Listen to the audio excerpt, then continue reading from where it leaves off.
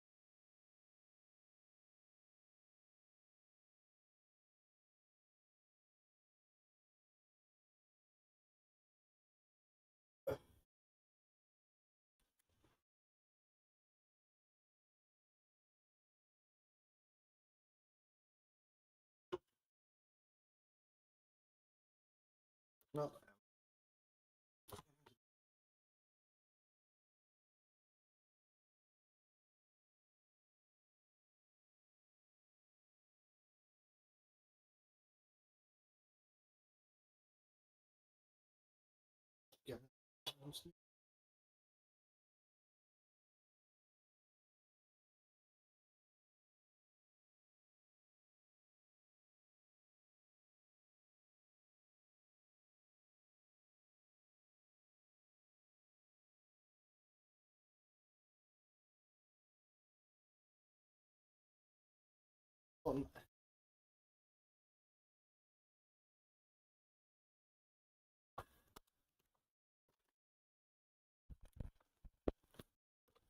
Thing attached to face somewhat decently. All right. Eeny, meeny, miny, mo.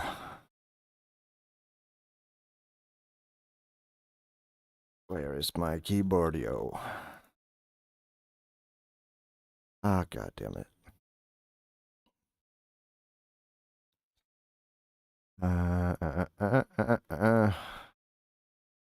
So.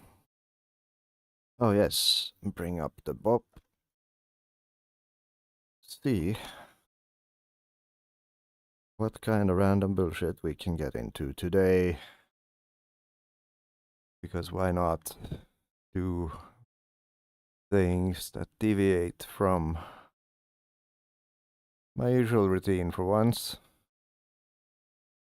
You know, spice things up, make things interesting,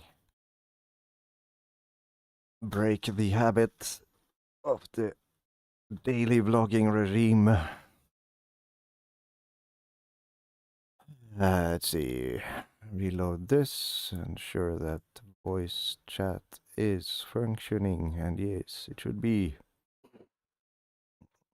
Okay, so, which car? Let's see, where is the bop list thing?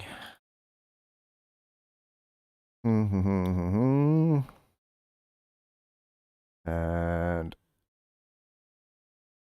let's see, where the heck is it? It is under tools, and there it is. Tracks, Kialami, -40.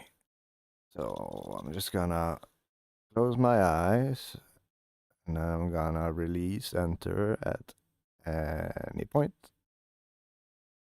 Nope, that's a boring car. Oh, let's do something absolutely dumb. Like, I mean, without shooting myself in the foot, in terms of handing someone a decent, viable setup.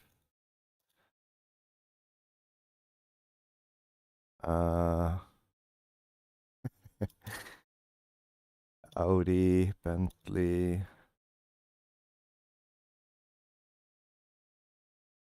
Ferrari 488. The most interesting here, and the one I actually kind of fear, is this one.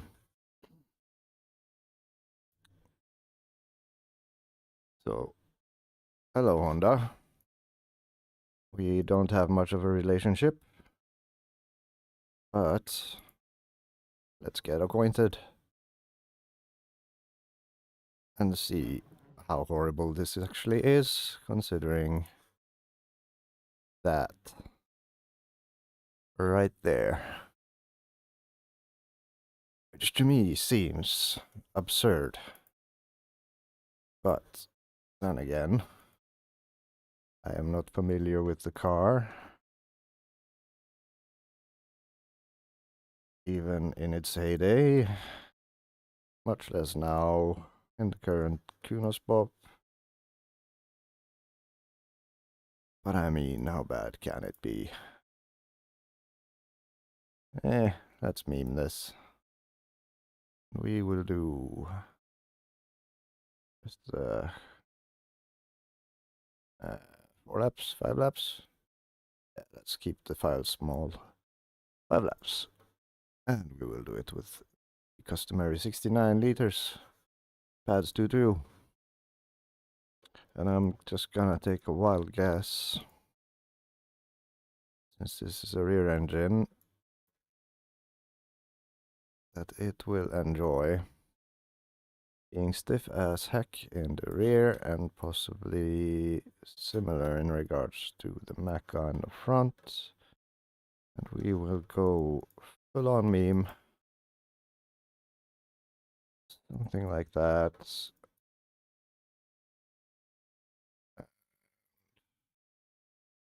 Start there.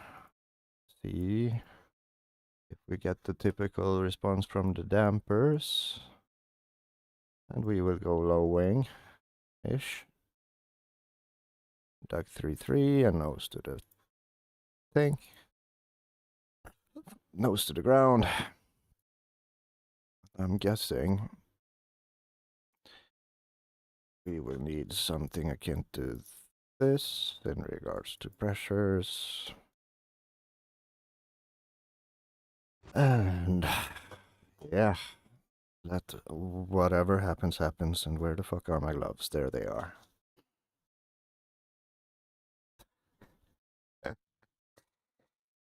Yes. Because these things are fun. Or so I would like to believe.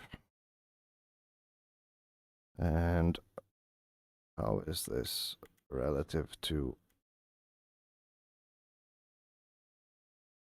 my actual seating position? It's very off. That is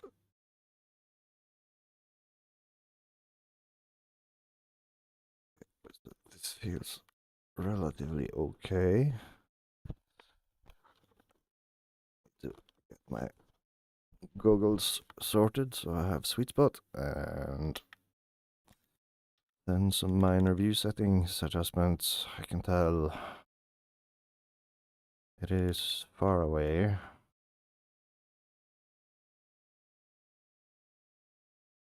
Guessing around about here.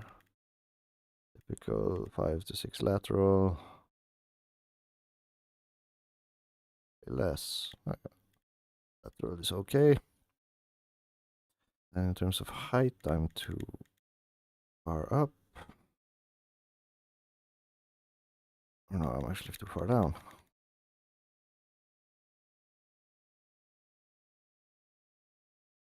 Yeah. Ish. Maybe we'll just go like that. This is okay. It's not like we're invested in this car anyway. This is just an experiment. And also, what is the steer ratio of this car? Or the steer lock? Let's see. Oh, spreadsheet. Spreadsheet on the virtual display. Which steer lock does this car want? It does want Honda.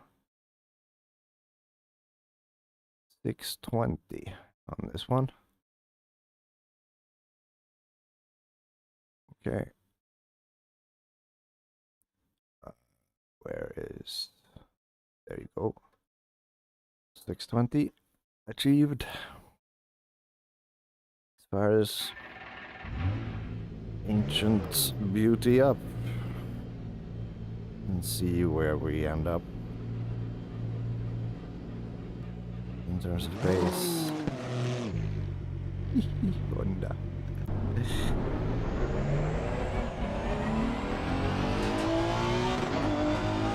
Okay. Does seem to not have a lot of power to it.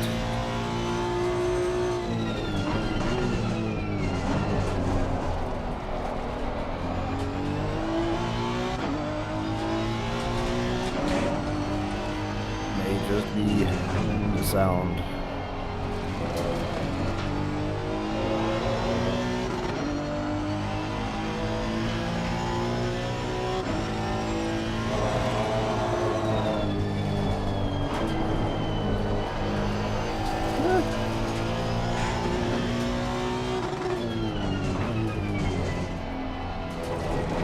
Slight understeer to it.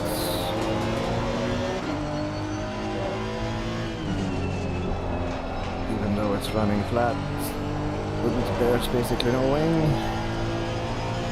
Or actually it's wing 4. Might be, oh dear god, VR, please not now. Thank you.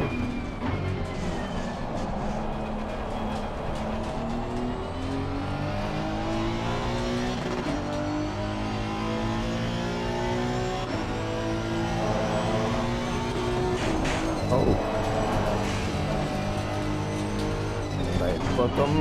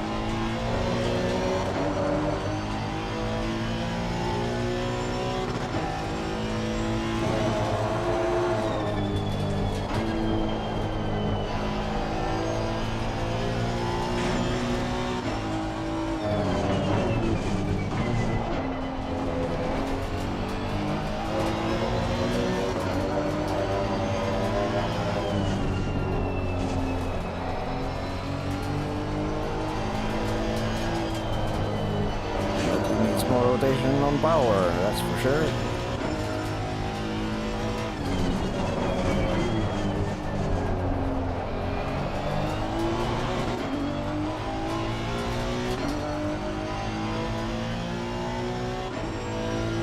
Surprisingly stable to be a Honda with no electronics,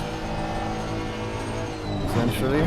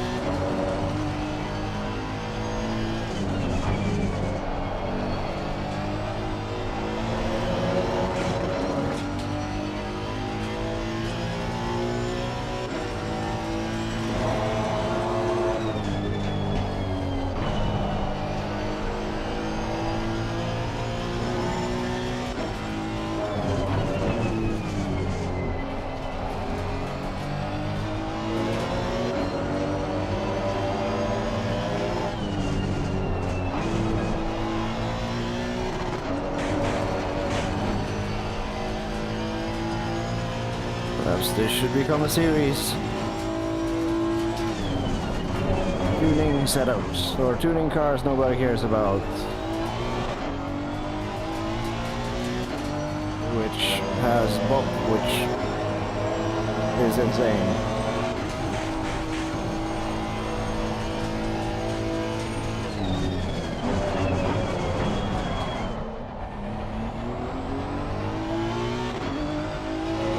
Are they viable?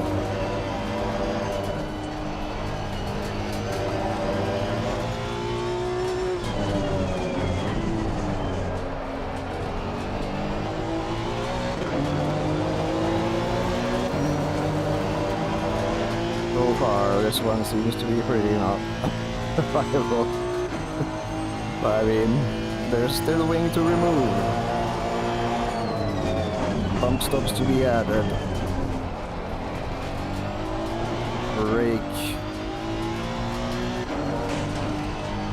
to explore and so on. Who knows?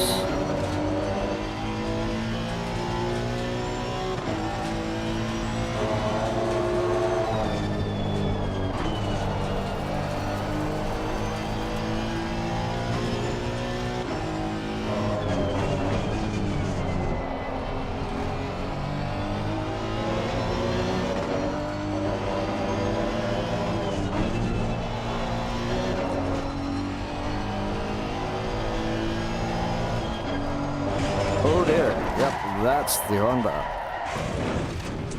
Wild bottom out and very, very, very dramatic. And that's fun. That's fun. Okay, so let's see. First, we start with tire pressures.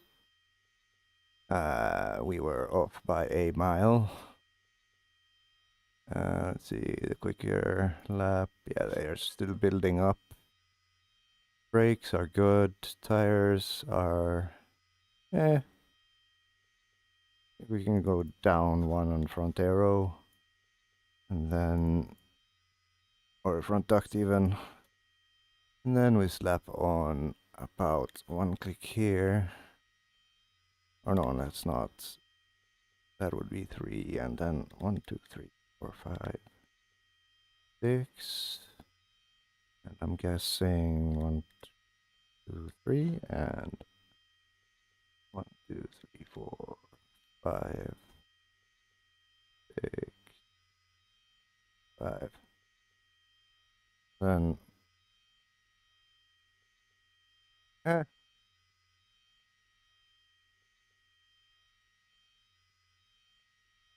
oh yeah, the rears are indeed. Of course, they are not. There's no change in regards to ducts on the rear compared to the fronts. And thus, yeah, probably. I think in best case these should be equal, but I suspect this should be less because it is a very stressed tire. Okay, so that bit is okay. Let's have a look at our good old friend here, Mr. Motek. These look very memey. We are indeed close. So then, oh, right. So I accidentally ran the left side softer than I did the right side. And the difference between the two is that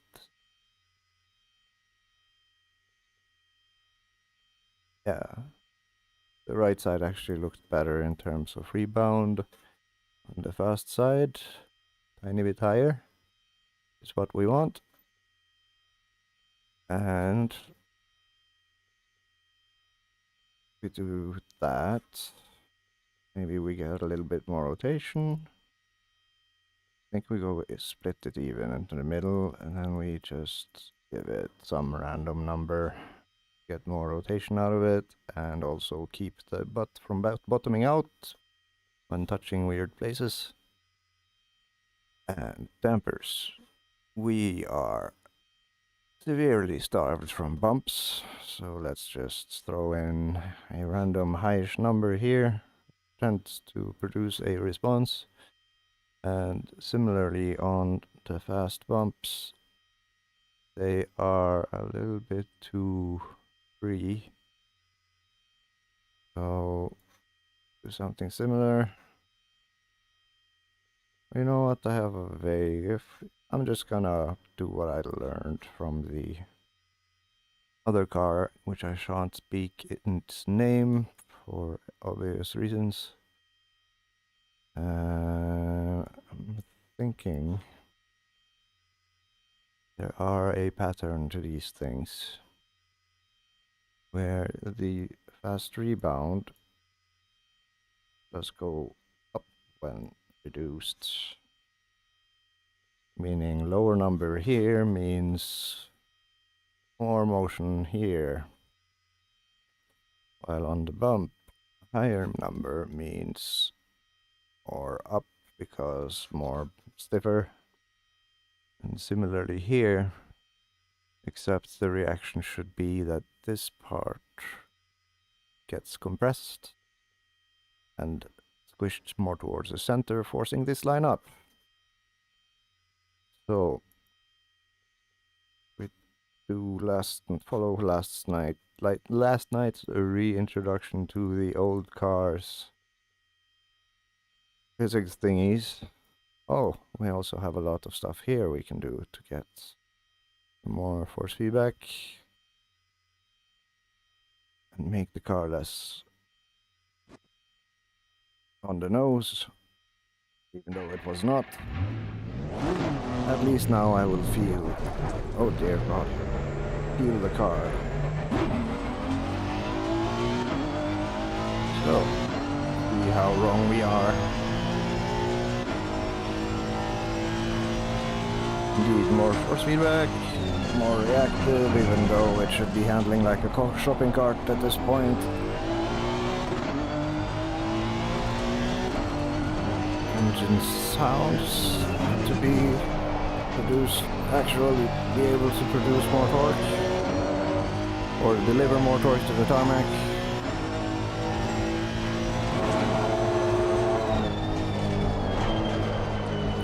And it is, yes.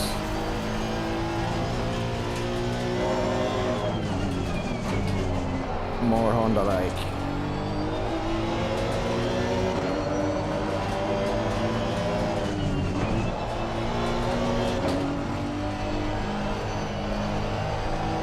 At least the steers now.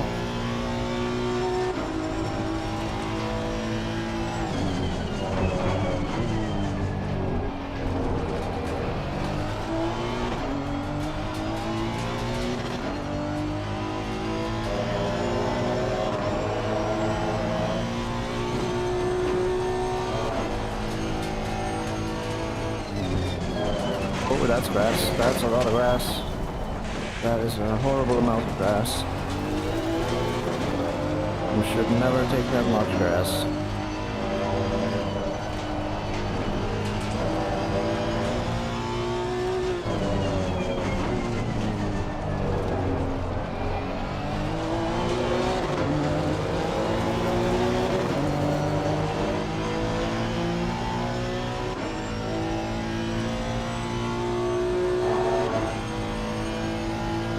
Much of a display on this.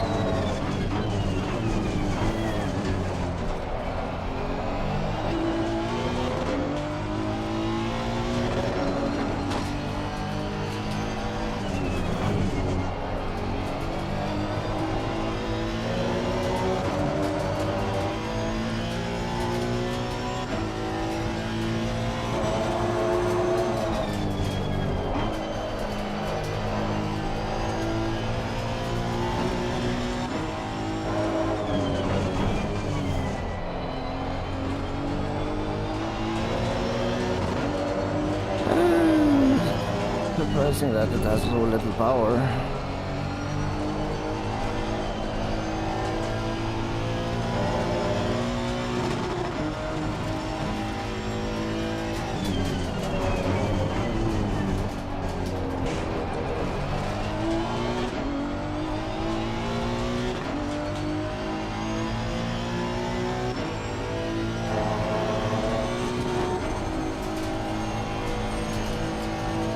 speed at minus 40 kilograms is justified. Oops, slight lock. On the fronts of all things.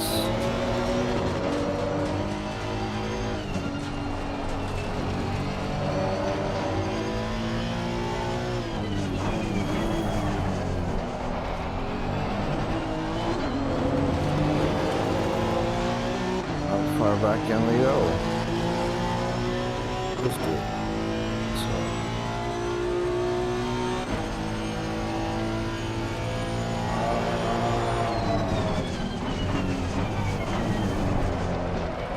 There we go, that's more rotation on the brakes.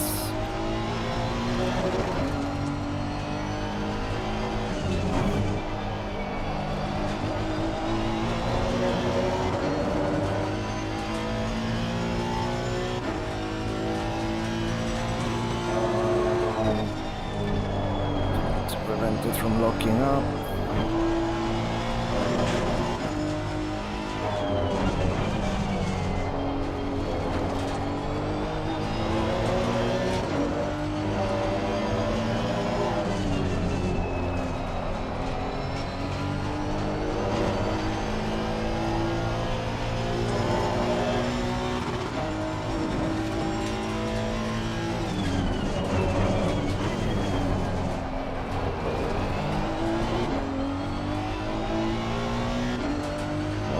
Do without TC, or maybe I should do that after this lap.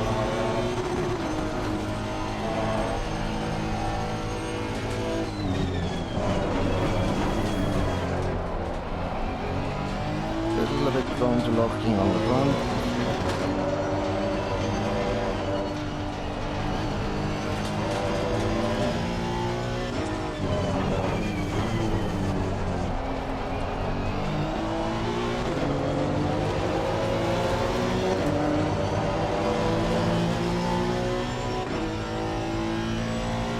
About no DC.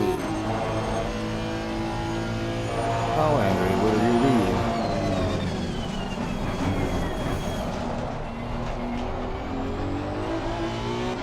Apparently not angry at all.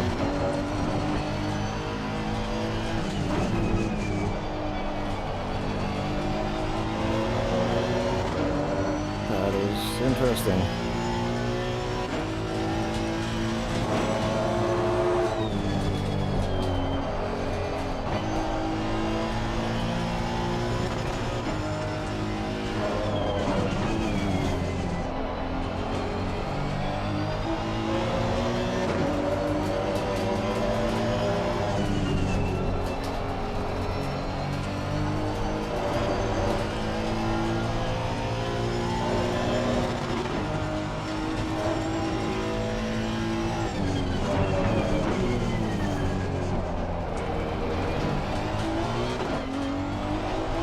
Okay, you got a little bit of grunt in you. Tiny little bit, not much.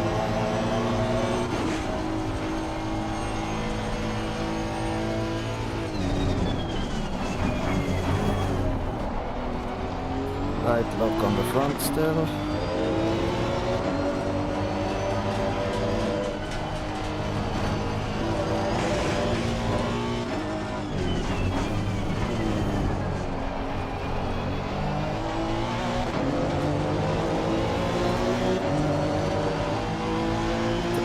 Tires are coming in.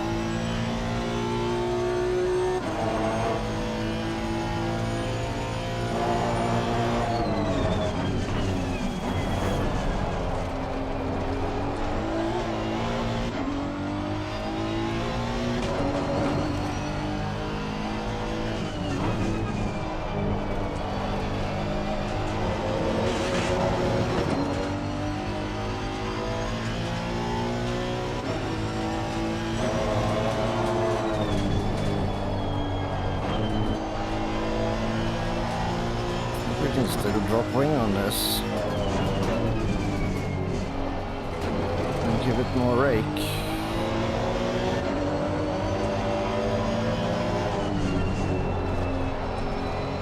It feels planted on the rear still. Oh, keep that in bottom out. to a very big degree. I think I actually heard a little bit of bottoming out, come to think of it. So let's give it less wing and more butt in the air. And there we go. We're starting to look at similar things. However, interesting observation is that the rebound has in fact gone down while I was expecting it to go up. So maybe we're in reversey land, or it's simply the fast bump pushing it down.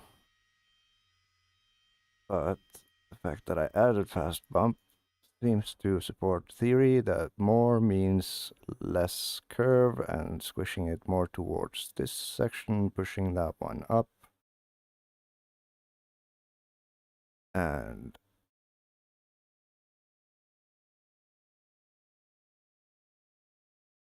we are in the 19 highs versus the 17s, so that I think this will even out when the fast rebound is back in play.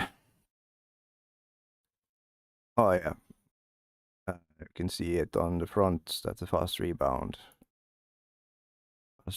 is indeed as one would expect, and comparatively to the other lap, the same thing has happened. So I think then we keep adding fast bump. Yeah, why not go max? Proper old school shit. But we are not riding on the bumps, like, at all. There's no bump action whatsoever, so this is simply the suspension not having enough resistance to deal with the forces exerted on it. But it does show signs of the bump not being high enough, so we'll add a bit more. Giving it up as much as we can. And while on the rear, the only thing we've corrected for is the fast rebound, and it may seem that the fast bump, I'll leave that as is for now, but I will reduce the bumpiness to a random value. Or no, it's 34. Almost good on the left side, but the left side was softer. So yeah, I think we'll go with this. We have the things okay there, and then we need to give ourselves a bit better pressures. They were still on the rise, so on average, if we target, then since deviation seems to be 1 from average to highs, we target 8, which means no loss, we have to reduce by 1, 2, 3. That should put us at 8 there. And 1, 2, and 1. Actually had 1 psi of loss here, so 1. Now we're starting to look more Kialami-like, considering the difference in ducts. And also, it does not need TC. And it seems to be happy with... I started at 59, then I reduced by 2, so 50.4. And then, if this looks decent, we add bump stops. And then we do another pass to adjust the force it is absorbing. And we should in theory be driving a balanced 2015 Honda GT3.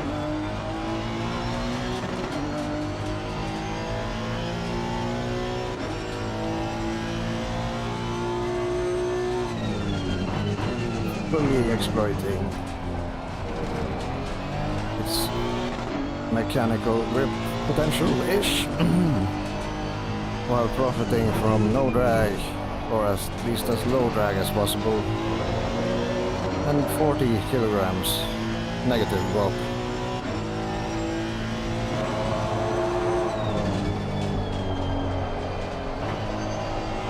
Yeah, still stable, can give more rake.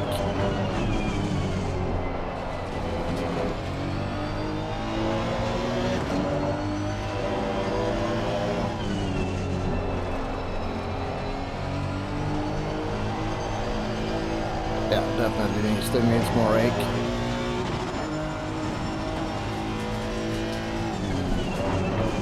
Or maybe this is a case of the toe simply being too negative. Nobody likes a negative toe. They're tedious to listen to. Complaining. Oh, a little bit of a lock on the front.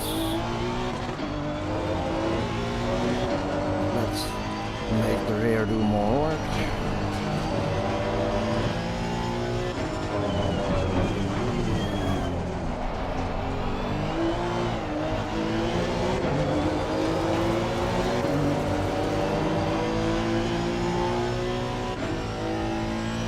.3 liters a lap though.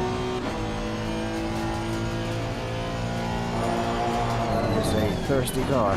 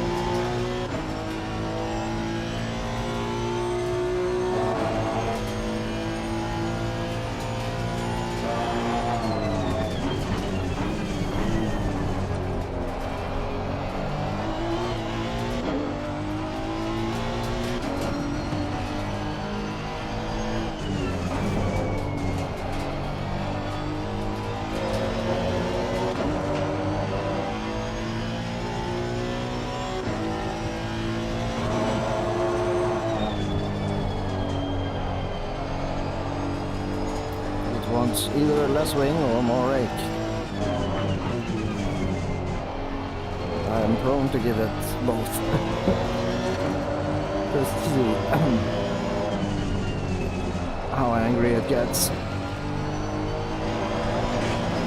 Oh, that's on me. It's interesting that it keeps happening on the third lap though. There's nothing in particular about the tires. It's just me doing the same mistake on the third lap as I gain more confidence. But in case it is tire physics, let's target 6. And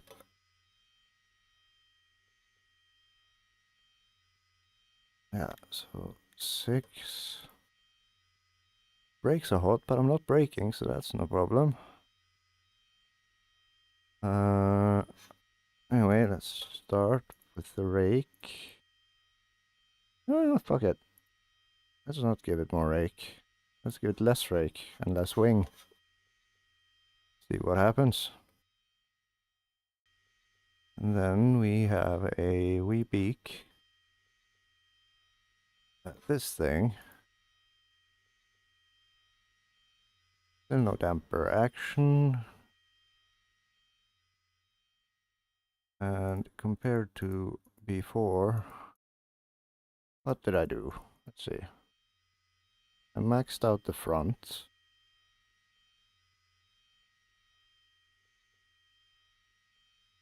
And... or did I? Yes, I do believe I did. Okay, so that seems to... let's have a look. Yeah, I maxed out the front because it was seeming to be riding on the tip of its own, or the suspension had nowhere to go. But it does seem to have gotten quite a bit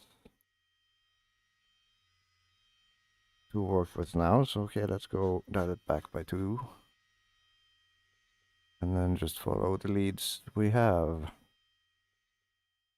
The rear is happy. And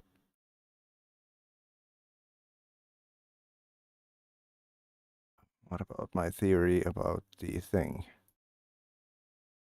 Yes, as we can see on the right side in particular, this bit has come up a bit. However, I did also raise fast rebound and the slow fast bump remained the same, and it has not reacted past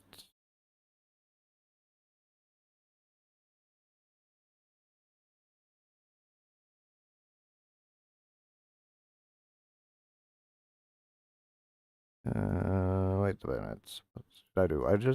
The only thing I did was I changed the bumps. No, the fast rebound. I don't think I altered the bumps on the rear. Okay, so let's keep on adding fast rebound to the rear. And some more bump to the front, to the rear as well. To push this up in order to push this down. Similarly, bring this bit more to the inside and hopefully squish this up. We can see on the front seems to be what has happened as we gave it max bump, so comparatively it has indeed gone actually slightly up.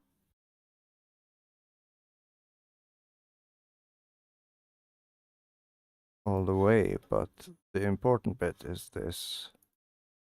and it has indeed increased, and it has nowhere to go at this point because the value is maxed. So then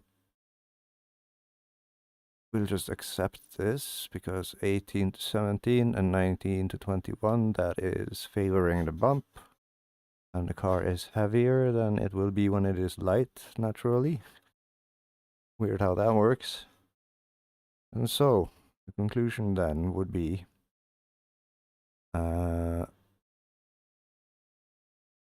that it's sort of time for bumps. Because if we reduce rebound, then in theory there is less rebound. It's going to push back less, which means it will spend more time in a bump state.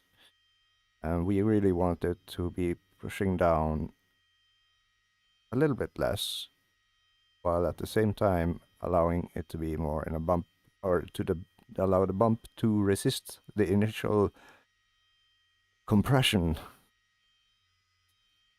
and then transfer it over to the bump, the rebound. But the rebound is already rebounding a lot, so that is the conundrum we're faced with here. And looking at these two, the distance between them compared to these two is quite large. This is basically just the average. And it's telling us that it is not riding the bump stops, because then it would be flat, or it's not, the suspension still has range, I guess is the way to put it.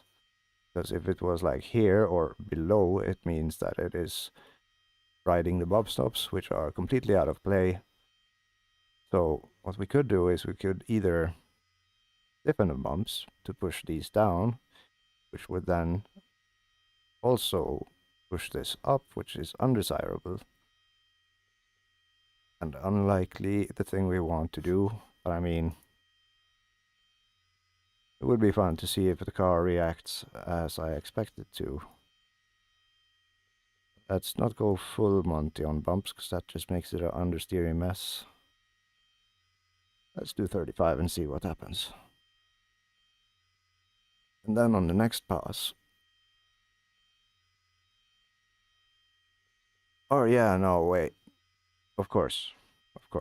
I completely overlooked something. Let's keep this at 20, a very neutral value. And then let's see what happened, because what I did was also I went down 2 clicks on the rate, which should then reduce the amount of travel the suspension is able to utilize, pushing that down. Potentially, though, also bringing this down with it, but it may also push up the rebound. So on the rear, I have such a goldfish memory. I should save every step of the way to keep track of what I'm doing. But the rear isn't horrible. I do now remember that I did actually add bump, and I did actually add fast bump, and I did increase fast bump rebound to its maximum value. So let's try this. And also let's see if it's still locking now that we have a reasonably decent value set in terms of brake bias.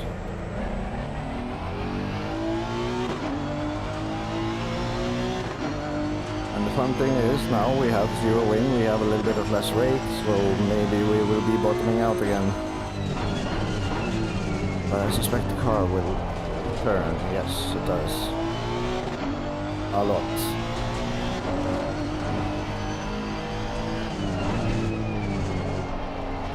Not too bad under braking. Even though it's almost fully through the rear. In terms of bias, a little bit wild. So let's push it to the fronts again. If it keeps locking up, we'll just have to use ABS to compensate.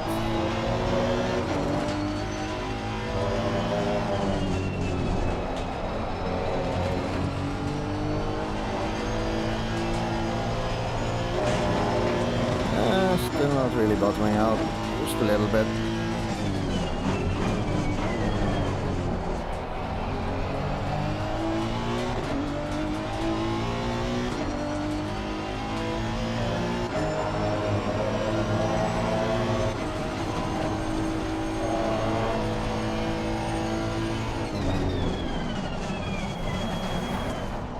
And seems to be locking up less for some reason. Probably because the suspension isn't exerting all the, or transferring all the work over to the front wheels during braking, because the front suspension is now softer, even though the dampers are not.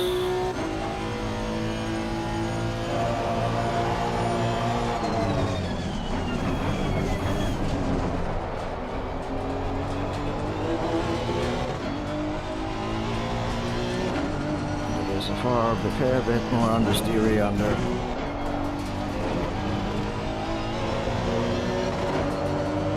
Medium speed corners, as expected when throwing a lot of bump at the dampers.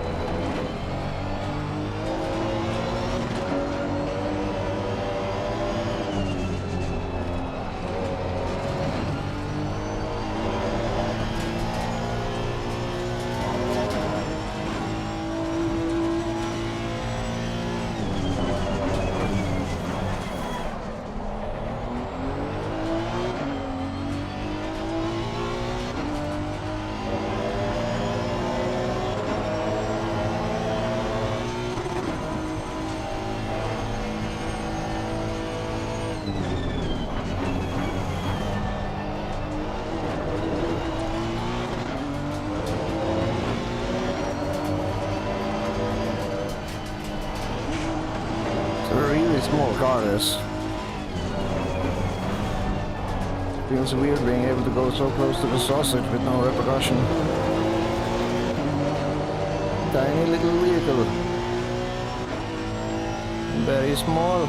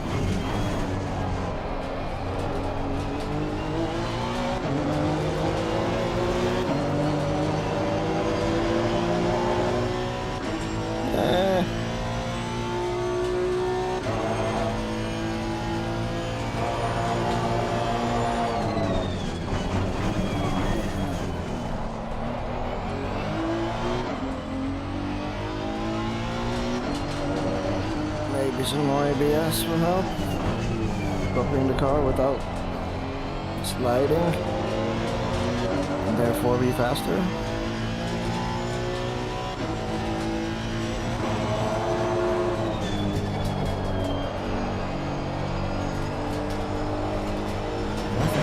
Oh yeah, I can do with more rage.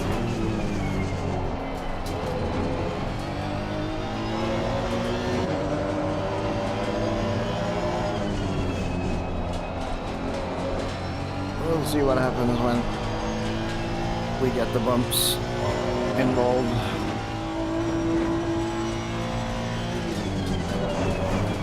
Right now we're running 100% dampers or suspension minus the rubbery bump stops. So it is fairly bouncy and unstable.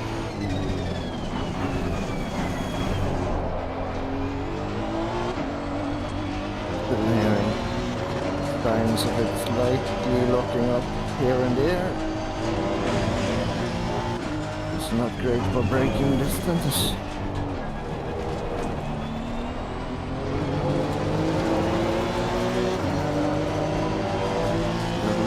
Power is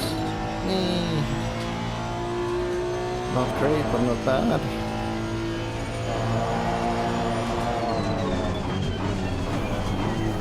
Indeed, it stops a lot quicker when you let the electronics help. So, and we can probably get more rotation out of it during braking by moving the bias to the rear. Let's try all the way.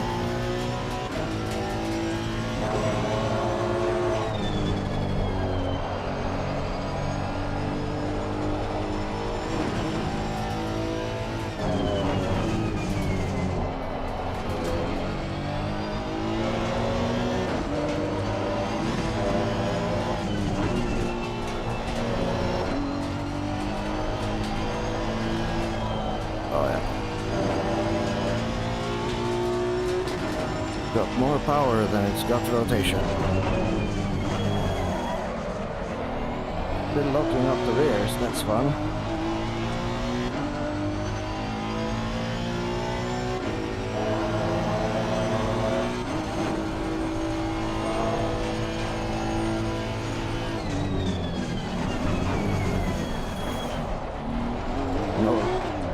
No locking there, but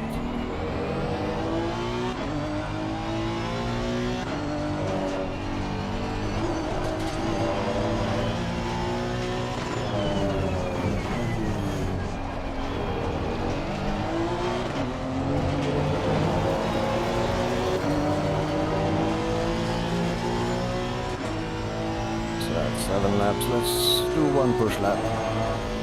ABS 5, see if that solves some of the weirdness.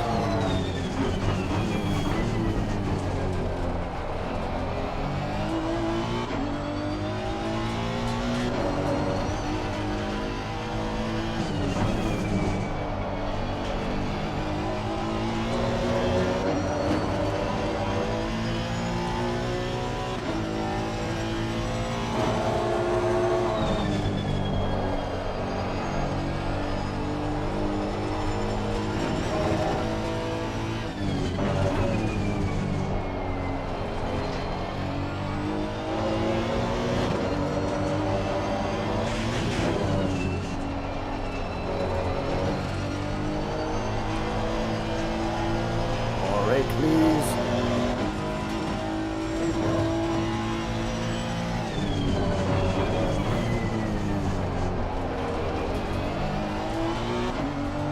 ABS 5 has done this car wonders and then some.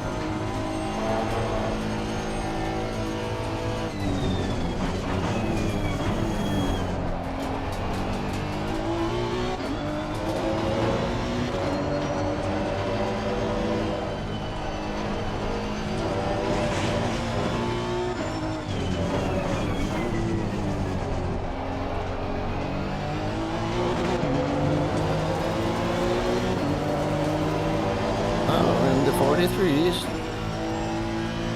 at 29-35 Celsius.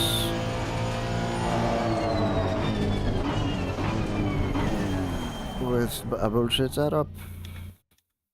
And that was ABS 5. Yes, remember that ABS 5. ABS 5. We're running 69 liters. That's a thing. Now let's have a look. Righto. So indeed, we are now back where the suspension is just sort of not being able to resist the forces which is being exerted on it, and again the bump is a tiny bit too high. I do believe should explore one last click on the rear, see what happens. And now we are comparatively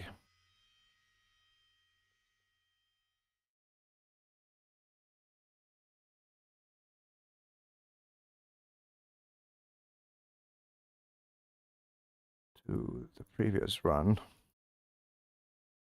You see that increasing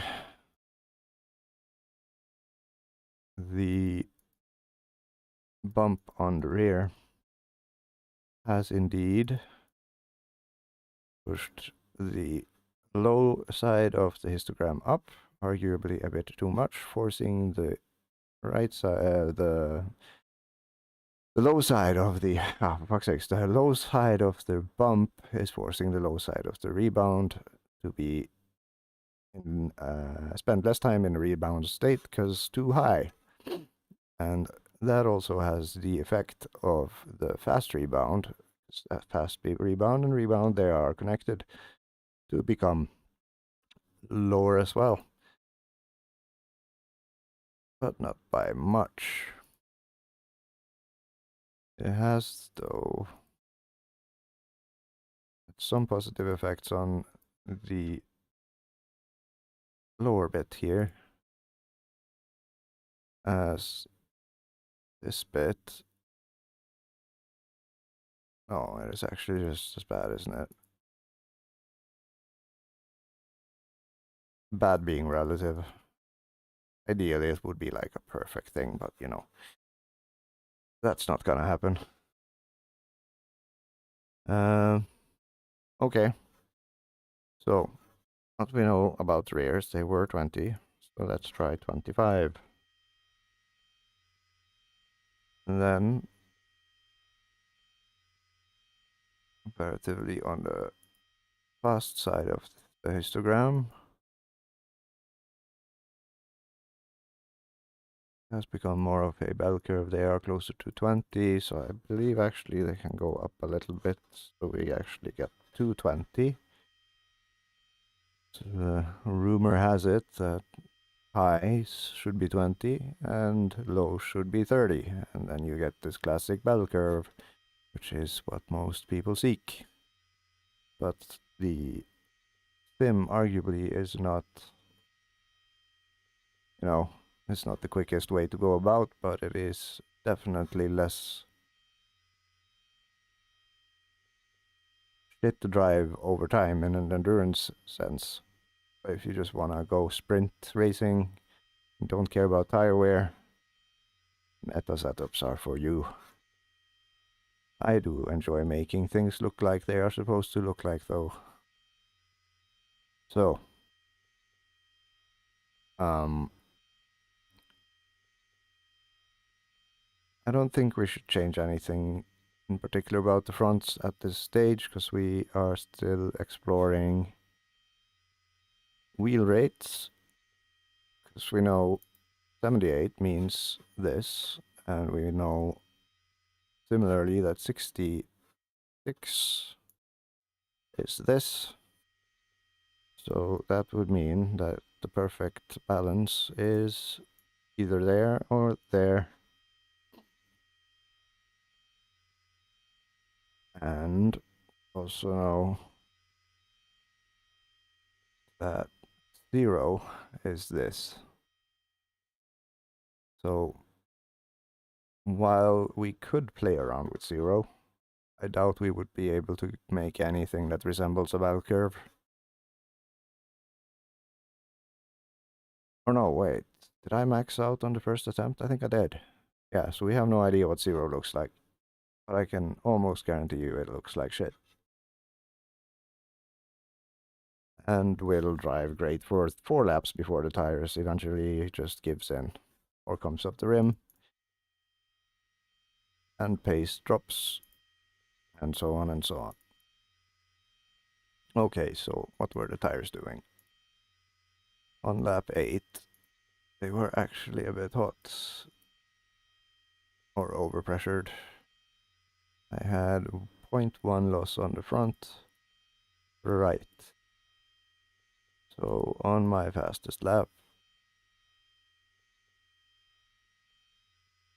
oh balls, I have not documented all the things, but I'm still in. I have 1, 2, 3, 4, 5, 6, 7, 8, 9, 10, 11, 12. 12 more runs, and then McLaren shit follows. It's okay, I can make a copy of these files. Just gotta remember that. And then replace them later to review and log things. But yeah, back to the task at hand. The rear right.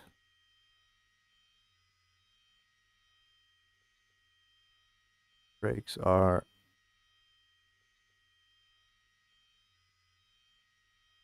okay. So let's play around with that notion. Let's increase the duct on the rear. Let the brakes run a little bit cooler, because they are not dropping so far down that they are considered too cold. In the fronts, they are running hot, but at the same time, it is putting them into a better window, despite the discs being 800 plus Celsius. Which is funny because the brake bias is basically all the way to the rear. at this point, which I should change just so I don't have to do it every time I go into the car. Also, yeah, this is with full toe scrubbing the fronts for heat, so they are not a problem. The only thing I need to do is put the pressures into a better window once they start bloating due to the excessively hot brakes on the front. And I had 1 psi of loss on the front right, which means it is 7 at the moment. Deviation between average and max is 2. So 7 should put me at a peak of 26.9. We will target 7, which the front right already is, and we then need to drop 1 on the front left, and then on the rear 1, 2, and 1, 2, and then we also upped the duct on the rear now by 1, so then we would need to add 3 or so back in, I guess. Yeah, let's do 3.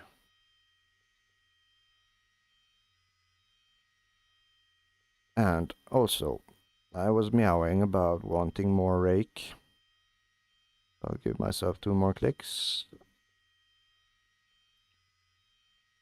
You know what? I'm feeling ballsy today. Let's go with 3. This is the day where we step out of our comfort zone and do bullshit things for the sake of doing bullshit things. Yes. Why not?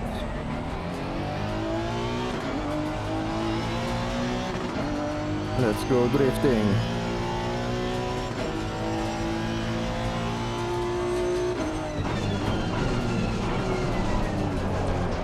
Ah yes, hello. Hello, rotation. Nice to meet you. I am your passenger today. Please do not kill me. Too much.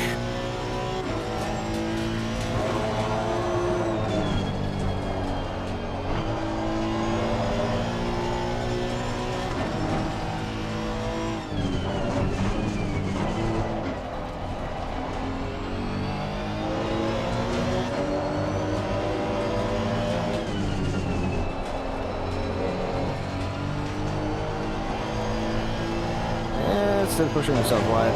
Might be indicative of too little downforce on the rear. Also, simply a suspension which is not doing anything in particular, just pushing the tires into the ground. So I'll just make this a quick 1 lap run after the outlap. See if that is true, and if so, increase the wheel rate.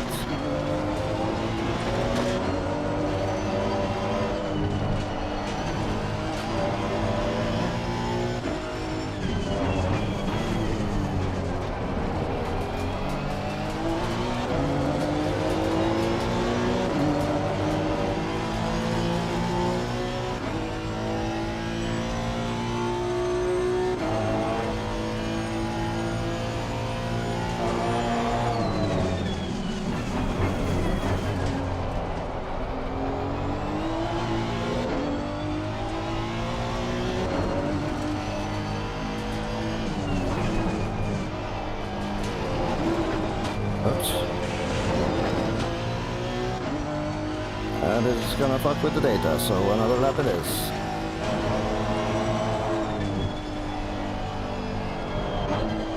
Might as well spend this one playing around a little bit then with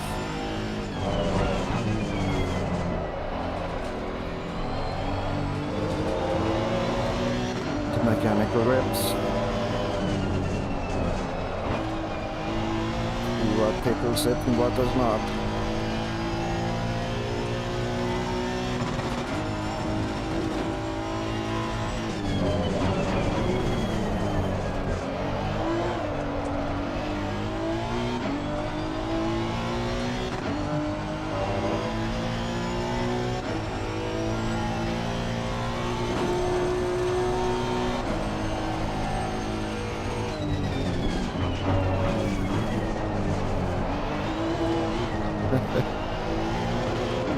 desperately wants to go forward.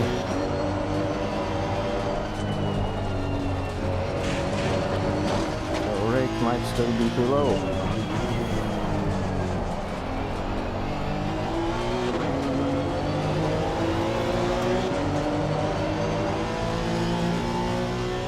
At least we have warm tires now, which is nice.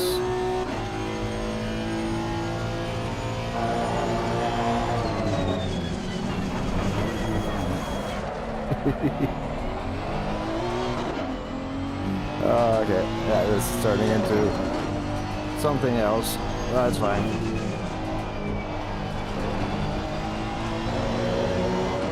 At least I am building confidence in what the car is likely to do. Given I overstep its boundaries. And decides to become dramatic.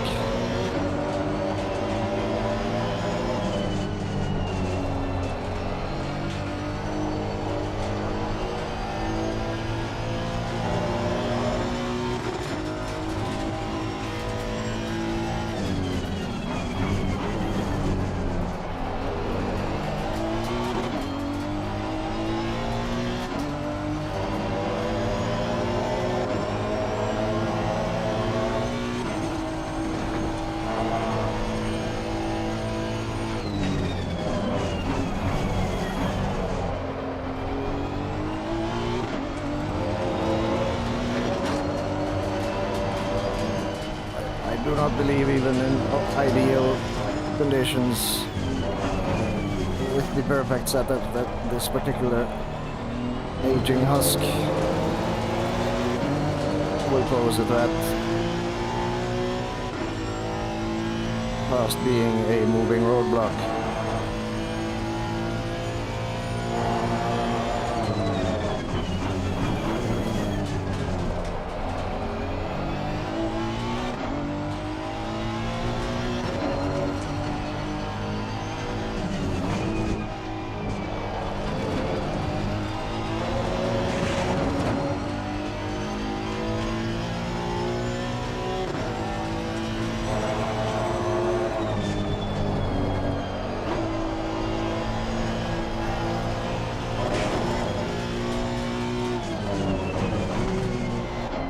Sound makes me nervous and react immediately now. Bitch, don't stare.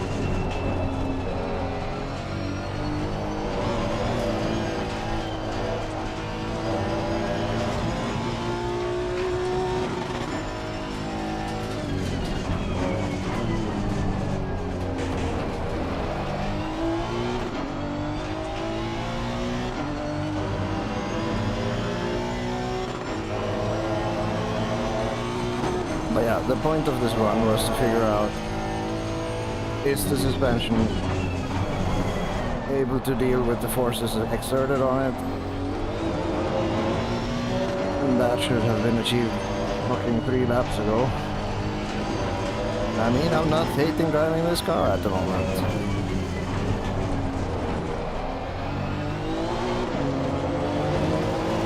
It is like traveling in time.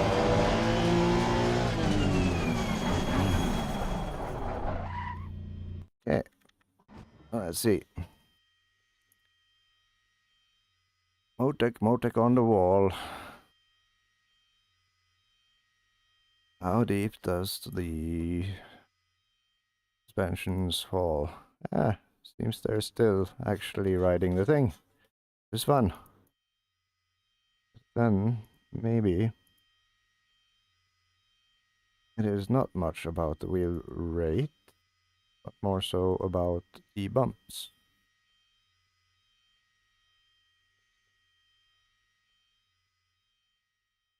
I do believe the wheel rates are at play.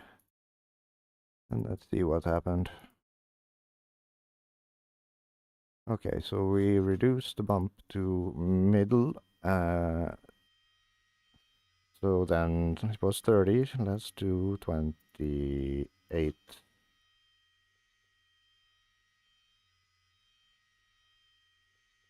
And we did increase fast bump, which seems to done what we expected, but also we got this big fat chunkier here, which we do not want. That puts it well past the 23s on both sides. Let's drop that down. And let the opposite side of the histogram do a little bit more work. You know what, let's be explorers and do 6. And then keep the front as is.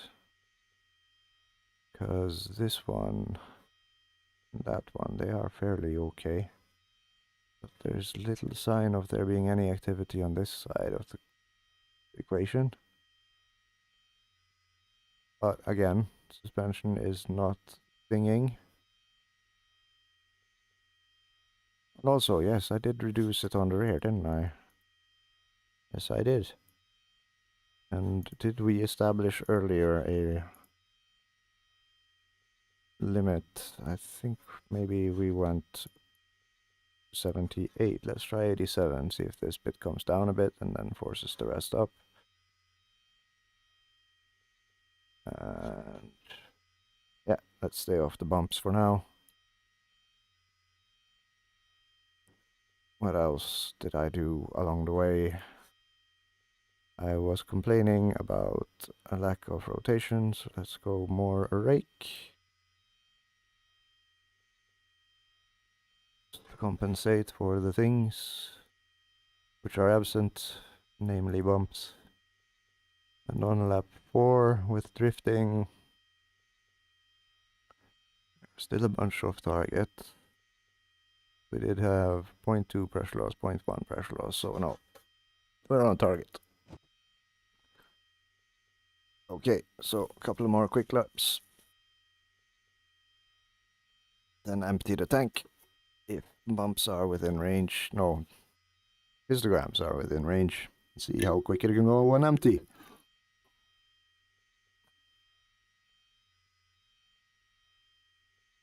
And then switch to a aging powerhouse.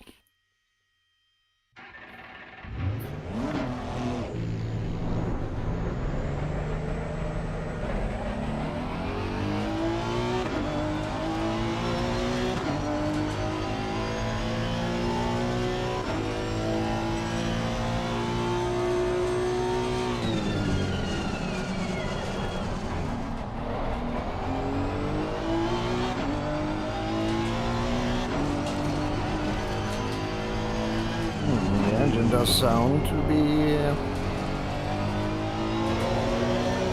less restricted.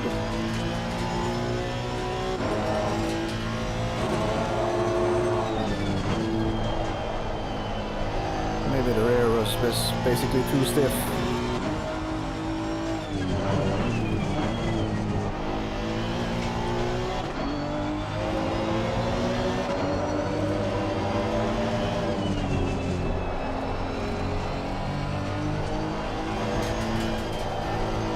Slides in front, but the tires are cold, so shan't judge.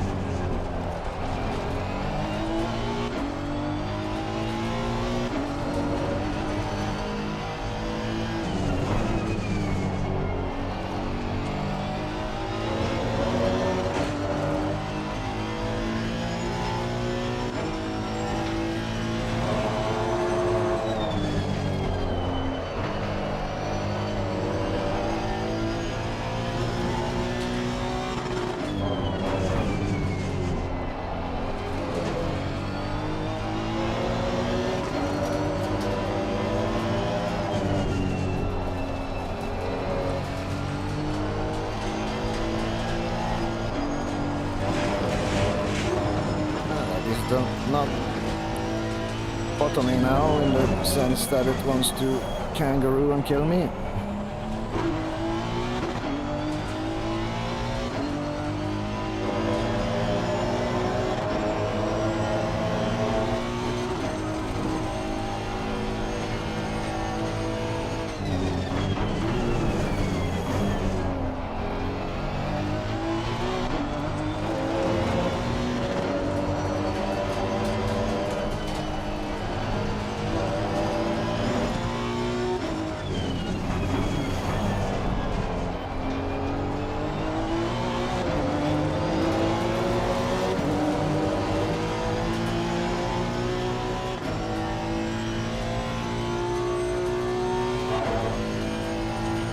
Does this thing even have a speedo?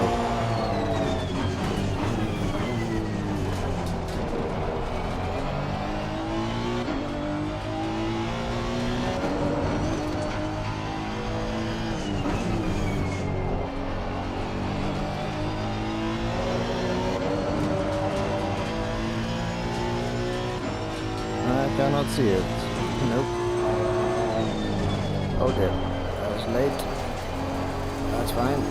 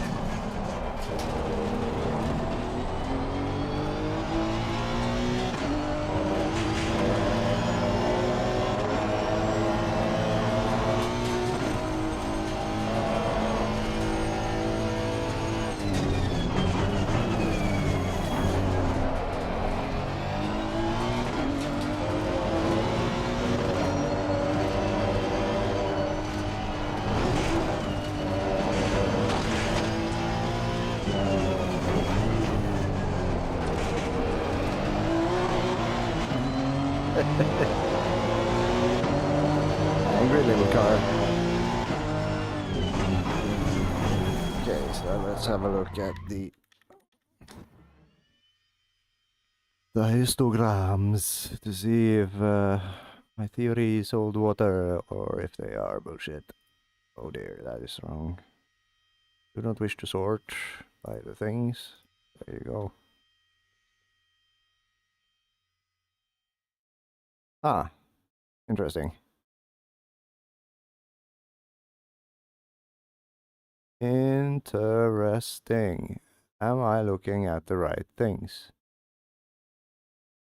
It is in fact the 22nd. This is from 43, so yes, it's just written. But the runs, they are not doing what I'm expecting them to do, so that must mean there's simply not enough bump going on. Because they did at one point look like this. Which is a bit better.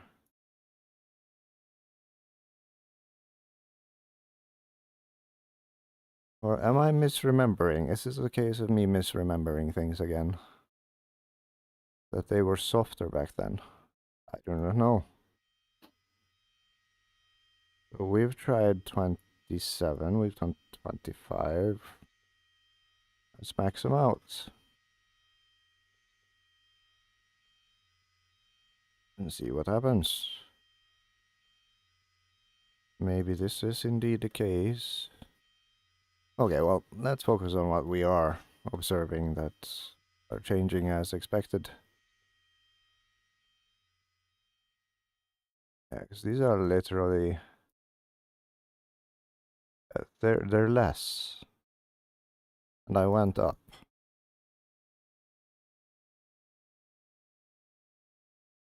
Maybe this thing just needs maxed out stuff. Okay. And we did max out on the fronts, we did reduce the rears by 1. And we did not touch anything on the rear, except yes we did. We increased bumped. and we reduced fast bump.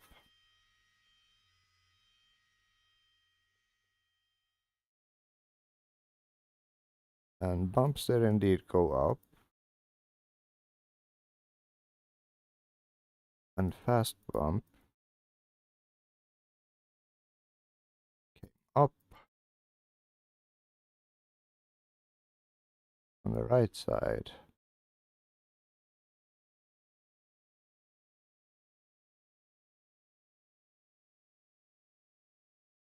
While it go down on the opposite side. This is fun. Okay, what about we just do this? Is this like the old car meta or something? I mean, what the fuck? The fuck even is going on here? The fun part is, I think we've been down here before.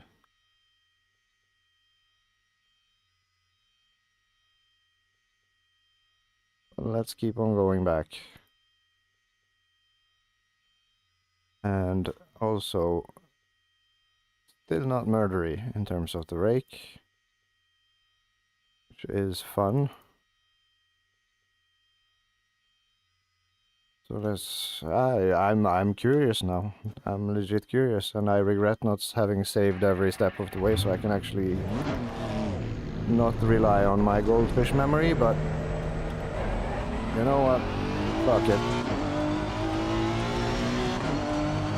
If this turns into me learning nothing, so be it.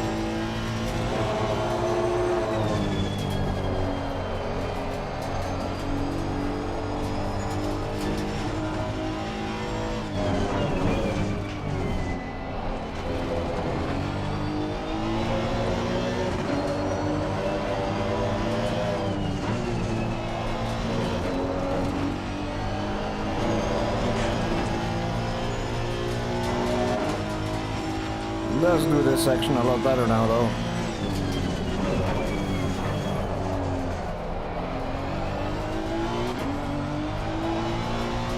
And overall, I can stay flat on the throttle without the rear really doing much in terms of spinning the wheels.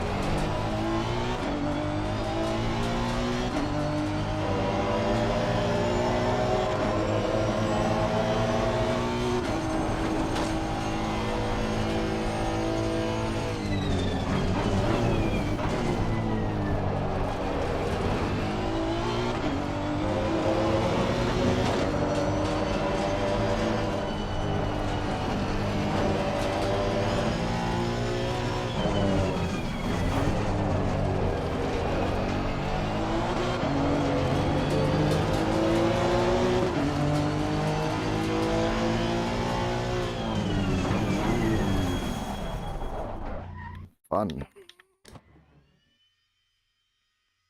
Alright, let's see. How wrong was I?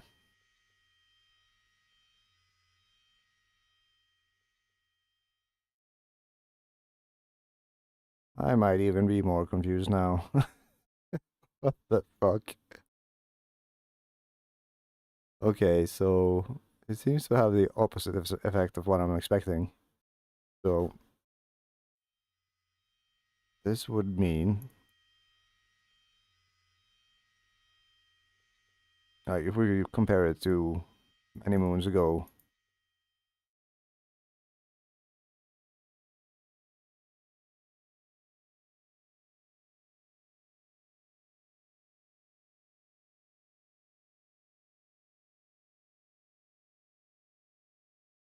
this part that really fucks with me. But hey, oh wait, now I don't have to save. I can just go back and see. Have a quick look at the video record of this shit show. Let's do that. Let's see at which point did I lose track of my logic. No, that's not what I wanted. Alphabet, there. Let's see, disprove me. What the fuck, this is not the video at all. There it is. Okay, so let's have a look. See here.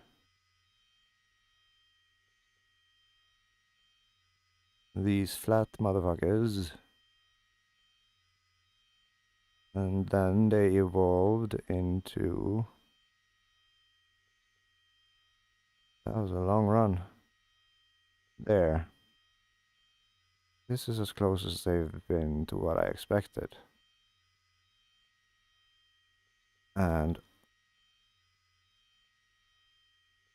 the thing that differs, so far I can tell, I can just get a glimpse of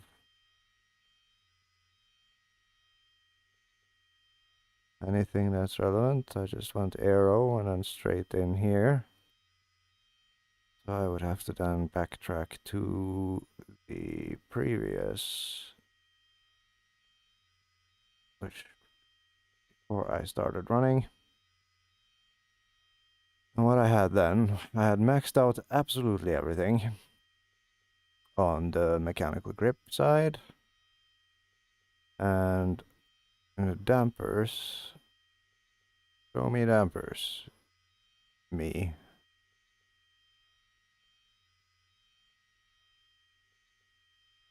Come on. Show me that. There we go. Okay, so they were hacking lots softer. That is what I am doing wrong here. So I'm essentially, because the fast rebound. God damn it. Let's see, where's Motec?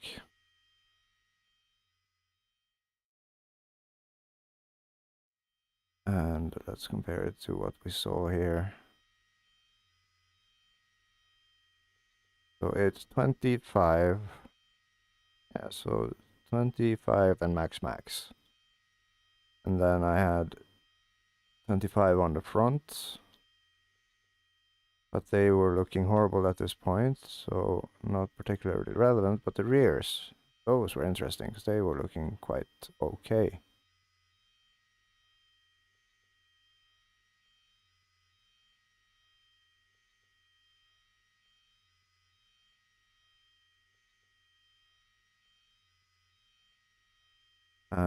And then... Okay, so this is 926. Then at 5938 I review. And they have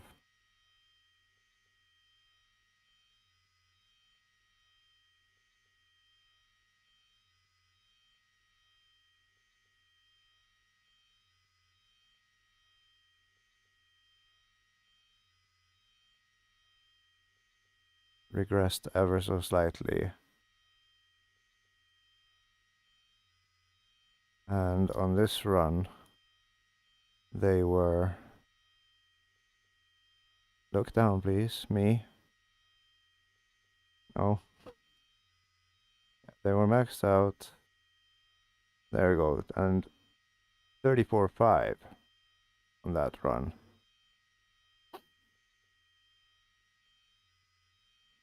And then I went down.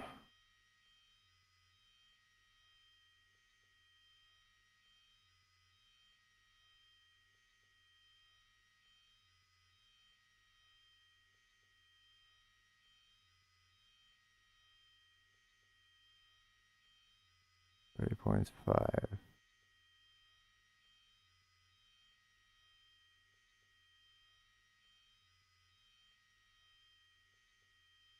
Yeah, I need to just start saving the setups, because this is wildly inefficient. And probably boring to watch. But basically, these were better, so then I need to look at what they were before I started changing them.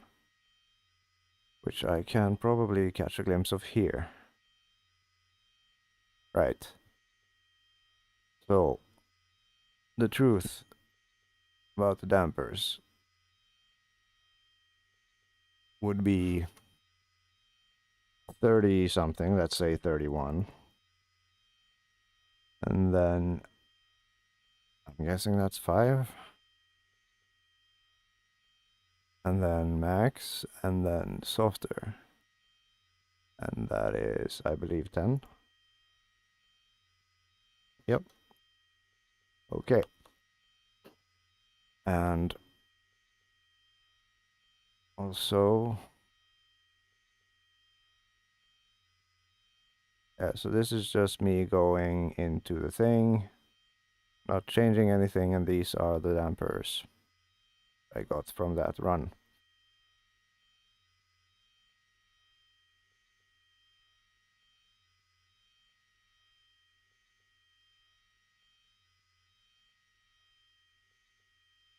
Yeah, at this point I have, yeah, not change anything.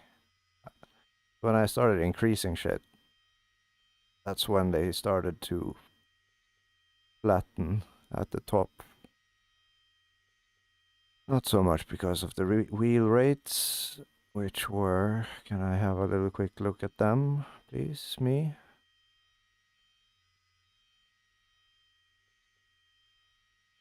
Yeah, they were in fact maxed out, which is in line with Mitiri. Alright, so let's return to that.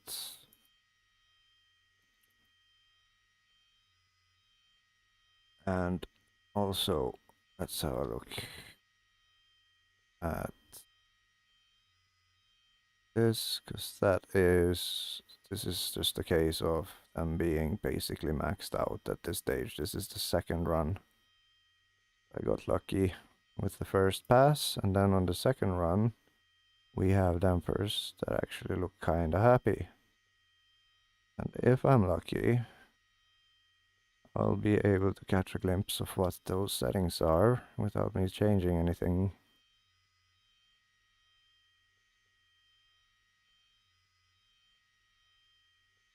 Oh me, the dampers. Oh no, yeah. They are maxed.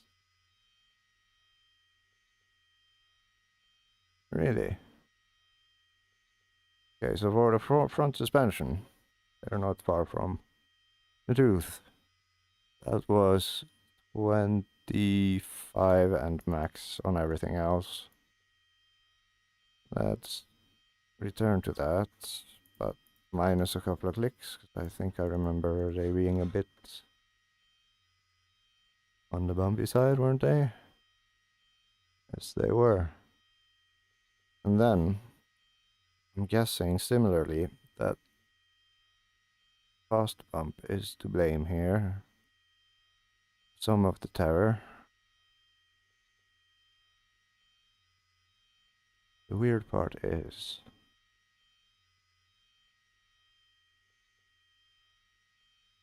Okay, so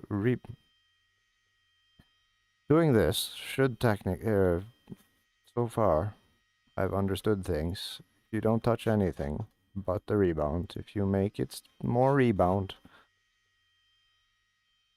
line goes down. If you reduce rebound, because there is less springiness in the damper, line goes up because it spends more time in this thing, just getting a lot of push, but not pushing back a lot. This seems to vary from car to car. So, okay, let's just mimic the rears then. But make them a little bit more because they, let's see, is there a pattern to the number? Those are half. So half of 15.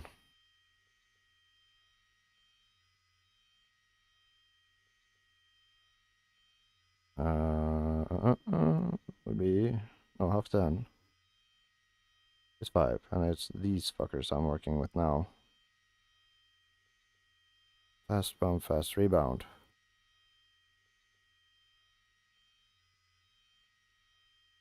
Oh, okay, so, yeah, misconception here is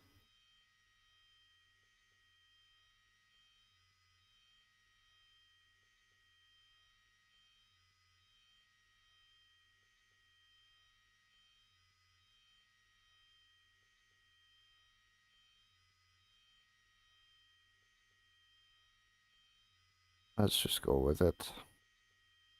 And then drop the rebound.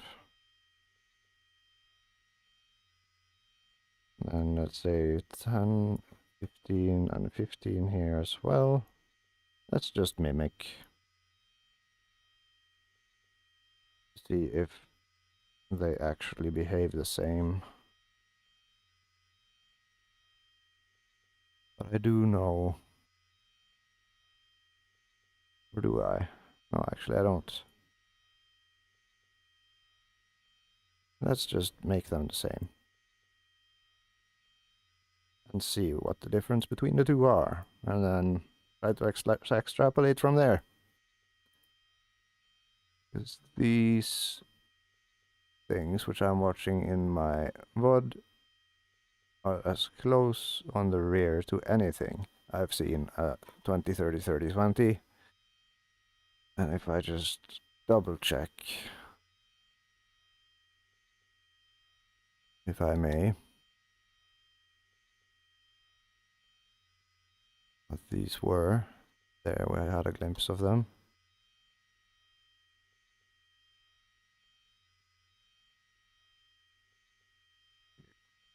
Goddamn bastard. Go me.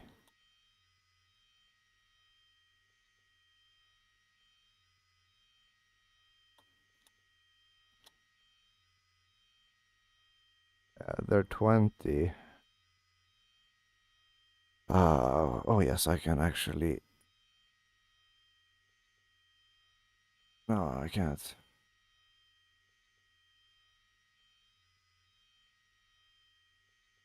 This is annoying.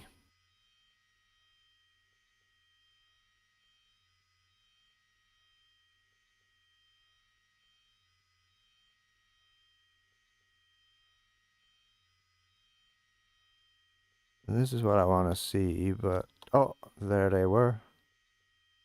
For a brief second, there we go. 10, 15 max max. This is probably after me changing them.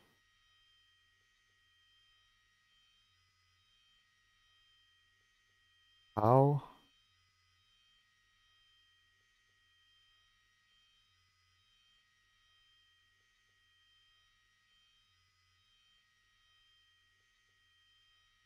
Before 5 max max.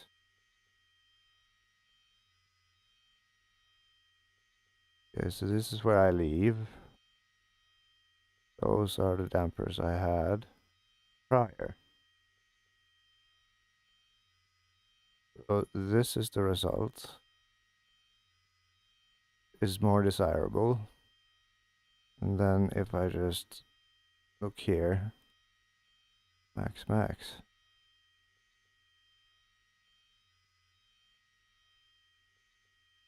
And I do no more changes before I hit the road, correct?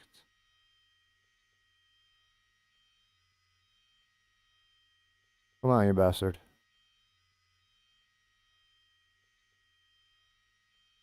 Nope, everything's maxed. No changes there. No changes there.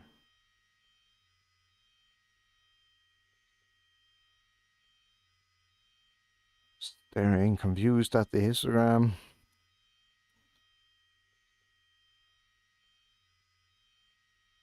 Yeah, so then why the heck did I conclude that I should reduce the fast rebound? That's the thing I'm curious about.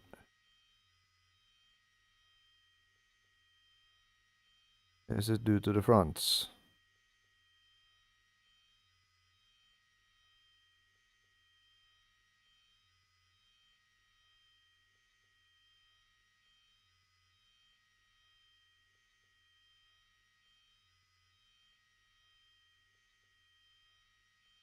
Oh yeah, no, I'm just thinking wrong. This is the result of these changes. Come on, YouTube. And this is where things gets interesting, yes. So those temper settings were... Yeah, that's where I got them from. Right. Okay. So then I understand. I am perpetually confused. And these things should result in something which isn't horrible. But braking performance. They are hot as shit. And I wonder if I will get more out of them if they are a bit cooler.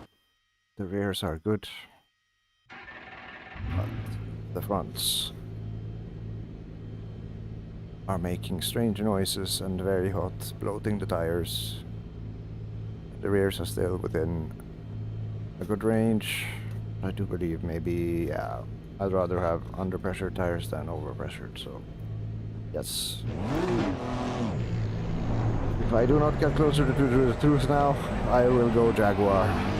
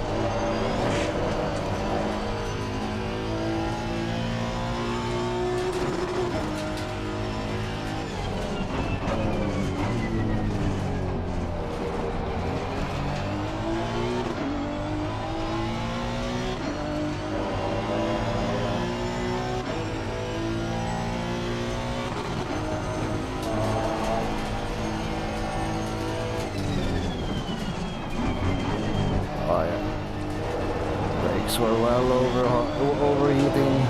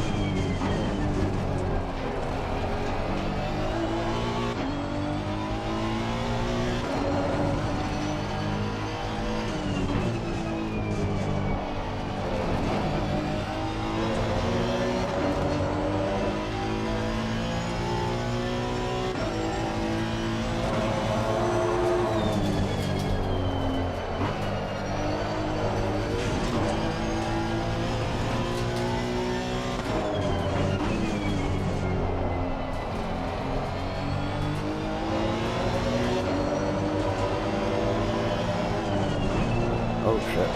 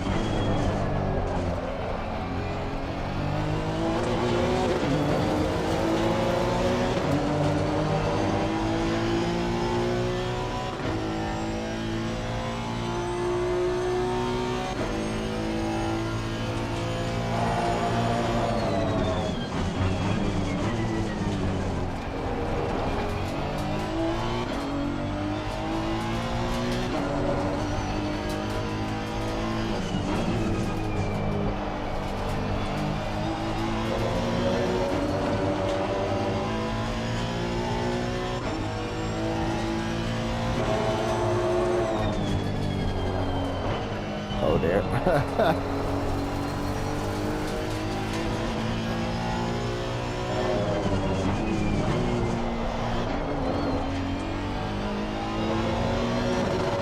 That's called as a brake balance thing.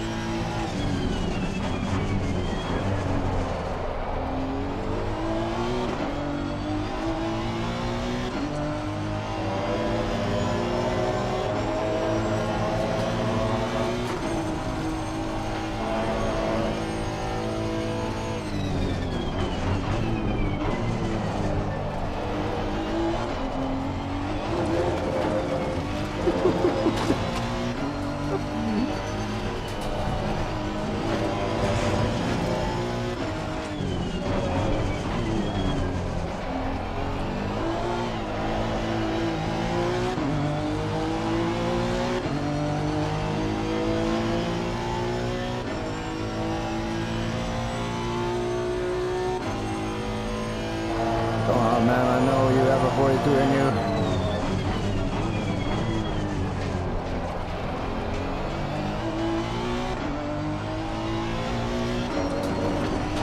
No.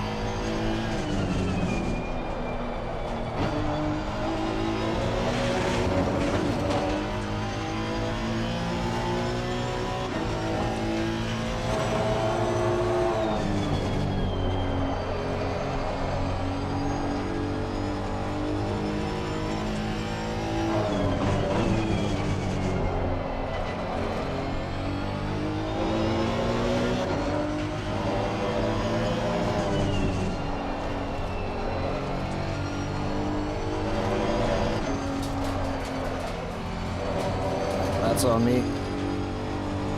But also, I think the extra click of brake is counterproductive.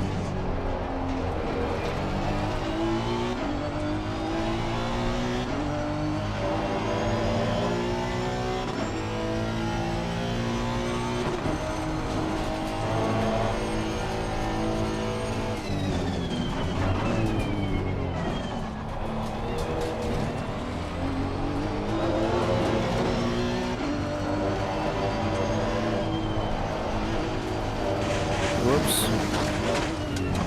Yeah. That's not Motec data worth soaring. Alright, well, let's see. Let's have a quick look. If all my rants are just... No. Look here, we're back. We are back in known territory. So the truth is...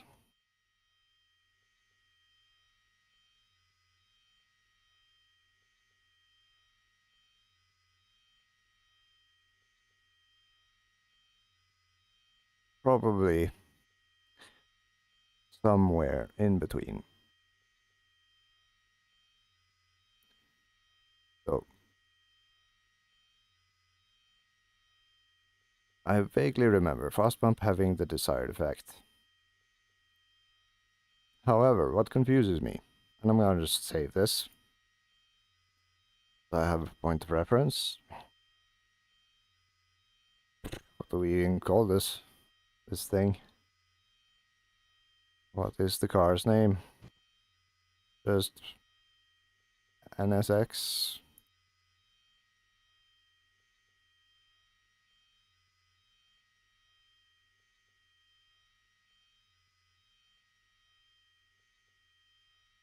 And the best is what, 43 something?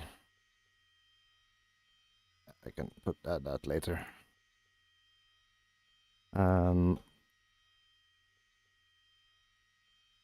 But before I forget, I shall adjust the pressures because they were horrible. I had a big old drift here, so we'll use those, and then 1, 2, 3, 4, 5, 6.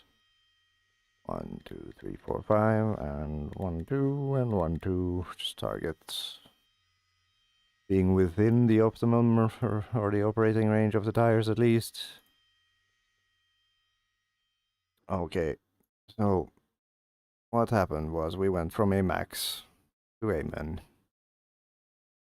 And from the perspective of the rears,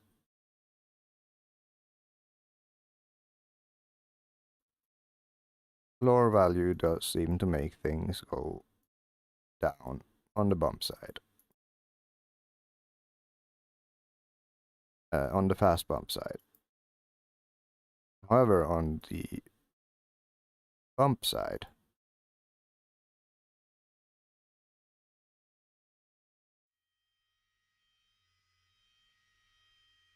of things,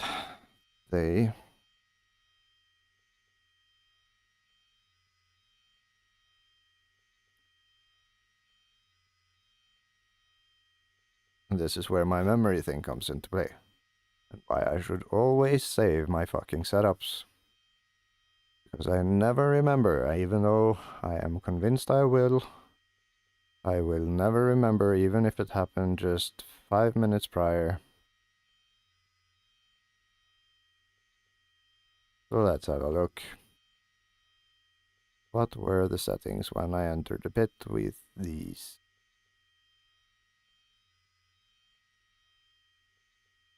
And this is kind of why I've started recording things. I want video evidence that I am in fact borderline senile. And we'll start taking that part serious. What has happened is I've gone from 28 and max on the rears to softer fast bumps, rebound, fast bump and fast rebound while staying maxed out on the rebound. And the result is that we have gone from this to this. So the difference here is that the fast bumps, which have been significantly reduced, has come down, which is good. We want that. But the thing we also want is this and this to be close to each other, and yeah, so they need to go down 1 click at least. But we also want this and this to go down and be a little bit lower than this line. And so the question then becomes, which one is responsible from going turning from this to this? Is it the fact that I've reduced the rebound? And if we then look at the rebound, there is very little evidence supporting that anything has happened here. However, we can see that the fast bumps going down a lot has maybe had an impact on the rebound, which has not changed, because it has gone up by a quite significant amount. Meanwhile, the bump value which was higher, has dropped. No, it has increased by a significant margin. And the old value was 28. So then,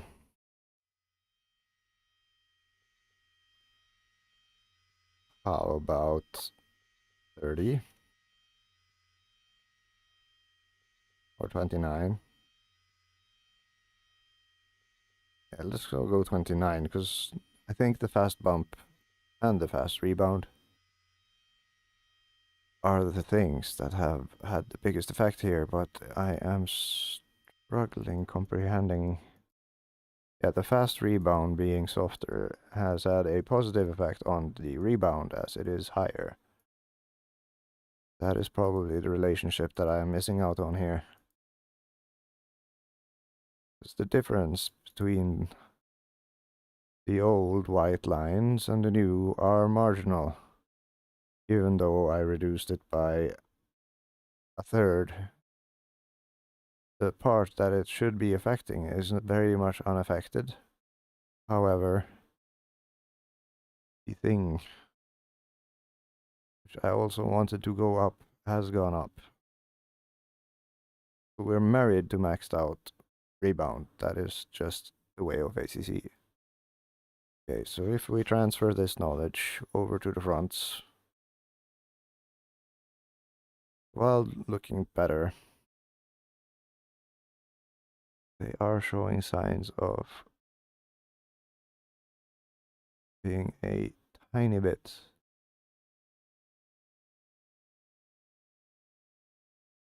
crazy in the head. Except for this part and this part. So essentially reducing the fast bumps doesn't affect this part so much as it does this part. And similarly on the fast rebound,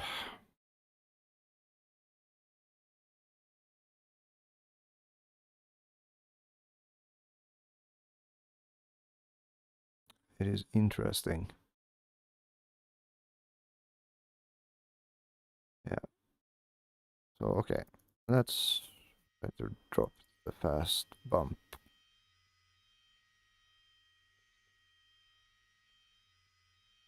It is the thing that is dominant on this side. Maybe it'll help this part of it come up and then this down and similarly this down. And then there are signs that the bump is too high.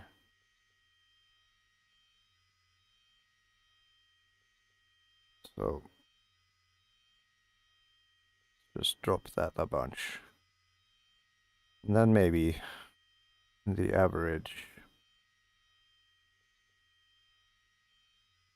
peak here will also come down along with them. If not, then this is basically, as I have been thinking was the truth, an indication that the suspension is too stiff.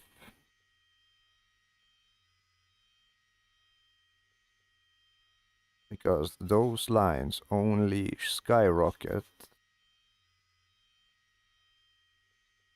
the higher this goes.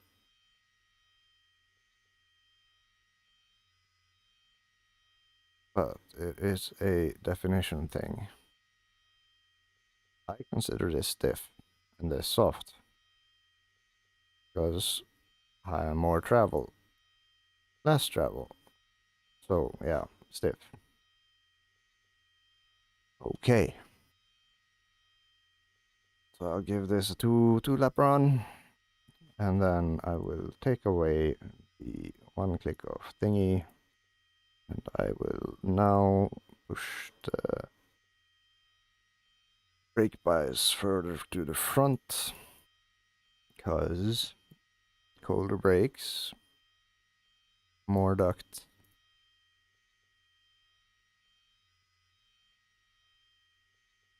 I think I'll do that.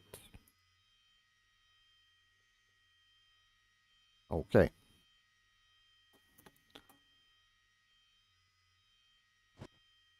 Ah, yeah, just a quick sanity check. Max. 2733, 40, 40, 10, 10, 29, 29, 4, 4, 40, 40, 10, 10. And nothing to see here. And now that the temps are dropping, it does seem... No, the rear tires are still hotter. And they are probably within operating range, and since it is less of a shit show now in terms of everything, I can probably reduce the bias, no, the ABS, and get some more braking power performance back.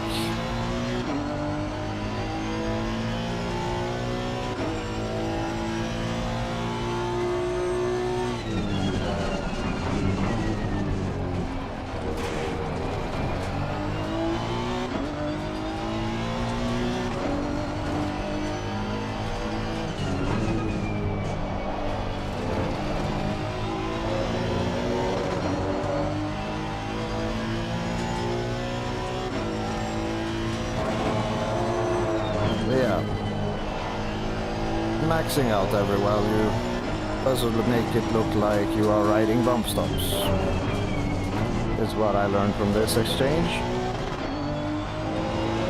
Fun getting into new situations because I'm not used to dialing on working on a car, and the car being from 2015.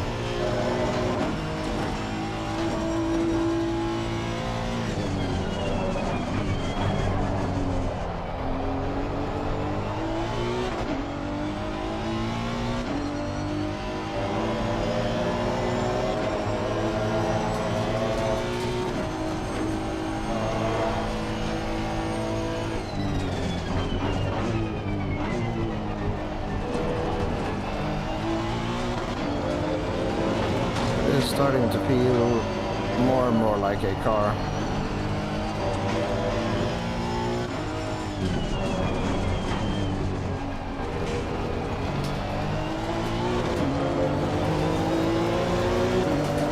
But alas, still have no flip pace in it.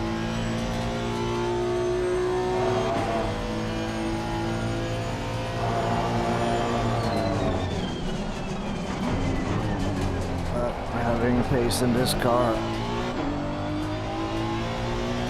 is unreasonable.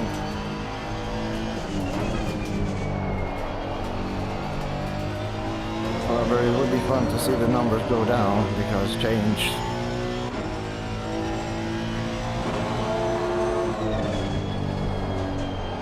But also seeing histogram move in a direction which makes sense is also fun.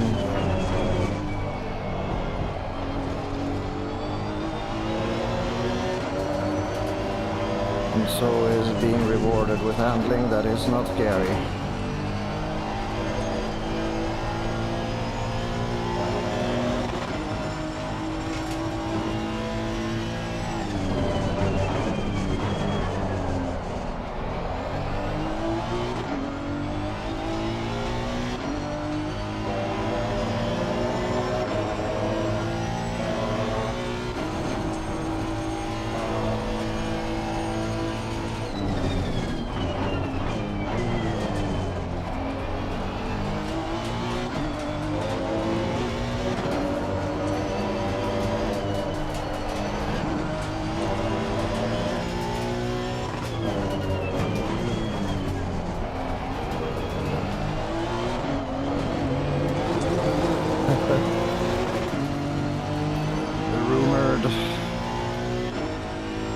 The rumored Honda snap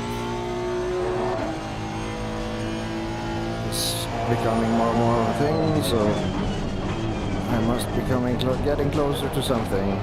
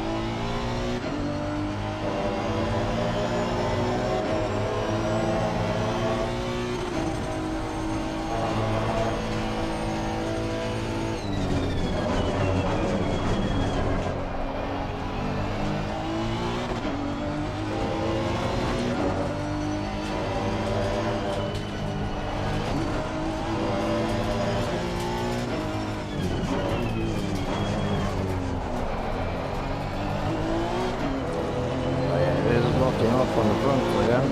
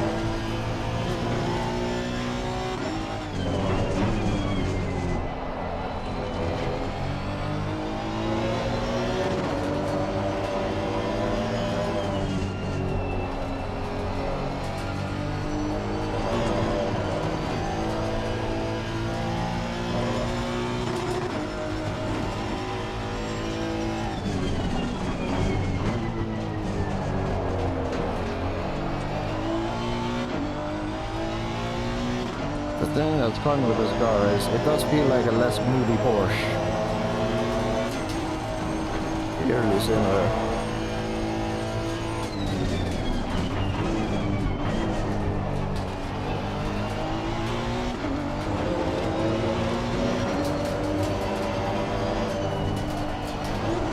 Except that when it snaps at you it goes full psychopath.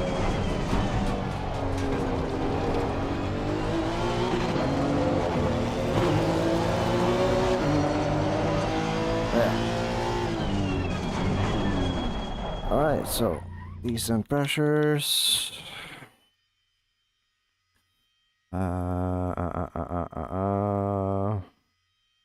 Front is a little bit. I had no loss there, no. So yeah, we target 7. And then 1. Yeah, this is starting to look like Yalami things. Very even, very even.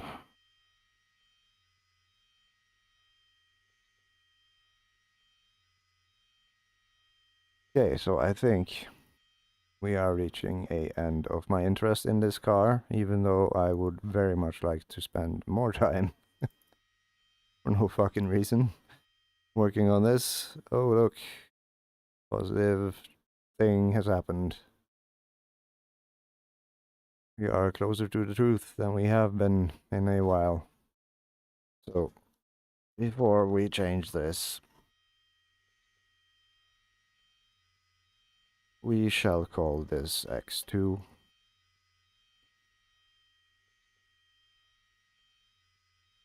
And then we have a look at the differences.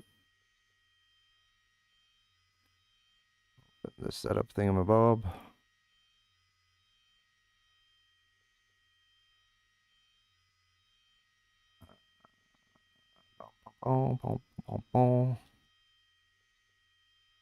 That is the X, and this is the X2, and the change is basically I went down on fast bump and bump on the front, no, up on the fast, down on the bump.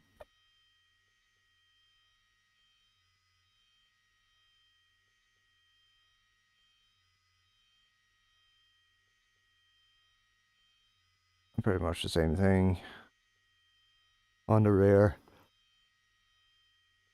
And nothing on the rebound side. Okay. So let's compare the two. What has happened? On the rear, we went from 4 to 5 on the fast bump. From 4 to 5, we can see there's an increase. And that is the thing we kinda do not want. Because we want to be as close to 20 here and 20 there. And not really exceed it. But on the old, we were on the rebound side at 18.3. On the new, we are 18.9. Other favorable things is that it seems to have brought down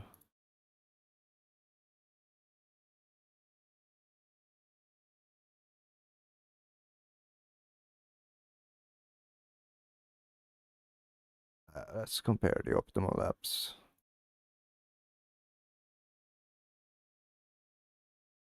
Bringing up fast bump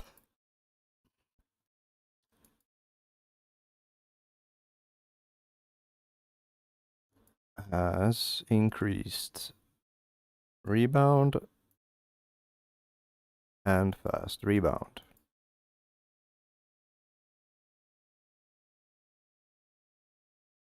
And going,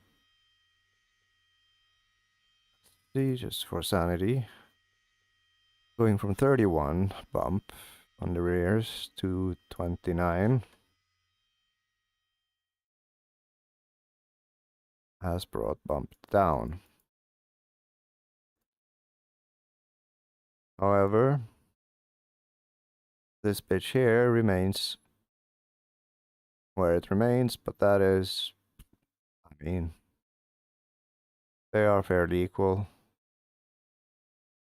And that is, I guess, good, because I thought I was comparing this to this, but it's not. It's this to this, so that's very good. Then we just need to keep on dropping downwards the bump value.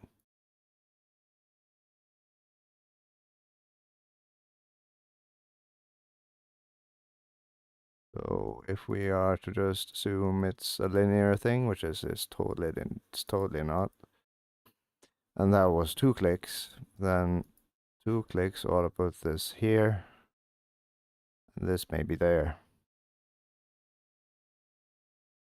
So let's go with 3. We want it to be more reboundy. And then also, what we want to see is that a fast rebound side should come up. And through all of this, what we know, like, where does the shit show begin? Has there not been a shit show where the rebound side has just gone bananas on the rears? Yes, there has. And it is when it was the stiffest. Where? Which it has not been since at least here. And this, they are fairly similar, so I think they're both maxed out. But they will probably never be what I want them to be. And that is just a thing I have to deal with. So the question is, what negative impacts does maxing out the thingy have? I would guess very little. And at least now we know, because we have saved. There is no harm in doing this. And then returning to the fronts. What have we learned about the fronts? We have learned going from 31.5 to 27.3, keeping the rears, the rebound side the same. The rebound side is looking pretty good. Apart from these being very close together, which is okay. However, it's very on the side, much on the side of bump here. And we did go down. And that is where it gets interesting. Is this a case of the things being reversed once more? The difference here is I went from 31 to 27.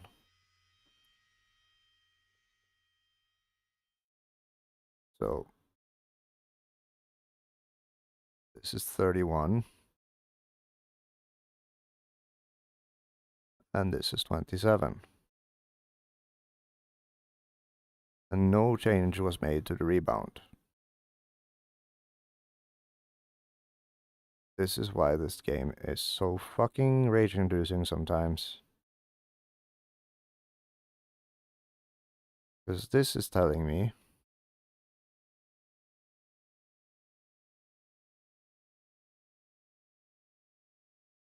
you can see this comes up and that goes up and this comes down.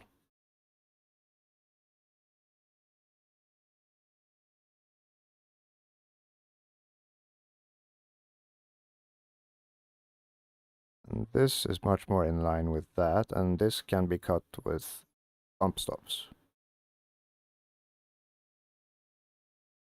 So, going by this logic, argument could be made that maybe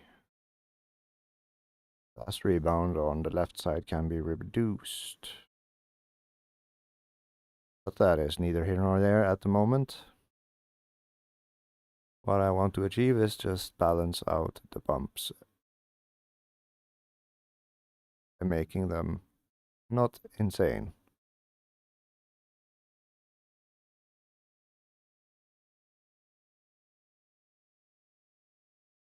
Okay, so to refresh my memory, difference is 31 to 27 and 5 to 3 on the fast. So focusing on the fast, because that's the thing that brings the thing up. 5. This is 5 to 3. Arguably,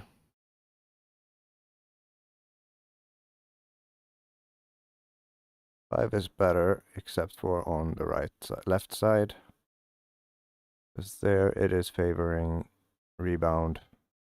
No, it's favoring bumps. So, okay, let's do 4. And then on the rear, the bump, which was 31 to 27. Yes. 31 to 27. This is 27 and this is 31.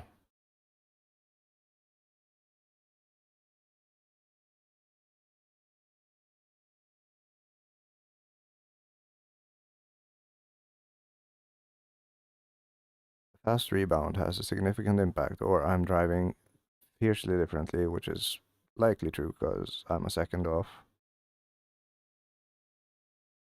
But it also kind of tells us that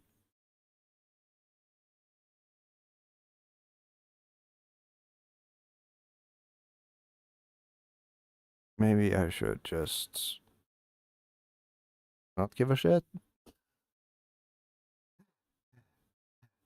And also, it could mean that increasing bump pushes the thing down, because it has been a thing in the past where values have been reversed. So, okay. If this is 27, we want it to be closer to this. But also, it's a consequence of increasing the fast bumps, no, reducing the fast bumps.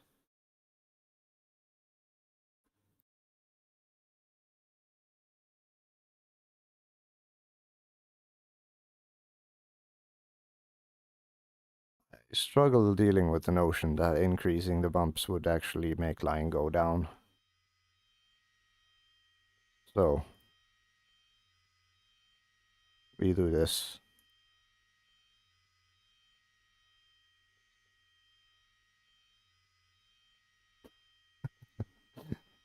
Okay, and then, because this will be one of my final runs at this, I am legit starting to get tired of this car. And let's also have a quick look at what's the brake situation like. They are 210 and 400 and something, and the tires are 90, and they were 96 when it was hot, so I think this is a fair compromise, and I will not give a shit. So I would have to redo the tires. I will now introduce bump stops to this equation. They are going completely unused. So let's start with the meme values of the Magic 16. That is a rather large value. And this is a tiny value. No, this is quite McLaren-like. We'll start there. And then we'll just, I don't know. 72, that's 35, 36. That's the middle. Let's just split it in the middle. And see if we get a response from the butt. Which we will likely do. Oh. And then, let's think. What we seem to be missing is rotation on the front. And toe, to this degree, will not contribute on turn-in when going quick. So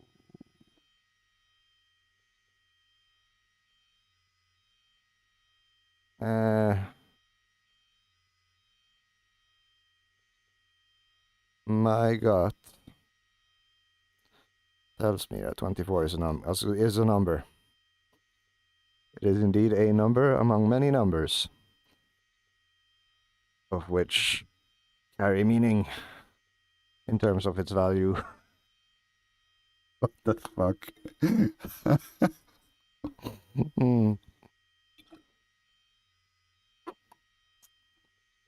It's difficult to believe that I woke up not long ago and I'm already kind of fucked in the head. But I do believe there is a connection between this game and said fucked in the head. And the voice, the commentary voice I'm developing,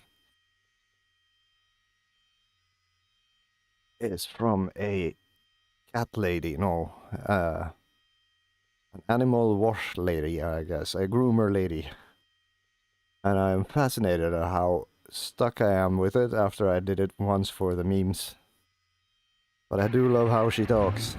She talks like she does not give a single fuck about the things she's doing to these animals while demonstrating the utmost care for said animals. And I find the analogy to what's going on here kinda striking. But yeah, never took myself to be much of a copycat. Apparently I am, because damn, that voice is so fun to listen to. Oh dear, that's lighty, this track is getting colder.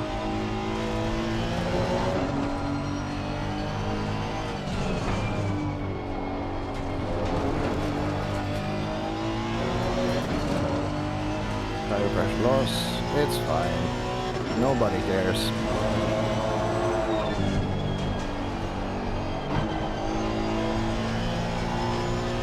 And the car has gone from being a loose cannon to kind of floating on the road. Indicative of bump stops being in play. Doing bump stop things. And yes, holy shit, that's so much better turn-in.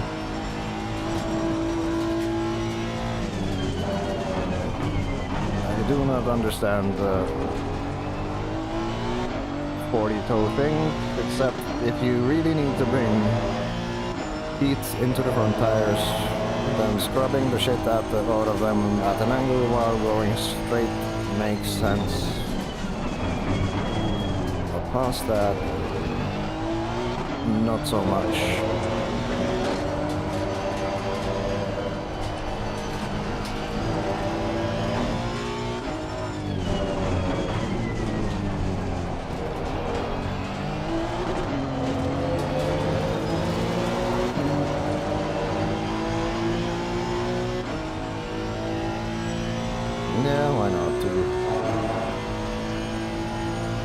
Finally, very well said.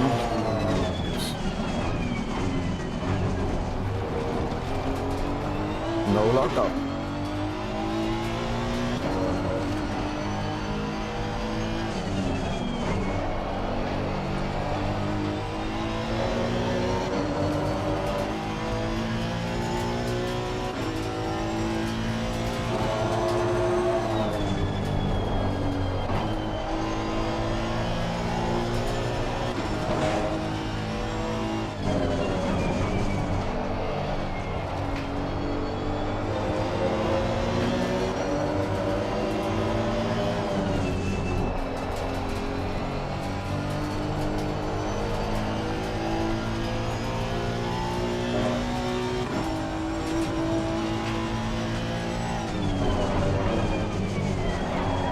Alright, a little bit of lock up there. That's fun.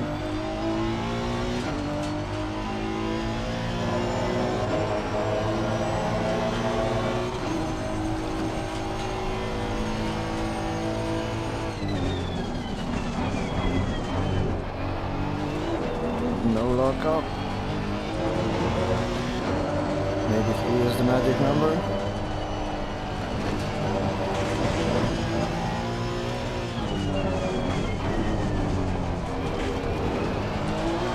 Oh dear.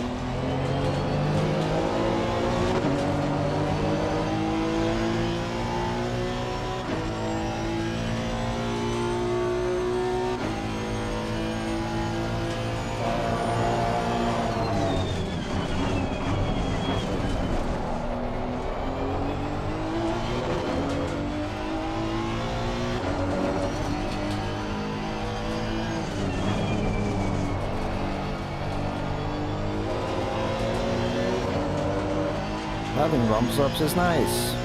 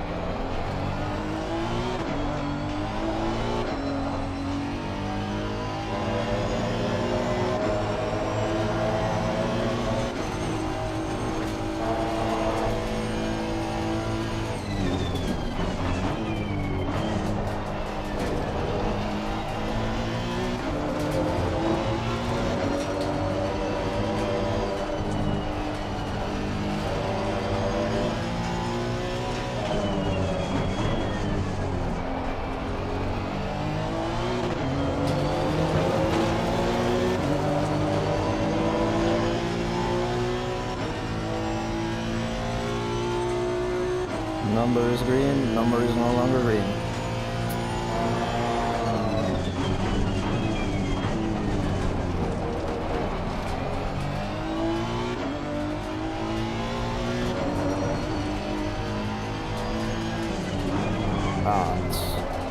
That's a lock up. Seems electronics on this thing needs to be employed.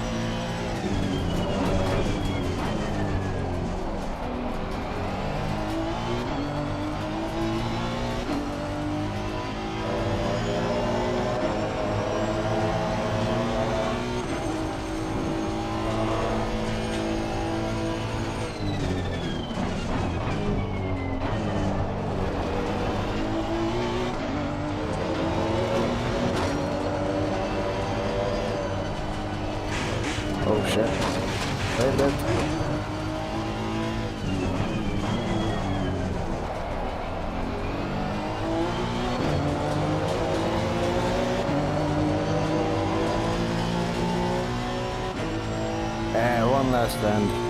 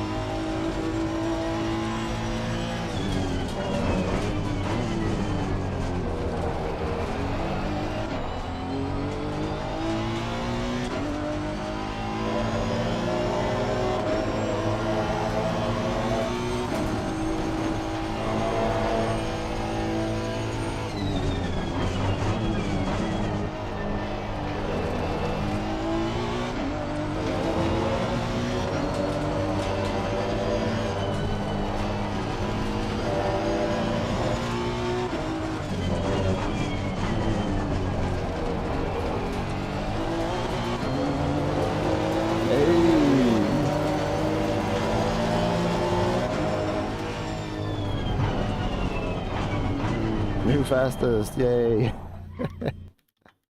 Progress! Still in the 43s. But with a half tank Honda from 2015, so, you know, it is what it is. Oh dear. What the fuck? How does this happen? I wonder. Like, the change I made was not this big, was it? Let's save and have a look. What the fuck did I do to this thing?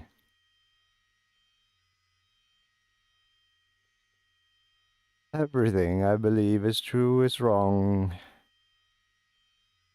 Okay, let's see. Kill me. And then this is X2 and then X3 here. Yes. Nutsack did I do to this thing? Okay, so there seems to be something weird happening here. Alright, let's put it there. Okay, so just to have a thing ahead of me. The difference is 29 to 24 on the... Oh, 27 to 24 on the bumps, which seems to have sent the rebound on a literal fucking rampage. The only change on fast bump on the front is one click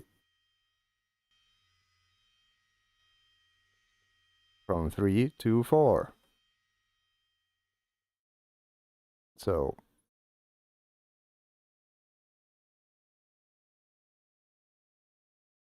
that is crazy.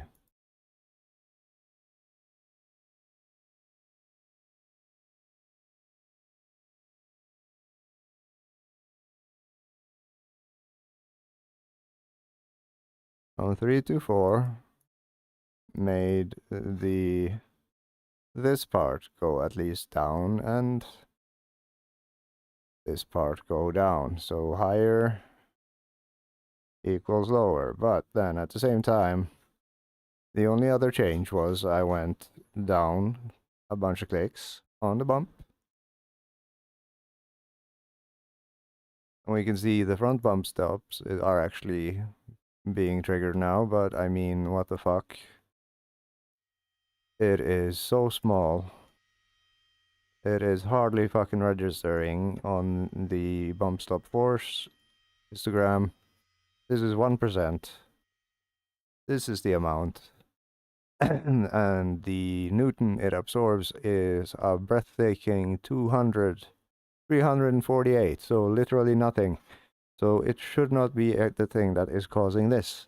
This can only have happened because I went down 3 clicks on bump. That is wild. That is absolutely fucking nuts.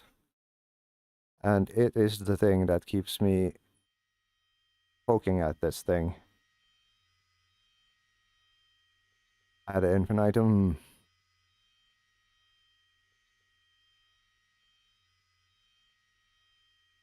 Okay, well, that means one more run. I can't not. I just know. No, no, no, no, no. So either this one click is magic, or between 24 and 27, something spectacular happens in regards to how this particular set of suspension reacts to things. Then I wonder, is this another case of there being 3 modes within this suspension? Because 40... Calculator, my good friend. Tell me, because I'm stupid as a rock right now. 40 divided by 3, that is 13. 13 times 2, that is 26.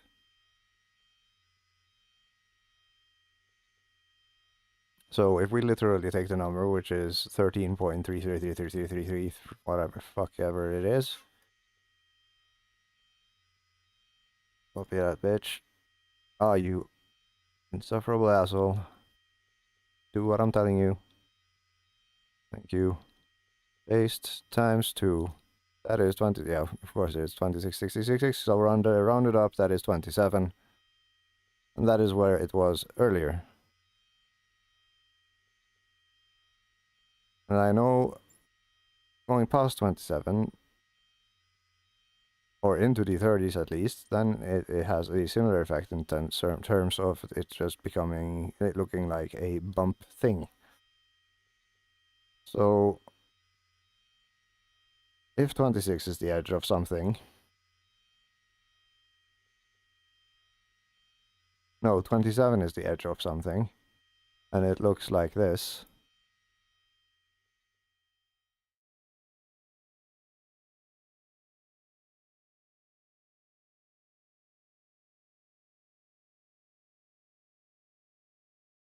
No, that might explain why the rebound is looking so crazy in comparison. Is this Lambo-like suspensions? Do they share same non-linear damper things? This will fuck with me until the end of time. So 27 is the lower end of that spectrum. So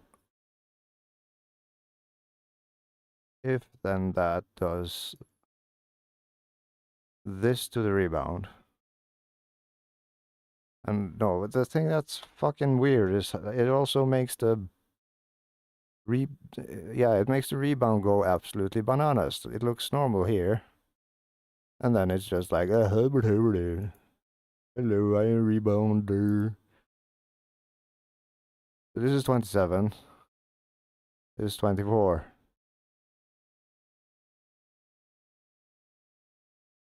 I'm prone to think that 25 is the truth.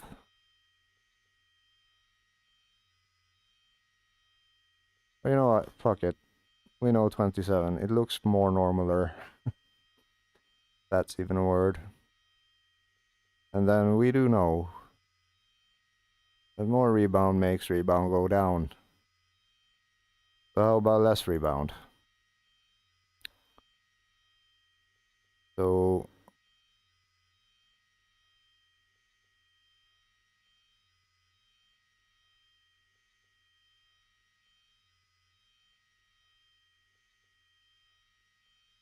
if mode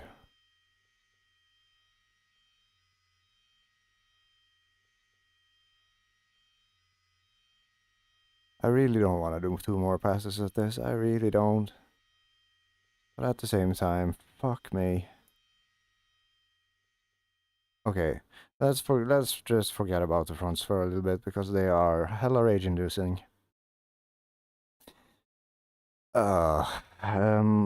Rears. Yeah. So rebound, particular fast versus fast bump versus fast rebound.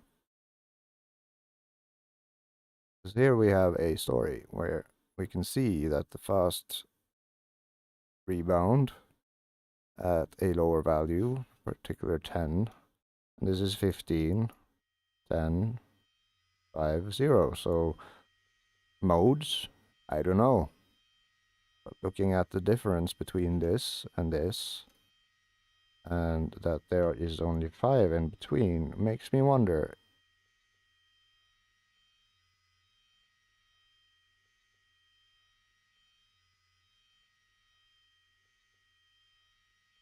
If that is actually the case.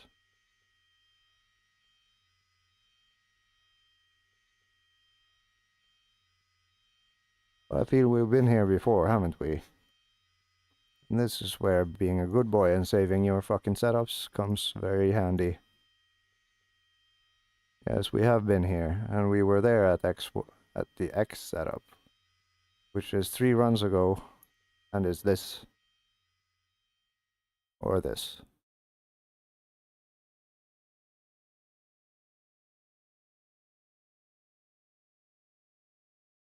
Let's see, I'm gonna name these now, because that is also a thing I should become better at doing. My bad. Setups. Motherfucking Honda. The Alami, sort by date modified, and these were written as I jumped out of the car. So 0119. Oh, let's order them the other way. So 0203, that is this one. So I'll just drop in the short comments that this is X3. As to not make my life suck more than it needs to be. And then this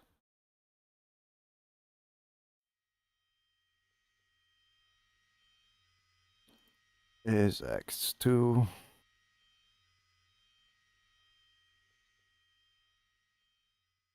And then by any logic, at 0118, yes, then this is indeed X1.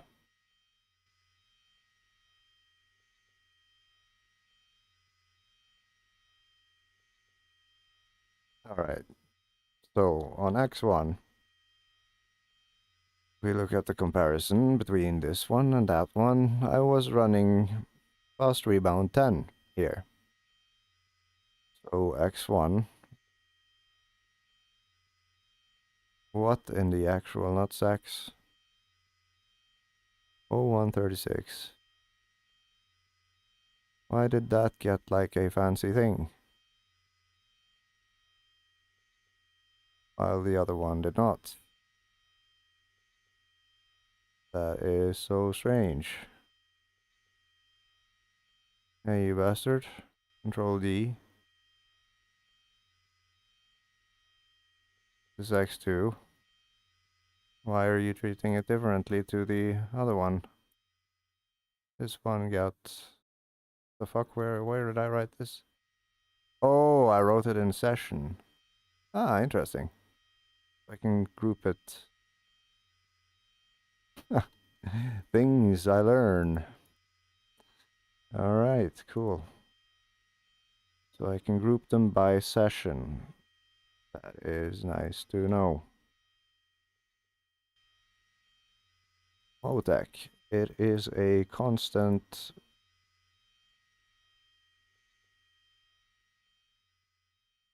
discovery thing and things. Here's X1, X3. And here we see that 10 versus 5 just seems to make them go up a little bit. It does not have any significant impact on anything. It's almost as if there is no fucking difference at all past what you'd expect from from dropping. Because white line equals low value, and that is high value. So that is also a contradiction compared to what I'm used to, because it's usually the other way around, where the higher the value, the lower the histogram tends to be.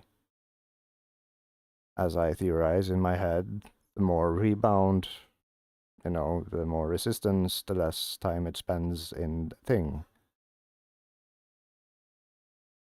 But here it seems to be the opposite, which then would mean that in order to bring up the rebound, we would need to decrease the fast rebound. A mindfuck in of its own. Okay.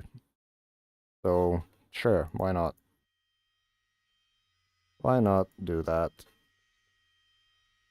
And see what happens.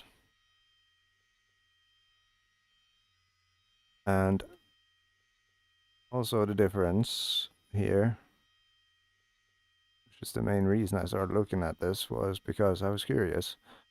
What caused the bump to just fucking fall through the floor like this? And the only thing is that I've increased the bump, decreased the fast rebound, which has sent the bump up, down, and also the fast bump down. The other thing which has been applied is lower bump stop range. However, there is no indication at any point that it has actually been active. It is all zero values.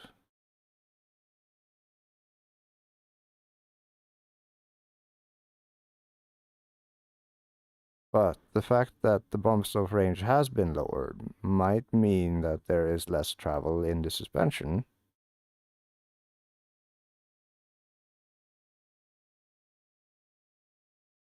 But I mean, if it is not being used and the percentage, it is a percentage, it is not millimeters. No, it is actually millimeters. It is millimeters a second, and the percentage spent in...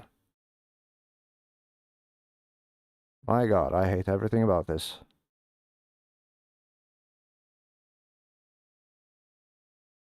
Yeah, it is the percentage of the millimeters of seconds, which is this. But this is also time. This is not millimeters. This is percent, and this is time. Because the suspension is not 2 meters long. Is it? Nah, it can't be. That's stupid. Wow. Okay. Yeah,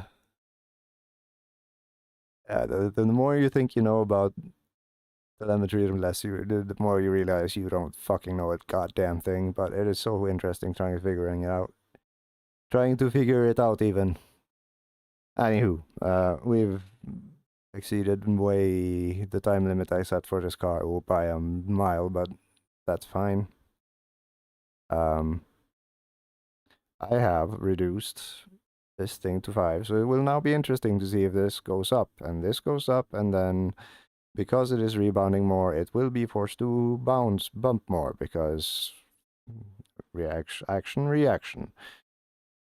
However, it is peculiar to me.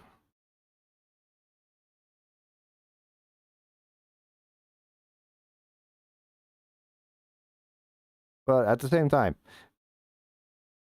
this bit compared to this bit,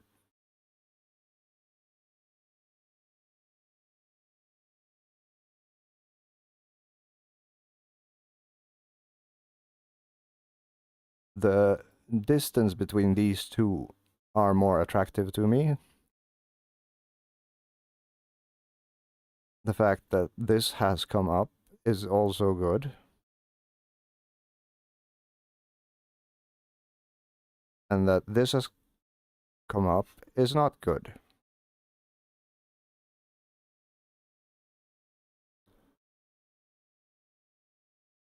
Because then this and this is closer together.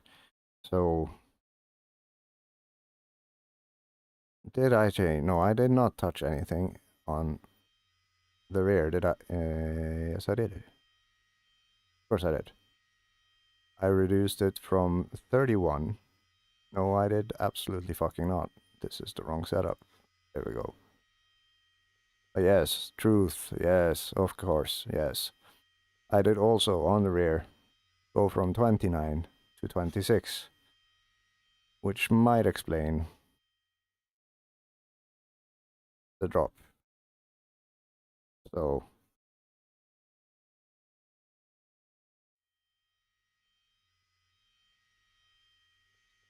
if it was the case that it was just a little bit, and this is a lot, then just one click might be what we're looking for here, with softer, fast rebound.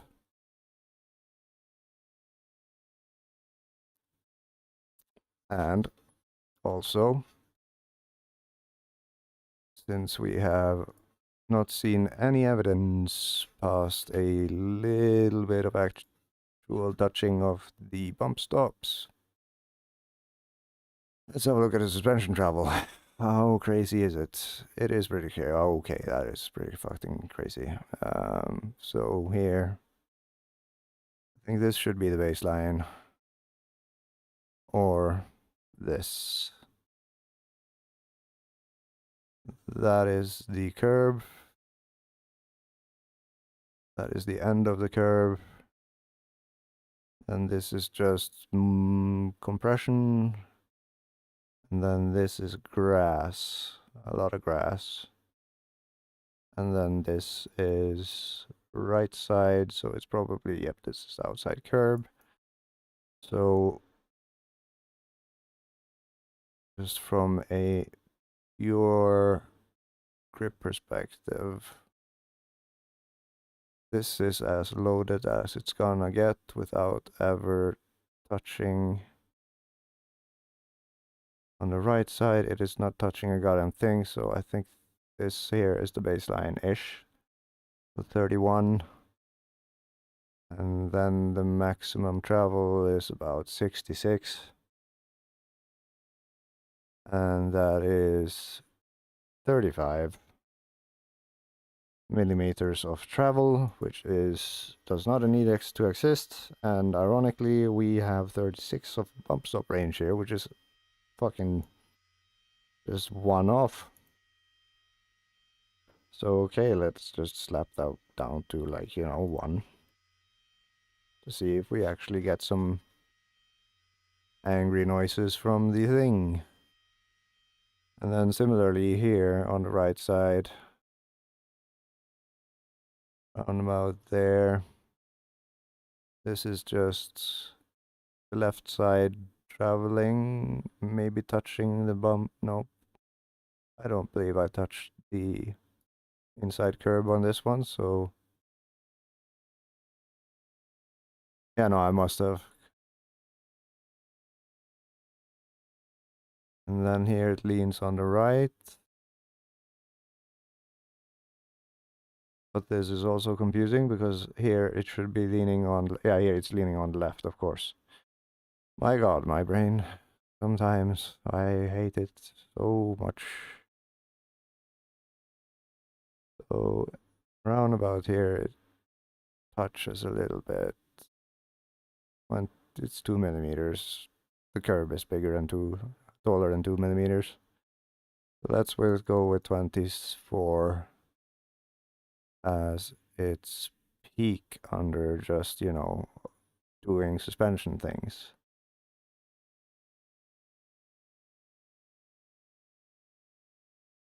And the peak of drama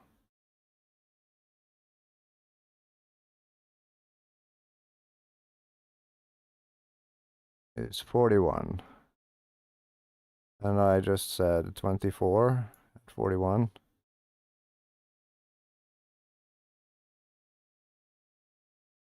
24. Yeah. 24 and 41.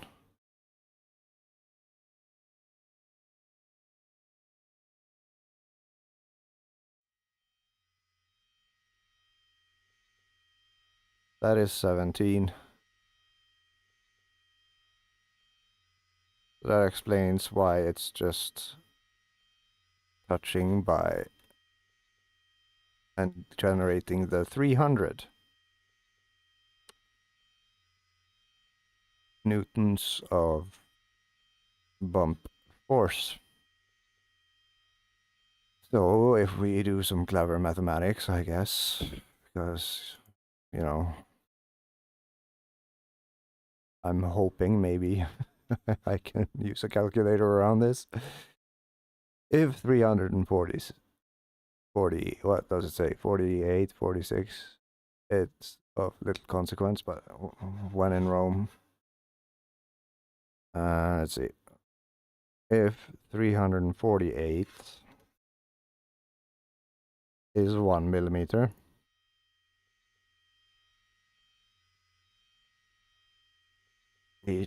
so I guess then 3 would put us, 3 clicks down would put us at just above 1000 Newton, which is where we'd want to be.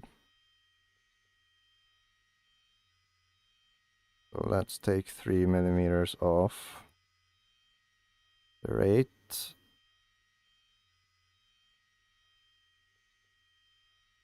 You asshole. Thank you. So 13, and dear God, did I drive with that unequal? No, I can't have. Did I? Really? Bump stop rate 30, 30. No, I did not. Did I?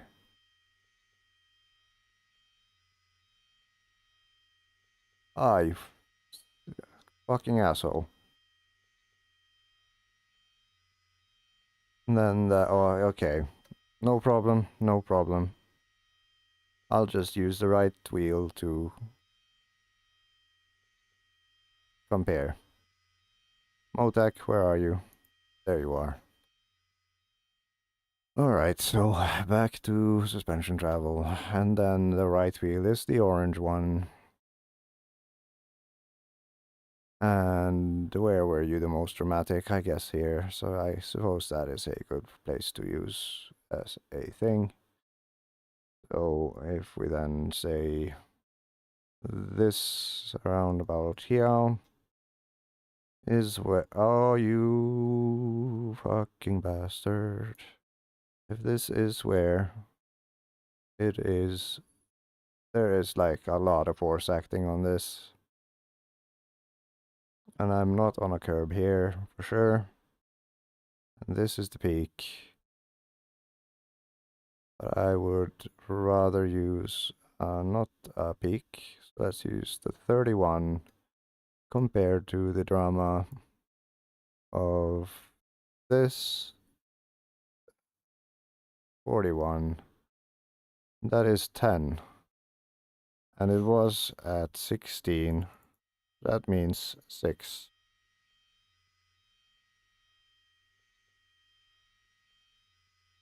Okay.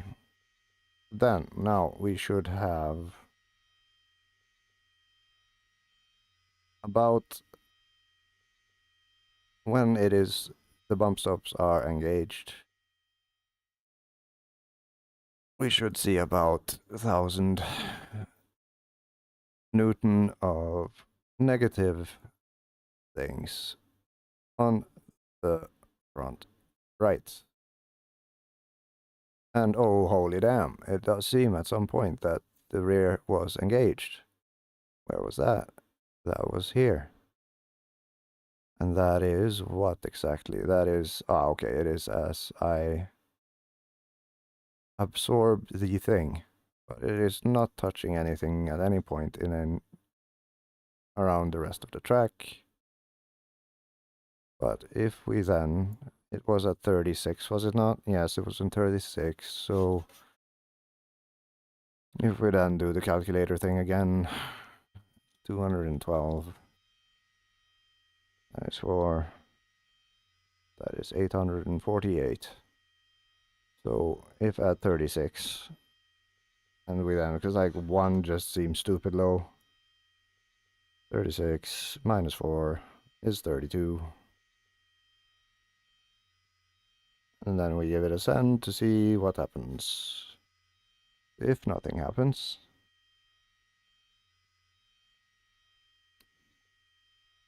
I have a sneaking suspicion that it won't. But at least we'll have a actual number to go by then. If it's still 2, then we just have to go lower. And I mean, we're so close to having a actually decently balanced setup now. I mean, why not continue? It is unlikely that this thing exists, so why not do the job properly? So far I understand the data. Night driving. Good.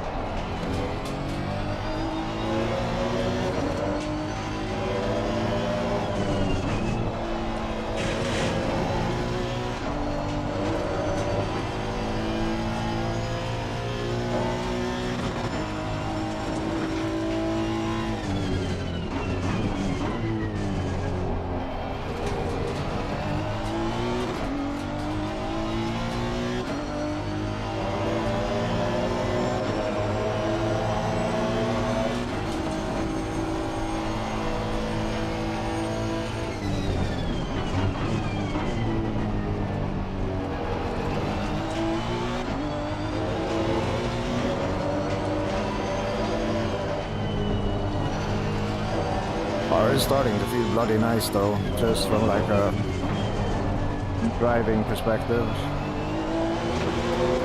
It is not fast, but it is smooth.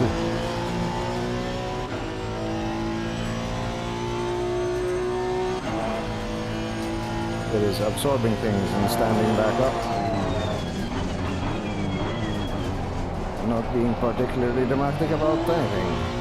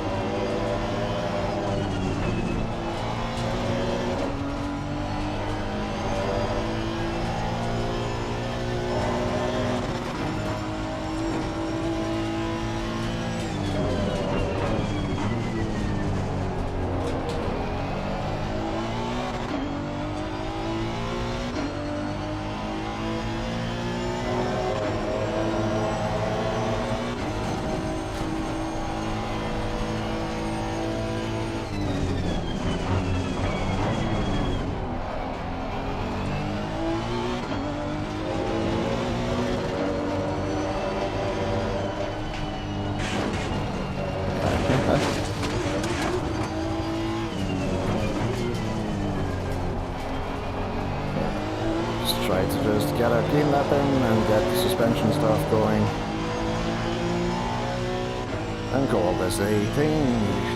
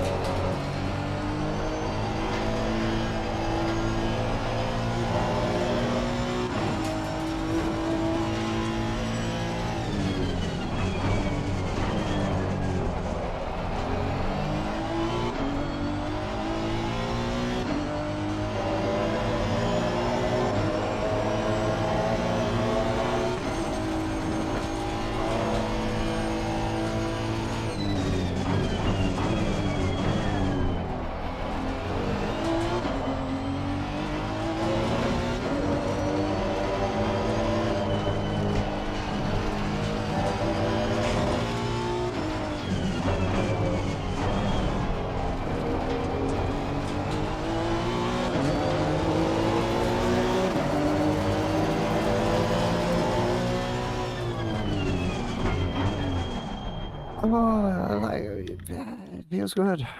It's just a shame it doesn't have the power. It ain't got no goddamn power, man. Ain't got no goddamn power. Ain't giving me no goddamn 350 Loch Ness monster.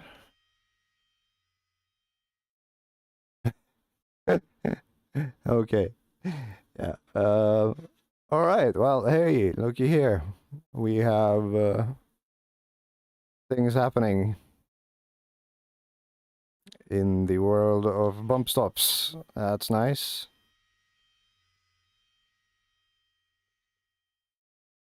And they are looking pretty good. Except... did I even load? Yeah, I think I loaded. I just have to check. Yes, I loaded. Alright, so we have bumps that are doing bumpy things, except they are not even close to doing the bumpy things I thought they would be doing. They are absorbing a breathtaking 300 newtons, which is nothing.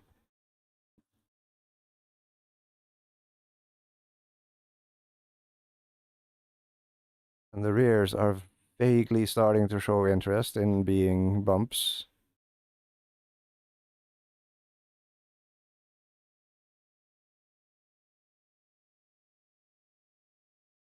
And the rears are just confused.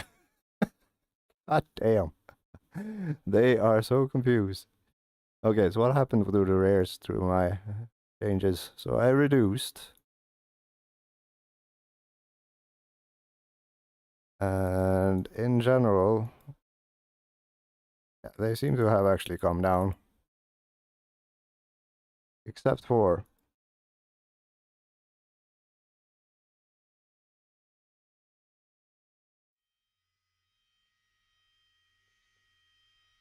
let's save this as X4 and have a look at what the fuck I did, because I do not remember.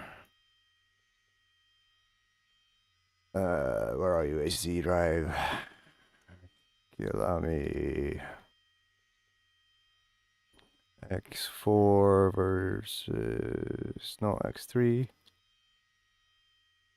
versus X4. For some reason, I have only increased on the right side. Ah, well, that is interesting, because then I get to compare the difference between the two animals.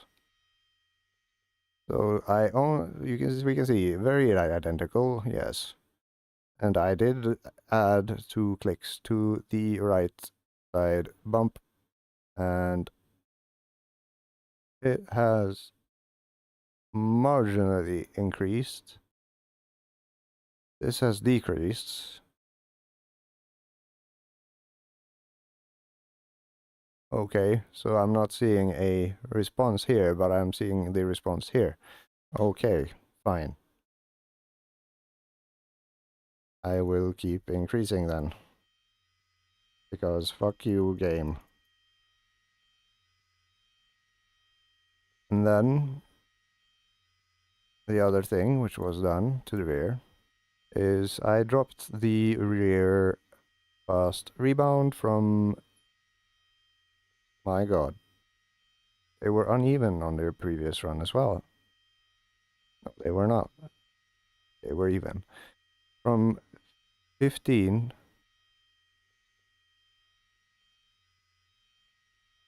Huh? Really?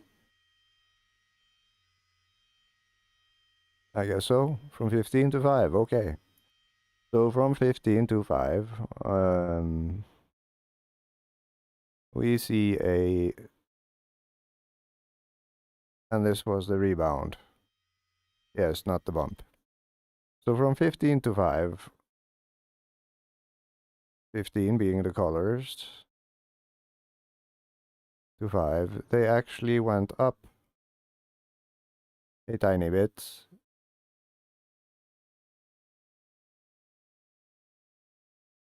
And they don't seem to matter much, do they?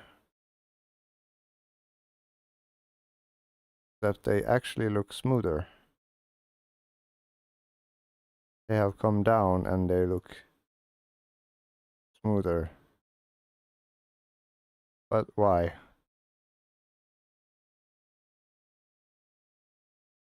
No, the trend is actually they're going up, but at a more smooth rate. But that could be just driving. Yeah. So that means up means up. If this is legit 15, then that is as high as they go. Okay. Fine. Be that way. It'll be interesting to see what kind of havoc they cause on the opposite side. But it seems to be marginal. Okay. And so, on the opposite side, yeah, 28 and 26, and I've increased those, and no change to the fast bumps, and the fast bumps are being assholes, as per protocol. They tend to be.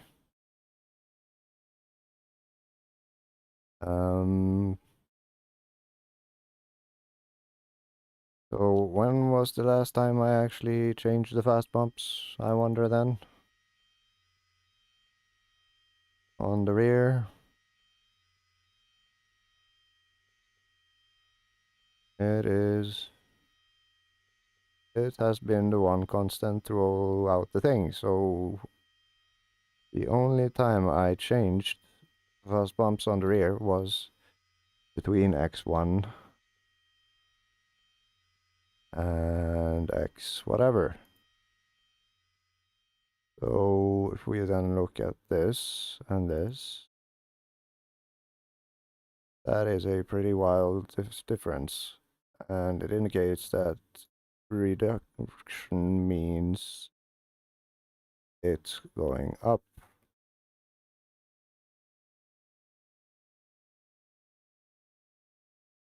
Which is, again, contrary to what I am expecting. So then by... No, that is the wrong side of the car. Bad me.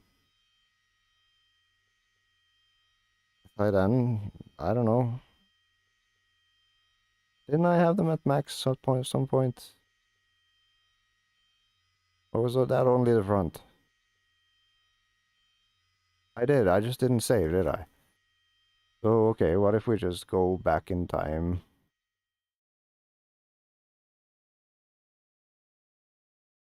See if we can identify the point where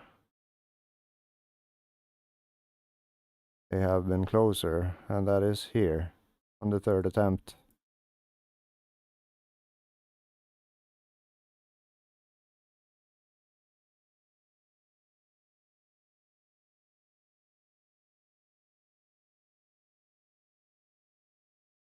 Okay, Mr. Vodface. Let's have a look at what happened in stop 2. That would be, show me picture. Thank you. I do the first meme. I drive.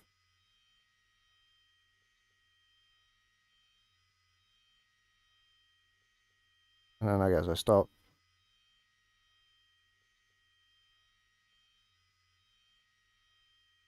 And then I look at histograms. And here they are. So, at this point,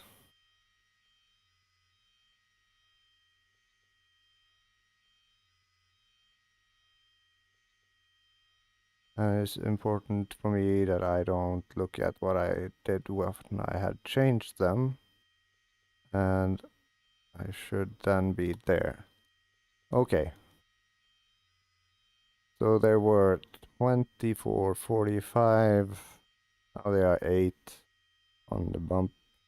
And Y. 4 and 8. Okay, whatever. they're 10. That is as normal as they have. No, this was the first. So then I make changes. And those are the ones I am interested in knowing what were. And they are maxed out. 34, 5, 40, 15.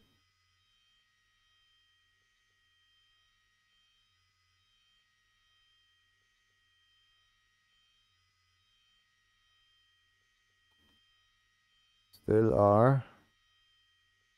And then 25, 40, 15. And then I go out. Yes.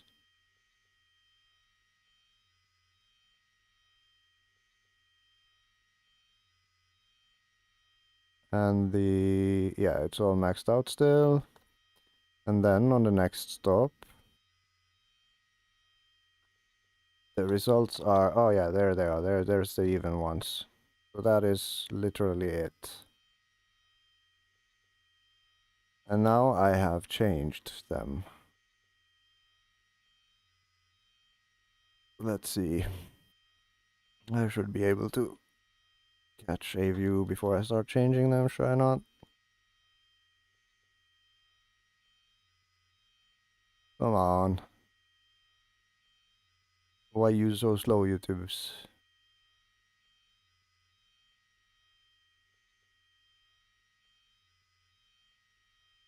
There you go.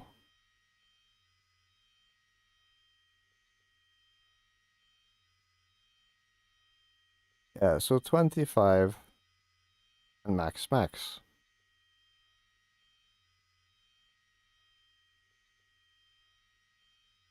So I'm guessing more bump, more fast bump, and max might take us there. But there's also the case of the dampers, which are doing very little at 32. Fuck's sakes. Go away, YouTube. Don't go away, setup screen. Let's have a look-see. We are in La La Land. Alright, so let's get the bumps in on this game here. What little they were involved, we should see in the travel. And considering they were the max travel is 72. It is now 54 and they were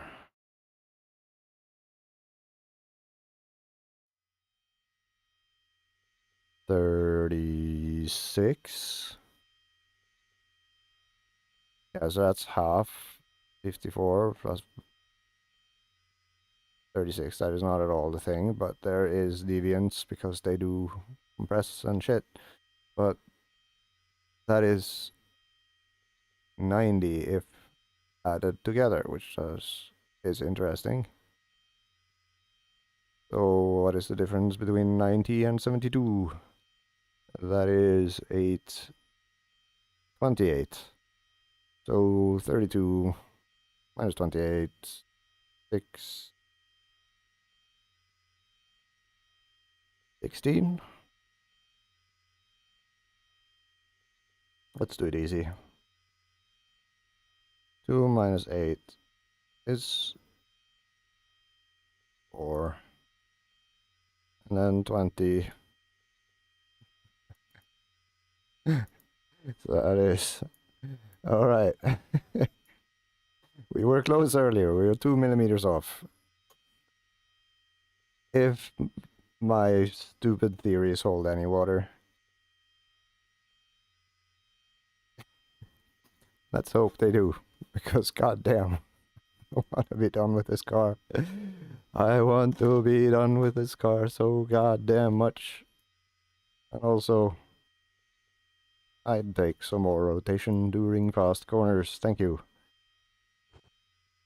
Okay, it's just a quick sanity check. Dampers equal, equal, equal, equal, equal, equal, equal, equal, and equal. And I still have the things, and also how cold are my brakes right now? They were 30 degrees off optimum. They are tolerable. The rears are still good. The fronts are cold. But I am optimizing for a theoretical hot thing.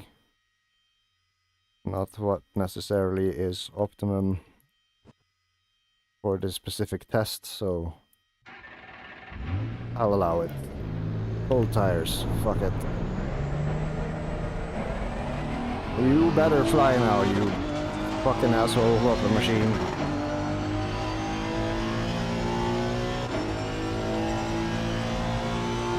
If I don't get a 42 now, I will be very disappointed in you, Honda. I will carry a grudge against you forever and ever and ever. And I will speak poorly of you to all my acquaintances. My God.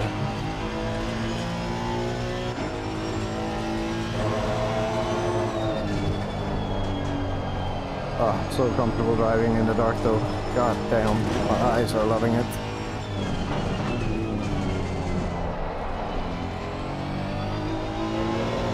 Dark plus hot is cozy. I am a creature of the night.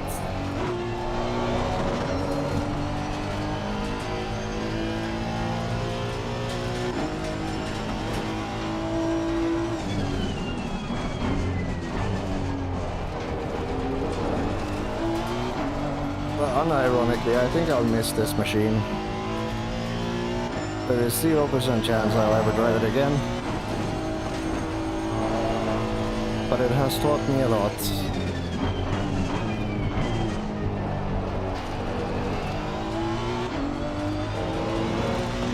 And I do enjoy the engine noise now. So I may end up investigating the Evo after this at some point. If it handles anything like this, I mean this is it has pendulum-esque characteristics of the Porsche without being as rage-inducing and unpredictable as the Porsche. Except when it does snap at you, it does really snap at you. I mean, that's easy, just avoid having it snap at you. Not like the Porsche where it will just be a dick about it and not let you counter steer at any point.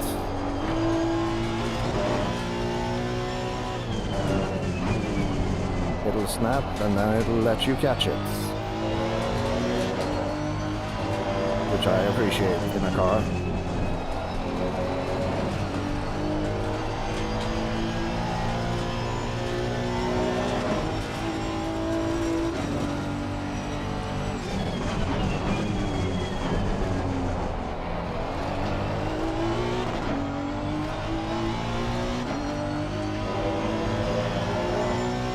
Fronts are so cold.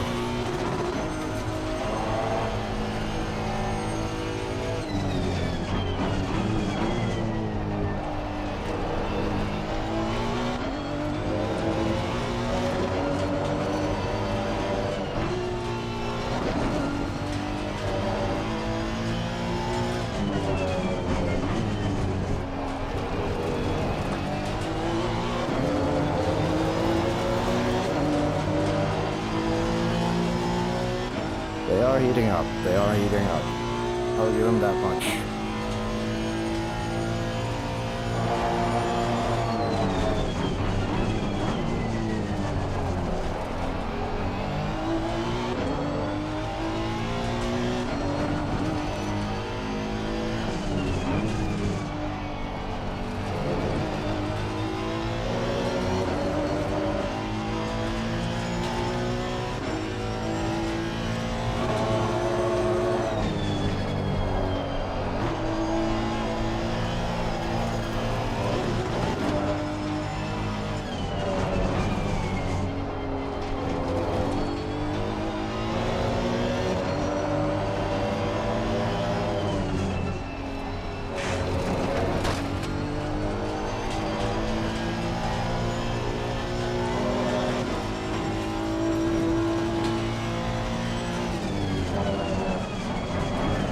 dear.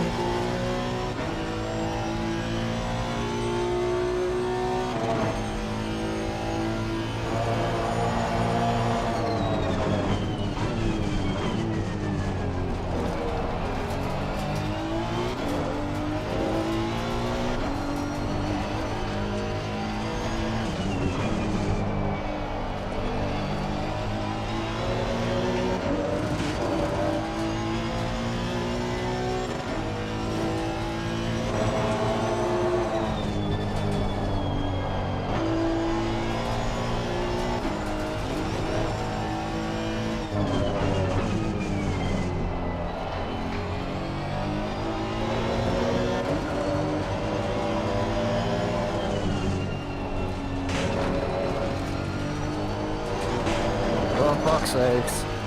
I just want one telemetry lap, god damn it. Stop it. Talking to myself, of course.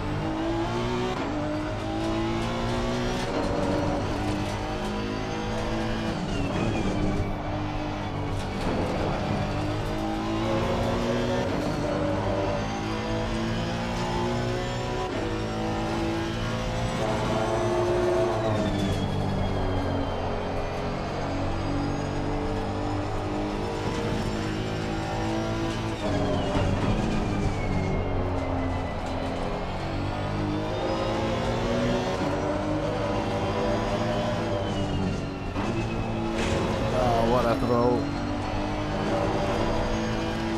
Oh my fucking god.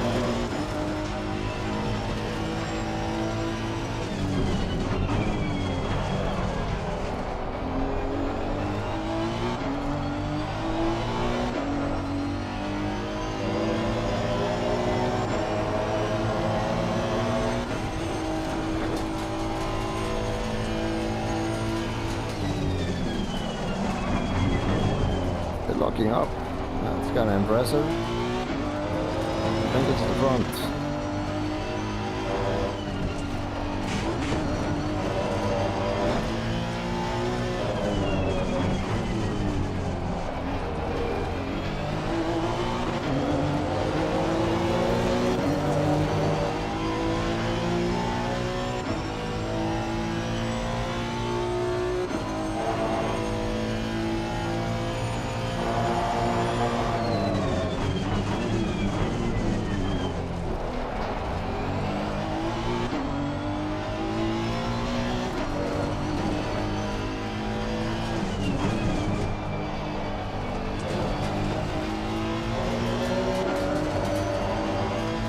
Holy Jesus.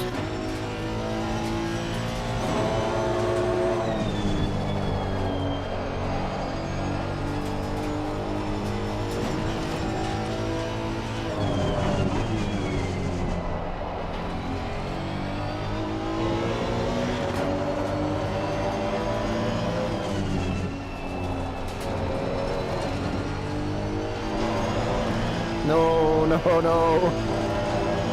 God damn it.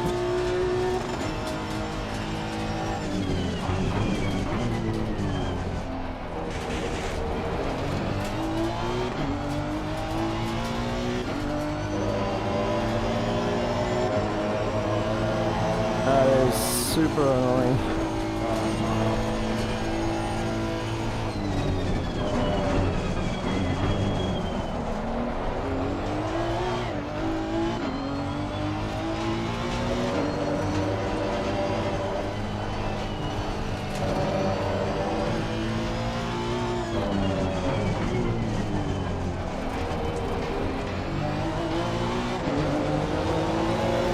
Come on, you bastard, give me a 42. I know you got it in you. Come on, Honda 2015. Let's do it.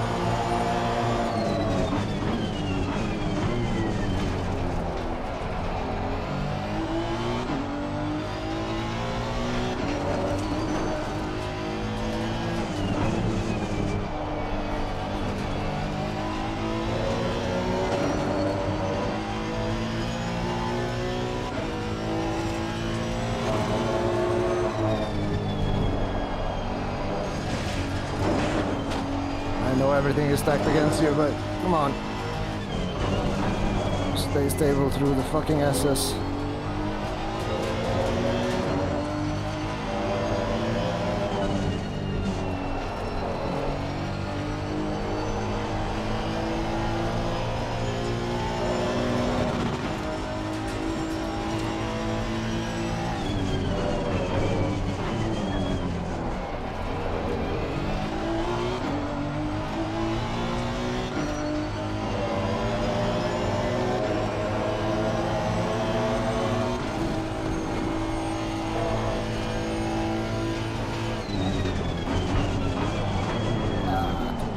Downshift.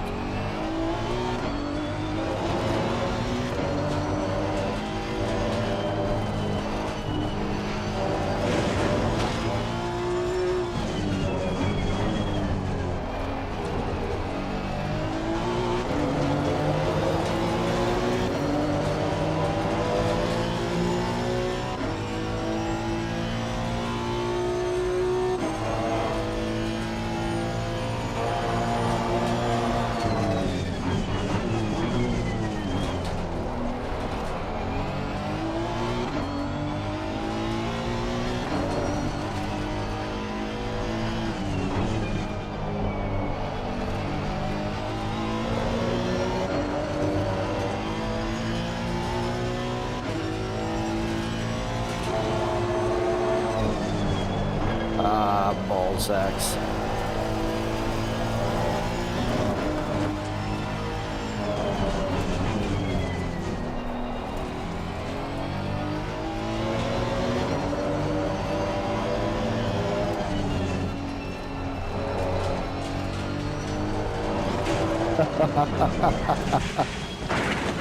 And there's the Honda we love. Yeah. Okay, well, this has been a fun experiment. I do believe this is a bit too much. And also, one click down probably. And please just give me reasonable damper histogram. That is all I'm after. Holy shit, it's so close now. God damn. But it is riding now. It is legitimately riding the bump stops. Oh, it's so close. It is so fucking close. It pains me how close it is. But all good things has to come to an end. For instance, this could be... oh dear God. Okay, so, let's have a look. Just one save. Save. For the love of fucking God, care save. That is not even remotely true, but... okay, let's do tires first. Tires, they were actually not bad. Bit under pressured, but not bad. And the deviation is 0.2. So, if we were to target 29, then we target 27. No, we are to target 6.9, and we target 6.7.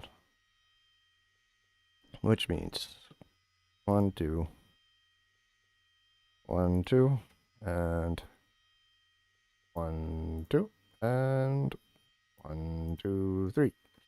And then we save this as accept 25, 25.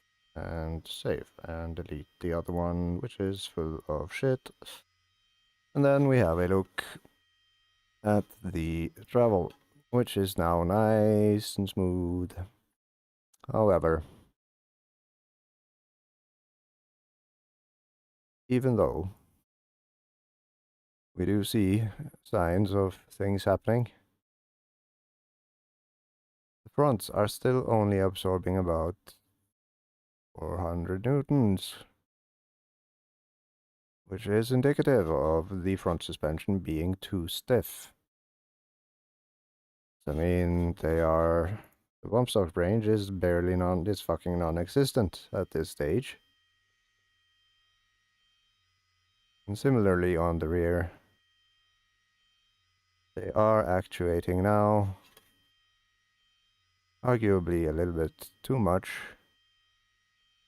which was causing the rear instability. I believe the truth is, let's use the actual suspension telemetry thingamabobs to determine what the truth is. I think the peaks here seems to be 17, 20, 17. Oh no, sorry, that's the wrong number. 32, 30, and then 36. That is 4. That is literally the difference between the things.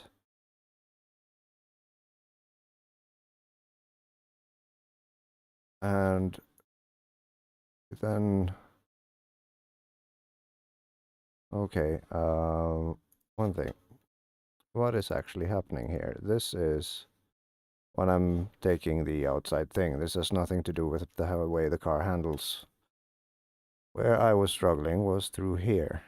So let's focus on this section. And through this section, so far the histograms are concerned, they are very bumpy on the rear, and they are indeed very much riding the bumps throughout the whole thing, except they're only catching 155 newtons, which is fucking nuts to me. So again, why, how, and so on.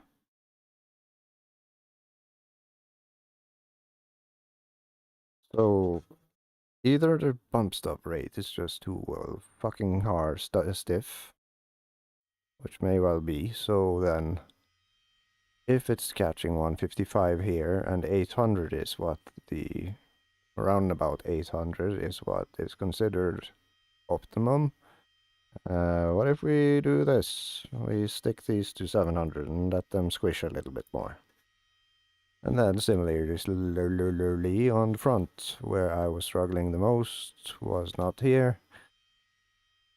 Where was I struggling on the fronts? I wonder. Arguably here.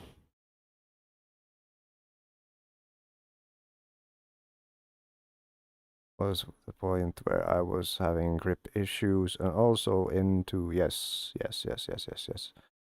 This is a good place too. And this is where the fucking peaks are. It is on the exit here, but this is the left side and that is a curb. But this is grip. And similarly, this is grip, but on the other side of the car. So it is this peak and it is this peak and then it is this peak, but this peak is irrelevant because it's so small, so it's only that one that actually is worth looking at. There's not much going on here. Like at all, it's absorbing at the peak 115 newtons of force. So if then we target 1000, that should put us at 900. That will give us 1015 worth of squish. But we have the travel situation, where we see these odd peaks, where it actually manages to go up to 29. And the highest, what was that? That was 29, wasn't it? 25, fuck's sakes. 27. Peak of 30. And then we have the wholly unnecessary shit here, which is a curb. Stop it. Which is 27, that's nothing. Where else is this being dramatic? This would be the most dramatic it gets. Fuck's sakes. I will not understand. Okay, so here.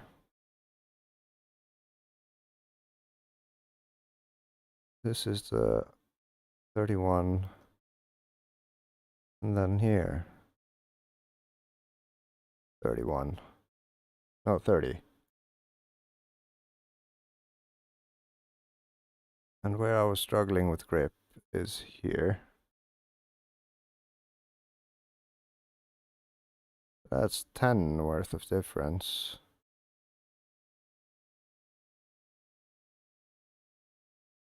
No. It's 8. 29. 30. What happens here? This is the front left, so this is just full-on compression. I guess it's the difference between this and this then. So that's 4.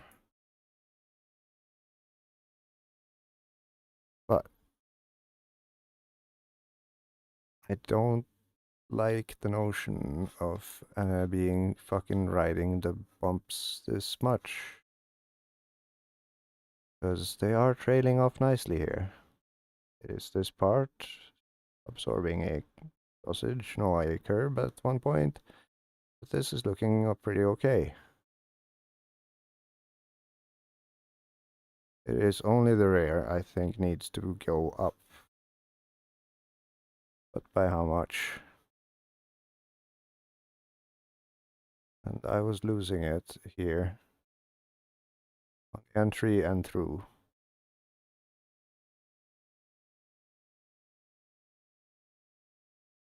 So I guess this is a point where I'm actually losing it.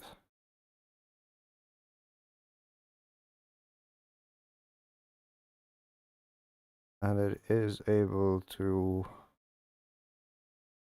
peak at 31.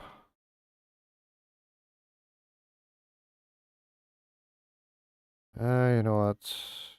Just gonna add 2 back in and then increase this by 1. Just to give it a little bit more breathing room. And then if we analyze the suspension histogram, yeah, now this will possibly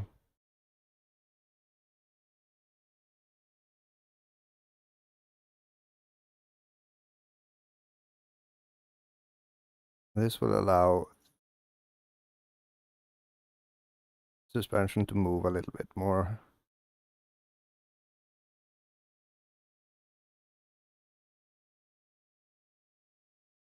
And the difference between the old setup and this setup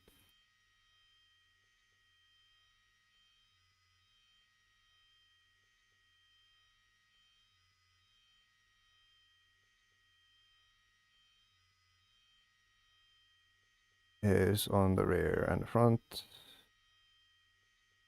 The fronts are equal, no change.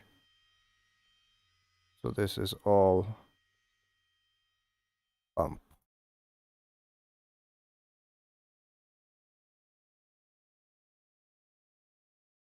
So we've essentially shaved off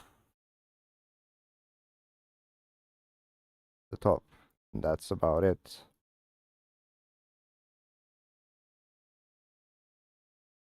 But with the effect of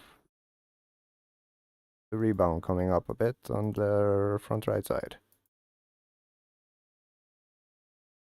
And on the rear, it has had a very positive effect in regards to bringing up the bumps. But there was also changes made there. Specifically, I went up from 28 to 31 on the bump, and I went from 4 to 8 on the fast bump. And the fast bump went down a fuck ton. God damn it.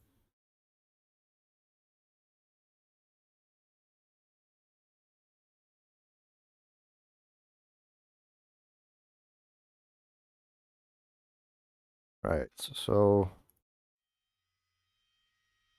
how about this?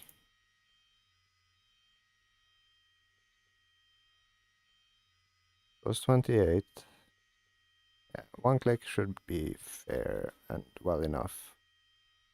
Plus, we have actually increased it while maybe we should be decreasing it.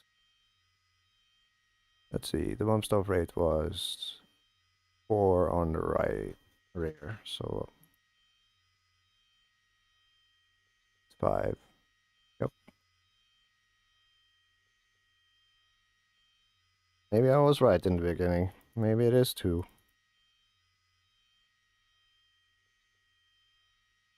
And then possibly reduce this, but that is a easy thing to change after the fact.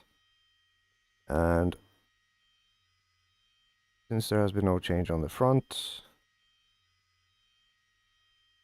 we've allowed a lot more movement Let's have a look again. Yeah, there's no significant change past the bump stops, limiting the travel of the suspension a little bit. I'm thinking it is just too stiff.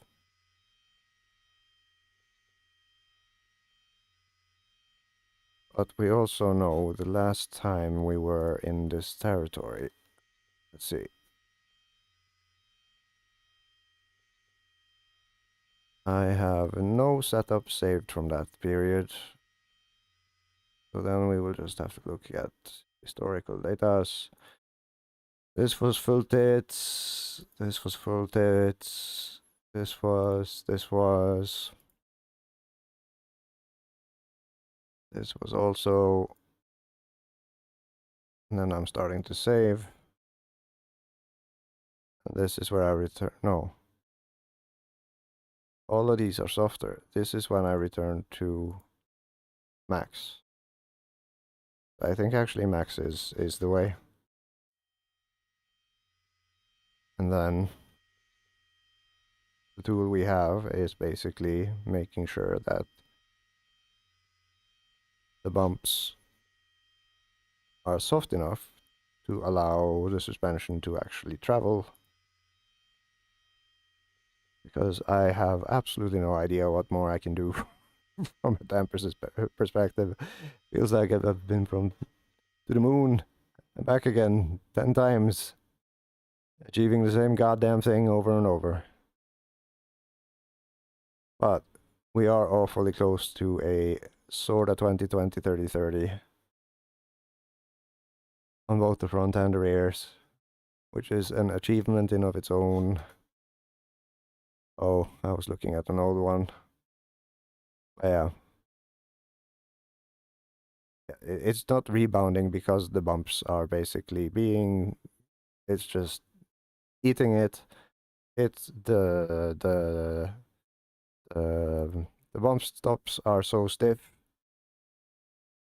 that there is no real. Yeah, so then it can only be that it is indeed maybe too restrictive. Because this is a new thing.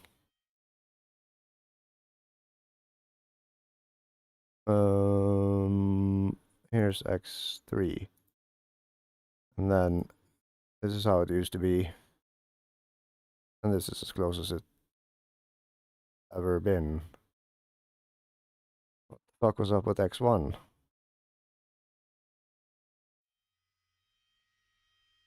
X1, tell me your secrets, please. X1, compared to now, had stiffer rebound. Or more rebound. It had more... It had more fast... It had more bump and more fast bump. And the rear and the ride height, the bump stop range was a lot higher. But the bumps, unless I'm insane, are sort of in a better state now, possibly, once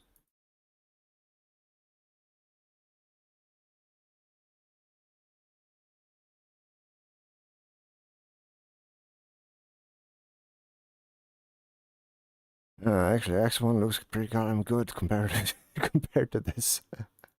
But it was also slow as fuck and very slidey. And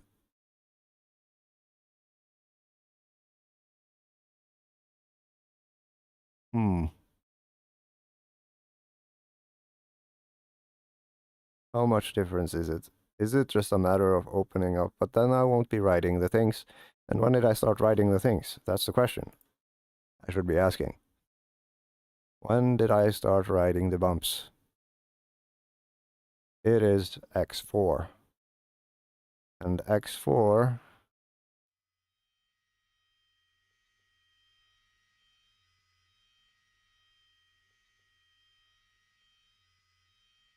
compared to X5 had on the front 6,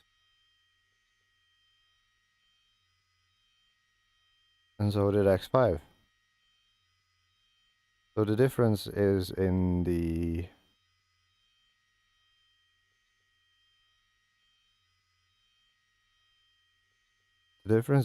bumps,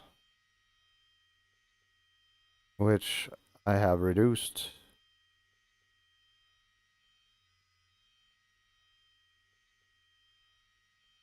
We are back to 26, which is X6 territory.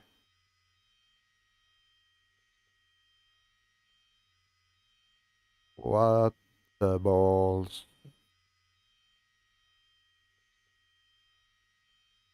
So we now have a situation where we have reversed engineered ourselves back to X1 had 31. Yeah. And bump stop range 30 on the front. X4 had 26 and 6 in front. And 6 is the point where we start seeing evidence that it is actually using the bumps for anything. So X3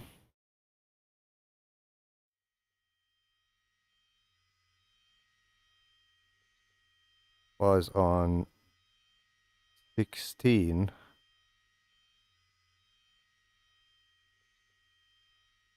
and it was not doing a goddamn thing. So if we split the difference,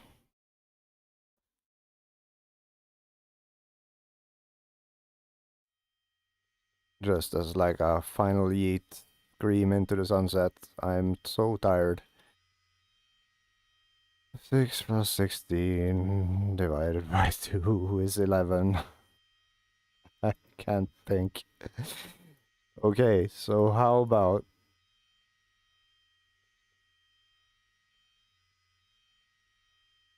I'm afraid of going too high. How about no, you know what, fuck it. Let's go with just go with the flow, guy. Fuck this.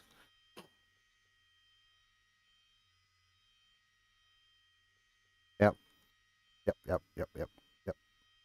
Okay, so then we should have rear bumps that allow for some travel, restricts more because reasons, and maybe cures the things.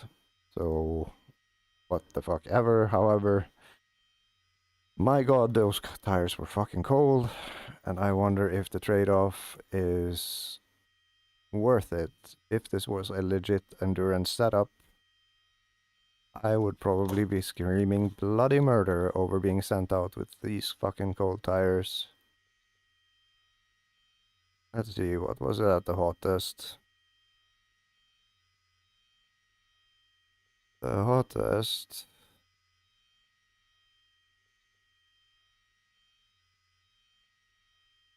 That is the hottest. So they were actually, the rears were 94. That is not horrible at all. But it was also a very short run. So if we go by this, which was a much hotter, longer run, the fronts are completely fine at 2.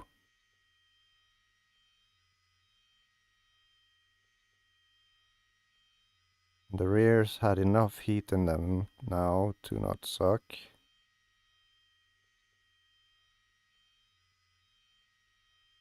And that is not even the same car, that is the McLaren, Jesus fucking Christ. There's the Honda at the hottest, and it's been down ever since. Okay, so Honda at its hottest with 3.3, I believe it was.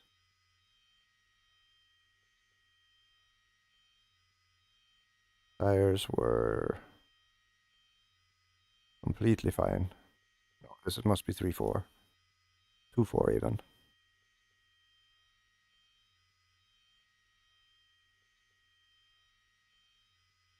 No, there were 3. For sure 3. And they were unproblematic. It's just the rear right that was in a danger zone. And it would have been midday and fucking scorching. So I actually think 2-3 might be where it's at. Because this was slippery as fuck. And that means I need to remove 1, 2, 3. Or maybe, let's say 5, and then 1, 2, 3 on the rear. 1, 2.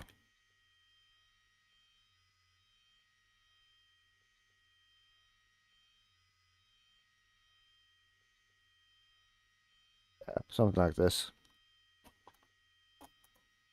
Okay.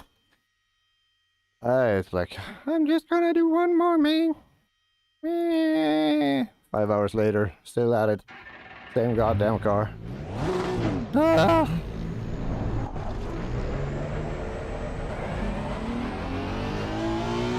All I want is a 42 from a Honda from 2015, running TC0, 0 ring.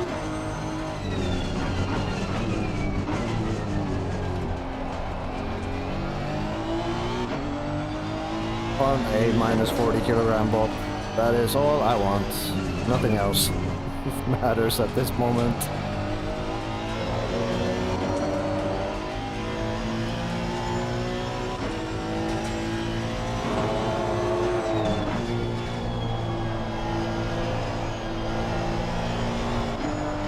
Oh shit, that was a rookie move.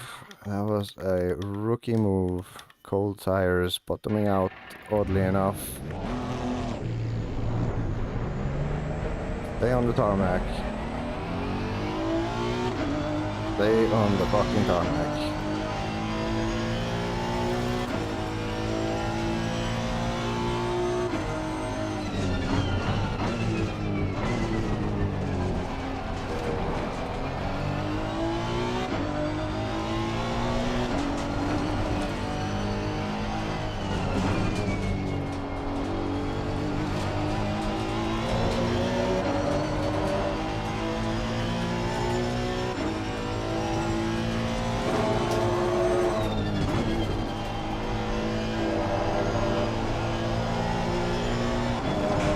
The same thing. As if the tires are ready.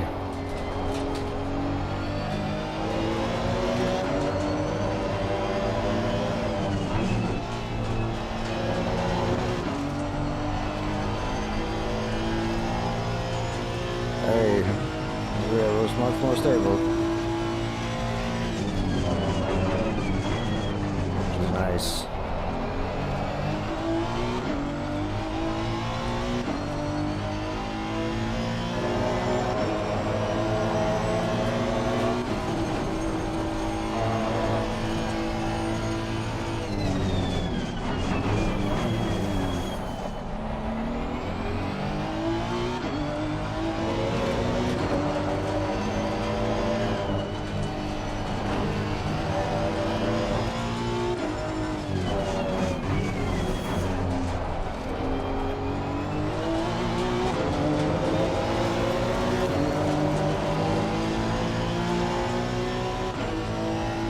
Hey, you goddamn Honda.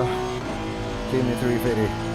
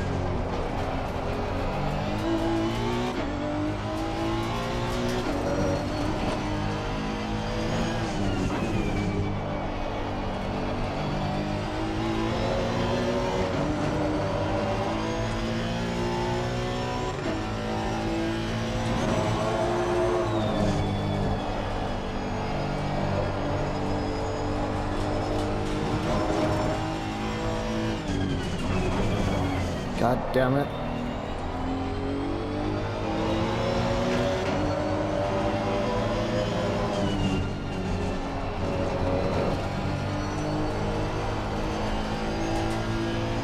My own fault. But still, god damn it.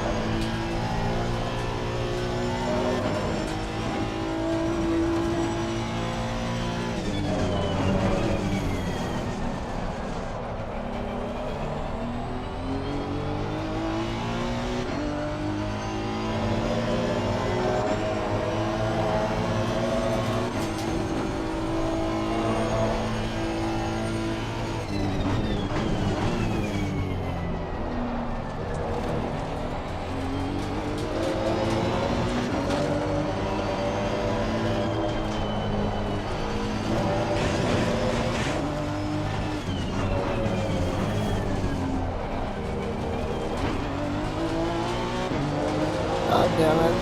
I was on a decent path there, but hey. That is it. That is me. That is my limit. Well past it. Please give me a good histogram, just for the love of fucking God.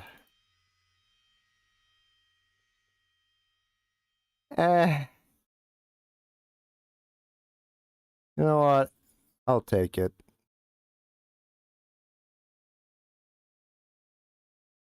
Right.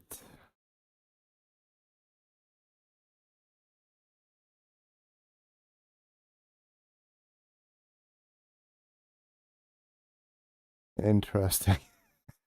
Fuck. Ah, no. Oh, my lord. Whom I do not believe in. Ah, fucking hell. I'm so close though. I'm so goddamn close, and I hate leaving shit on like half done. It is the bane of my existence. So this drama here.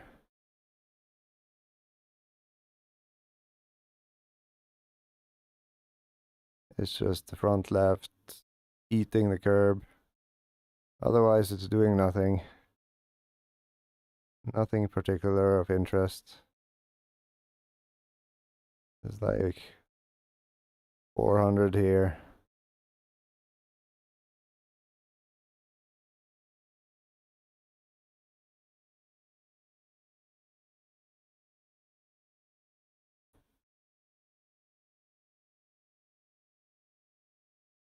But the rears, man, the rears, they are getting there.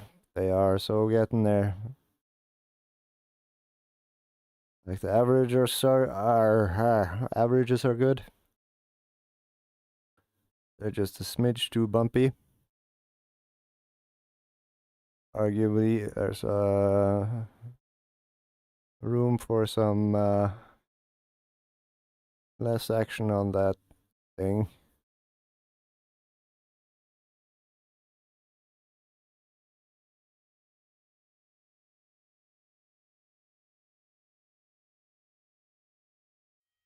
I'm just curious.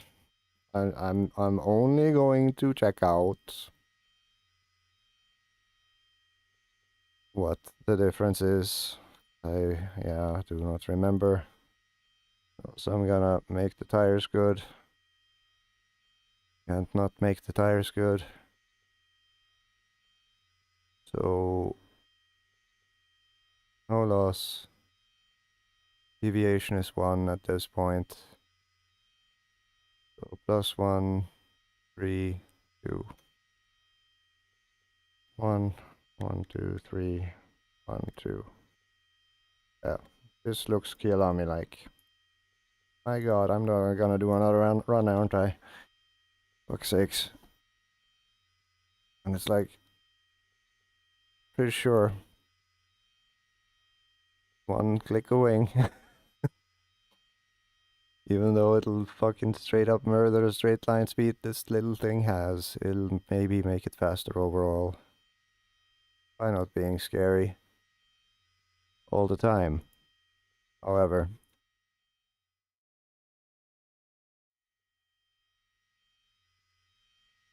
if we go to setup and then we do the up down thing, and then we do the down thing, and then we get the 5 there, and then we get the 6 here, then the difference is the fronts were reduced by 1 on the bumps. And what happened? They went down. That is contrary to my understanding of how things work, and on the fast bump I went up, and they went up. That is also contrary to how I understand things work, which is fucking annoying. But okay. So, how the fuck then? Or no, Jesus Christ. I was looking at the wrong thing. I had changed absolutely nothing about them. The only thing I changed was I allowed for more travel, and it seems that that did actually do a thing, in the sense that it allowed for the the bumps, the rebound, to be a little bit more reboundy and dramatic on the right side. So I'm not necessarily wrong there. However, why the fuck aren't more bump stop in use? That is so strange to me. And it's going to keep me awake. And I don't like it.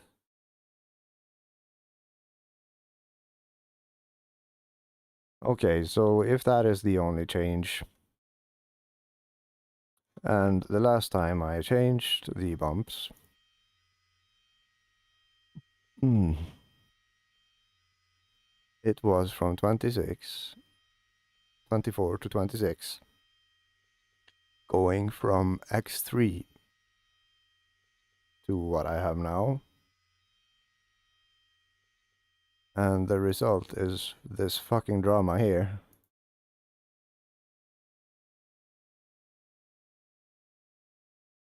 This is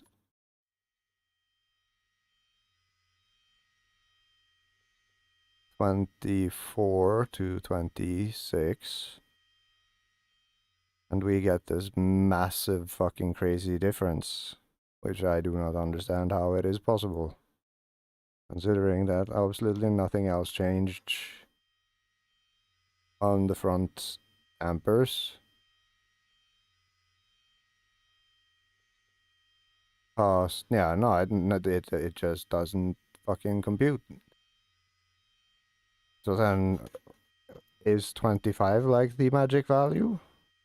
That just makes it all harmonious, nice and sweet, and pretty?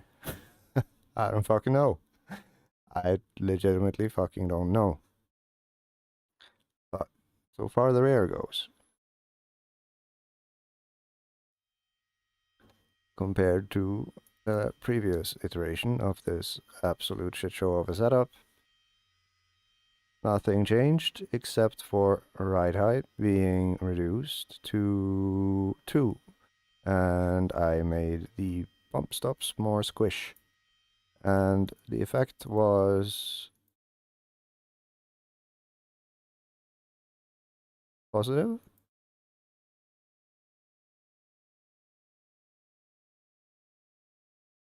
But at which point have they been better? X4. In the sense that I can deduct what the change was. And on the rears, going from 36 to 30 had a huge impact on how rebound functioned. And have I been below 30 at any point? I have been at 28, I've been at 38, I've been at 26. So let's have a look at X4. And this is 3, so this is X4. And that is very dramatic, and this is only a difference of 4 on the rear right. And 5 on the rear left, which is fucking weird. And in X3, they were both 26 and X2 29. So on X3, they were a little bit better, and 29, they were a lot better. So how about 28 then?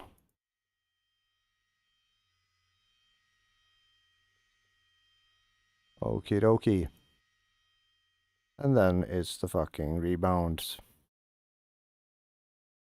The rebounds, they have been the bane of my existence through this whole goddamn thing, and they have never looked better than on the first iteration, where they were stiff as fuck, but they then had insanely nasty effects on other parts of the histogram. And here we are. This is as close to even as they've been. And this is basically maxed out. Min-max shit with the highest value on wheel rate. And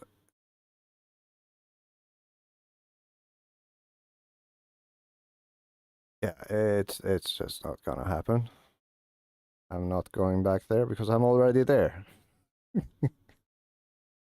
So the only thing I have to go on is, okay, I have something to go on.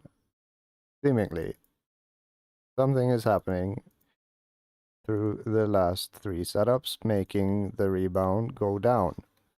So that has to be the fast bump.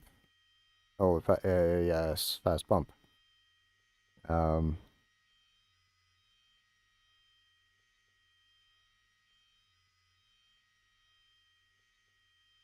It was 4, it was 8, 9, yes. So if I am to just follow this trajectory then, if I go like 12, you know, just like a dramatic increase. You know what, fuck it, let's go 11. Up from 9, right?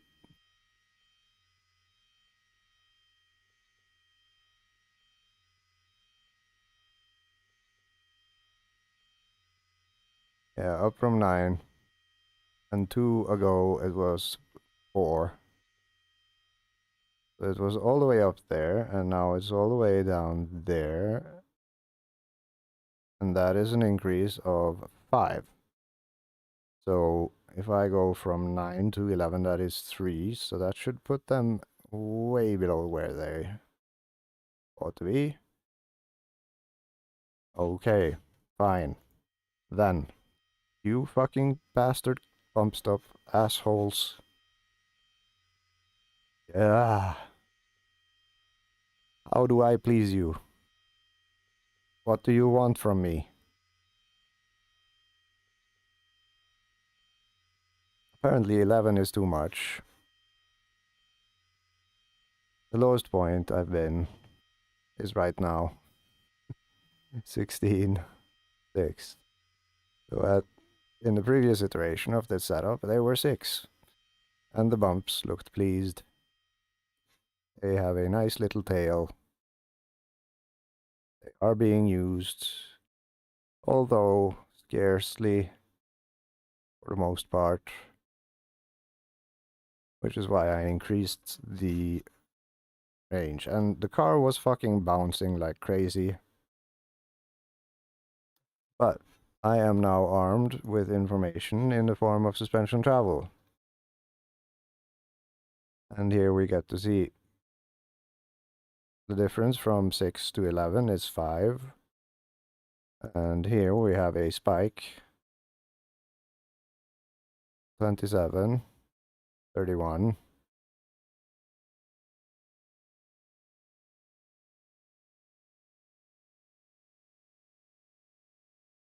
27. Up to 31. That is 7, 8, 9, 10, 11. That's 4.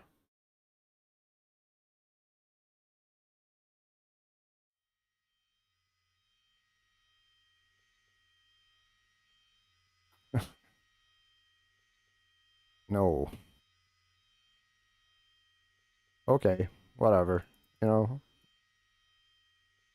if the telemetry tells me it is a thing, okay, let's play with that thing. So here we are in Drama Land under max compression, where it was weird and unstable, and the difference between the peak is 30 and 34. So there is a theme here. 4 millimeters. 4 millimeters. Okay. So then, why? The question remains, why on fucking earth?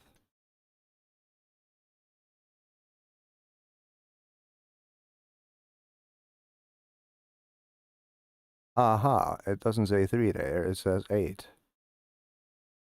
And on the right side, there has been no violence. So then maybe this is the magic number here. And on the rears, we need 4 more. And I hate it when things are very similar in terms of the bump stop rate, but at the same time, having equally squishy rubber is thing. It doesn't trouble me, but the thing that troubles me is this thing has the engine location or position, which is very similar to the Porsche, which is very far back, which screws with everything, except for the fast bump being higher than front, and fast rebound being stiffer, supporting the notion that the weight is at the rear. However, wheel rates are eerily similar. Everything else is really similar. So it's really, I'm starting to lose the ability to speak because I've been talking continuously throughout this whole thing, and I have fucking no idea how long it's been going on. Oh my god, 4 hours and 51 minutes. Jesus. Why? This was meant to be max 1 hour, then switch car. Max 1 hour, then switch car. And instead, here I am. In a fucking 2015 Honda NSX. Non-Evo. With no power. Okay. No, you're not getting that back. And I'm taking some fucking rake out of you. Actually, I'm taking a lot rake out of you. You know what, actually, I'm taking more rake out of you. Because rake is drag, and drag is less speed, and less speed is not what you need. I'm sure there are ways to make you turn, and I'm gonna do this to do that. You better fucking turn.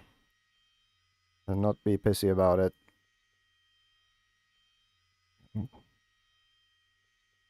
And if I don't get decent histograms now, and the car that gives me a low 53, or at least, or maybe a 42, I am rage quitting, having some food, and then reevaluating my entire existence.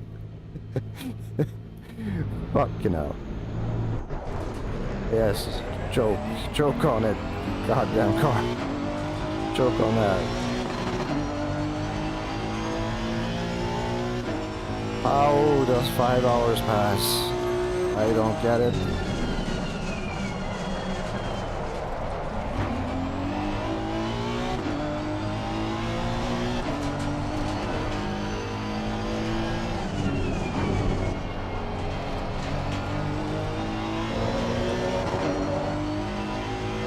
Very smooth ride though.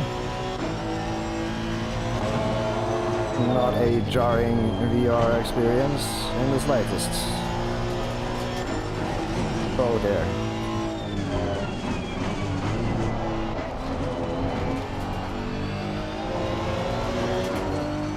Okay, please just behave through here now. Don't make me look like an idiot. Thank you.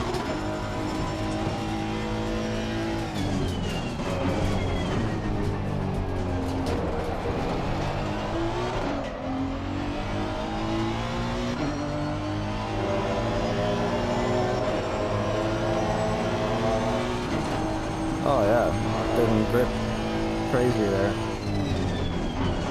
Maybe I'm not insane. Just a little.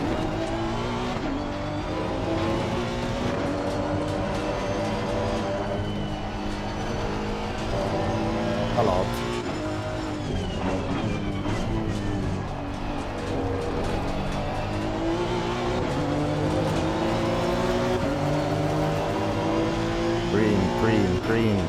Green, no. Fucking bastard.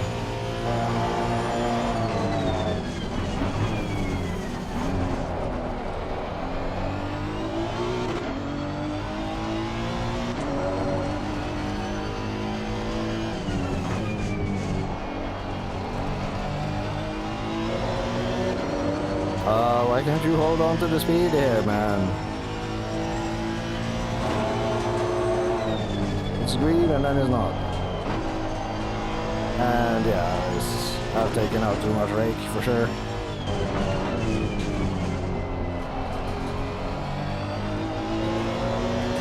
That's okay, I can live with it.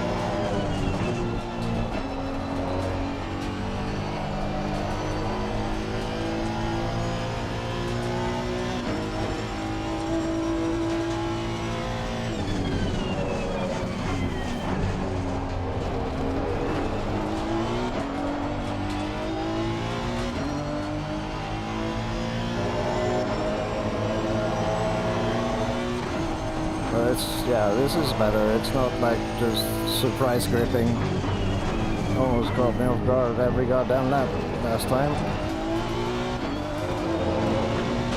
That's a slight improvement, which is nice.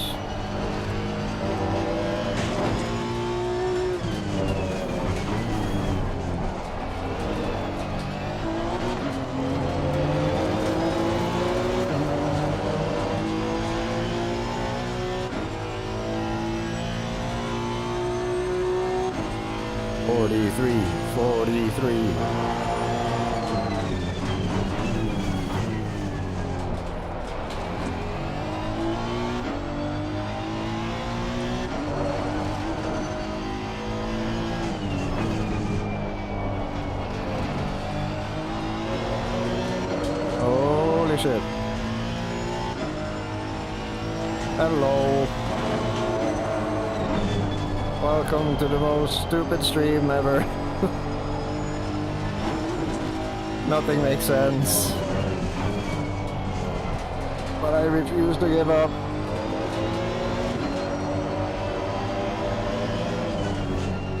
Oh dear.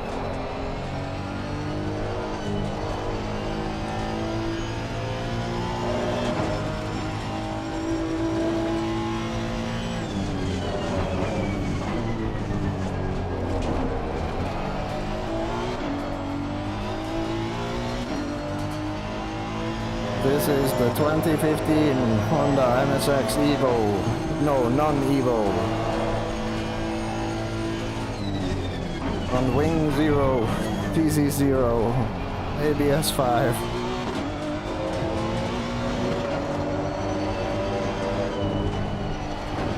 And minus 40 kilograms Bob. And me hoping to squeeze it into the 42s, failing miserably. But hey, the car rides nicely.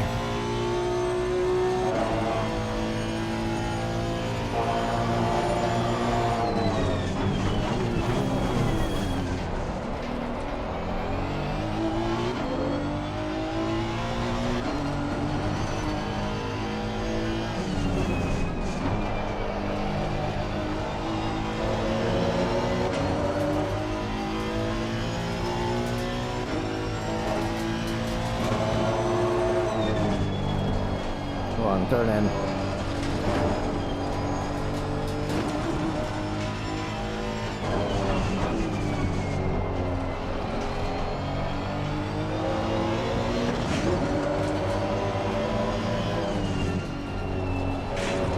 I'm so afraid of this corner. It's ridiculous.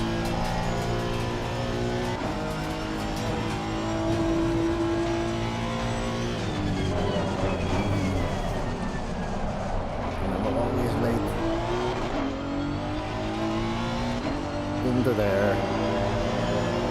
That is fine.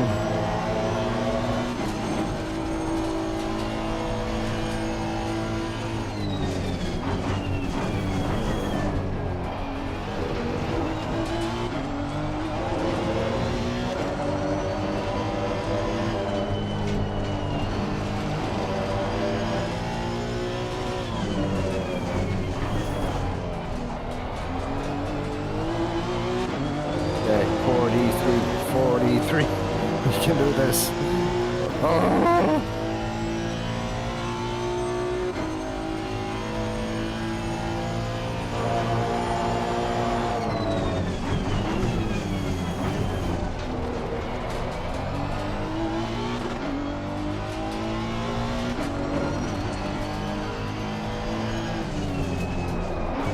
Bend it.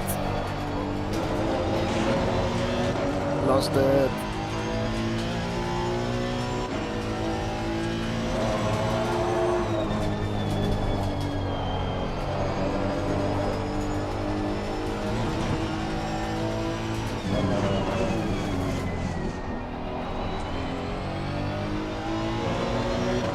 No matter how hard I push the throttle, doesn't matter. Doesn't go any quicker. God damn it.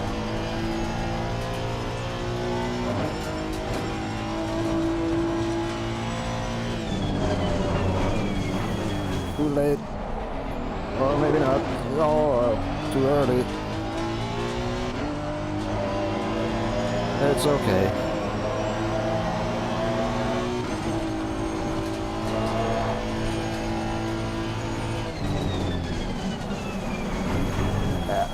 That's a shit lap. Anyway, so, okay. Please, histogram, histogram. Be happy, happy, happy. Histogram is happy. Oh my god, how the fuck does this keep happening? So, this is ridiculous. This is absolutely ridiculous. How does these tiny little changes have these massive fucking dramatic outcomes? Okay, I have a theory.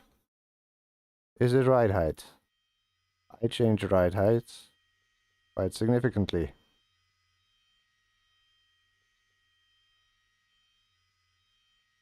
I'm gonna save this just so I can compare one last time.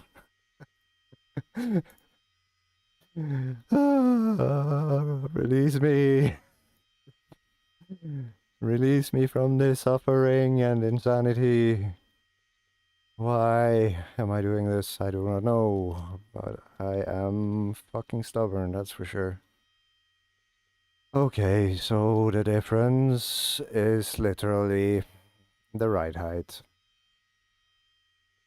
and the bump stop range. And the ride height was 65. Let's return it to 65. And let's analyze this from a logical, rational perspective to see what the heck I did to make the setup this fucking angry at me. This is 6. This is 7.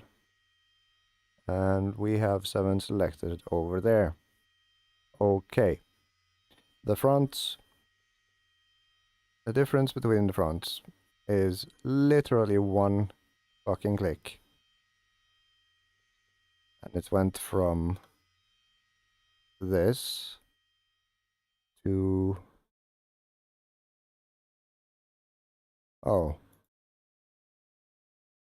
I've forgotten how bad they were.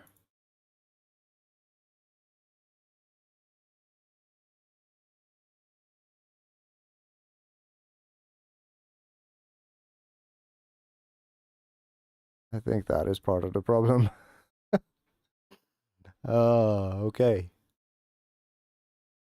However, on a positive note, we have hit the target of the front actually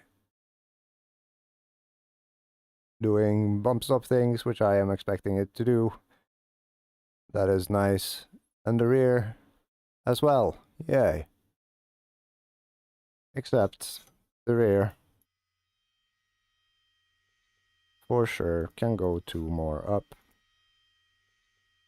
Because we do not want it to be less than 800.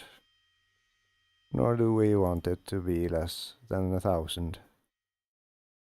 Then you have bump stops doing bump stoppy things. However, the rear bump stops are doing bump stoppy things at an excessive rate. Arguably so are the fronts.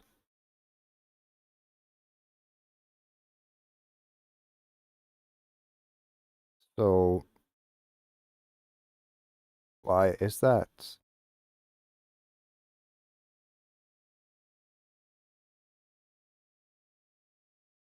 The fronts only peak when I spank it onto these things.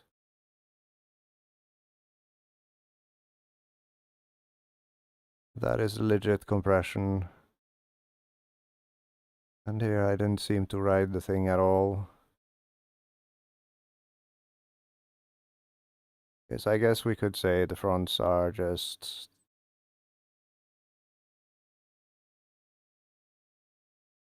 They are... Let's see. Brain. Tell me. What is the problem we're seeing here? The problem we're seeing is that for some reason, fast bumps... At which point does this happen? It's gotta be here, right? And that is... I'm witnessing a curb. And I'm also witnessing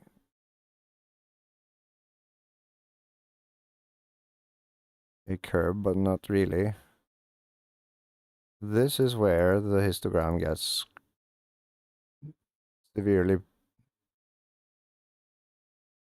angry. And it is... Okay, so this is there, then sunset, then the right-hander, and this is simply because I'm riding on curbs. That's literally what it is. That's all it is. So, okay, let's like disregard the fact that that happens. And it still looks like a complete asshole, even before and after. So it is not solely because of the curb. It is a general feature of this car's front suspension, which is driving me nuts. I would very much like for this to go down a whole lot. And I mean, the bump stop range is so ridiculously low now.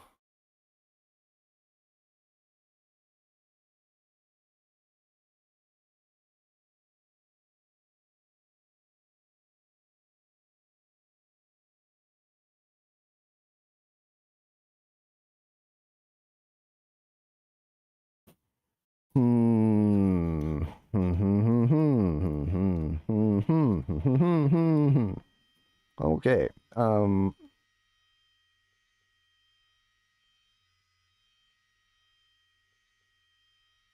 so the trajectory. What have we been able to produce so far? Now it seems we've gone so low, and the change between the previous setup and this setup, I believe it was 1 click, maybe, at most, but then again, I have no long or short-term memory, so that's a whole thing. It seems I am vaguely correct in that statement, in the sense that it is 2 clicks in either direction on the rear. I went from 30 to 28 on the bump and 9 to 11 on the rebound. Okay. And... oh, on the fast bump even. I'm sorry. Okay, so 1 click has a huge impact. So it is then reasonable to assume that that is a thing. However, following this change, rebound started coming up again. And the other change that also happened is that I reduced the ride height by a bunch. That could also be a factor here. And also, I increased the bump stop range from 2 to 7. Could also be a factor here. I am surprised that it is that big of a difference. Which makes me think that the ride height is more to blame here than the actual thing. So, okay. What do we think about the rear suspension travel? It looks happy. I did not have any issues with the rear. It could only, it's gotta be. It's gotta be. It's gotta be the fucking clicks and the ride height. And the ride height used to be 65, it is now back to 65. And I've added one click back in on the bump. Okay. So, the issue we're having on the front, like, it's never, like, bump stop, it's never riding on the bump down. It is only bump stop up. So it's never pulling on the bumps. It is only absorbing, which is good. That is what we are supposed to be doing with bump stops. However, I don't fucking understand how they are allowed to do this on the front, considering that they are literally 7 millimeters long. They are soft. But at the same time, without being soft, then they would not be doing the things they are doing. Aha. Are you shitting me?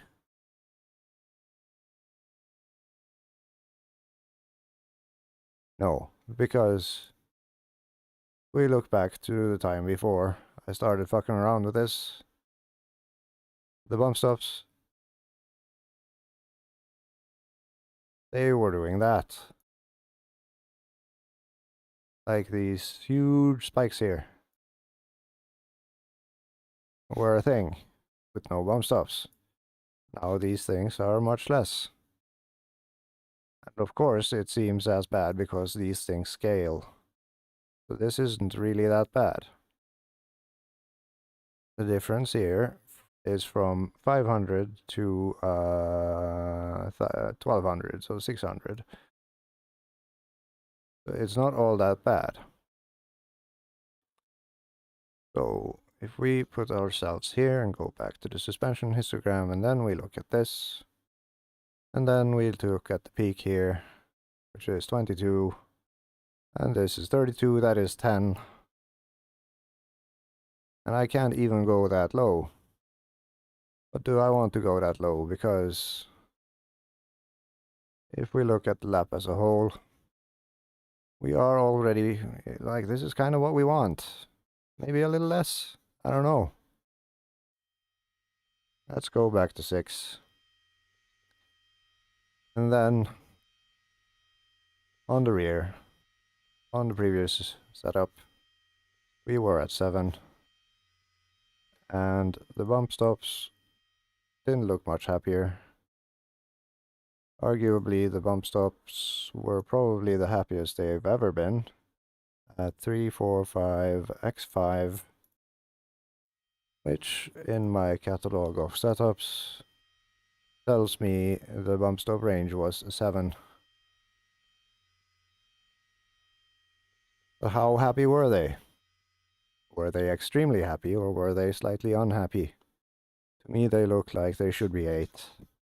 But at the same time, at that point in time, they were not doing things because, yes, of course, the bump stop rate was very low and they were very stiff. So then, what if we do put them back to 7? And then I swear to God, why is the brake power at 99%? That makes no sense to me. Who put them there? Fucking hell. That was never intentional, and also anti-roll bar 9. I can has more rotation. I can has. Let's try that.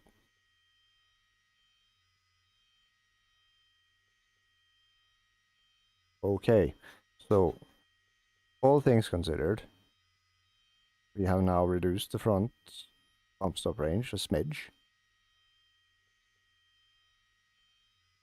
And based on the quickest lap here, we know that they are capable of exceeding or hitting the target. And the highest bump was on the rear right, must have been here. At which point, show me what you got. Where are you, Blue?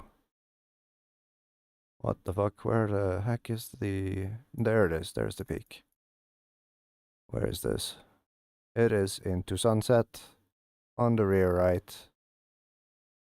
So I must have touched the curb or something. Yes, probably. But it is by far... Oh, this is a tiny one. No, it's not. It's 800. It's literally sunset curb on the right side. At 800, and I've increased it by 200.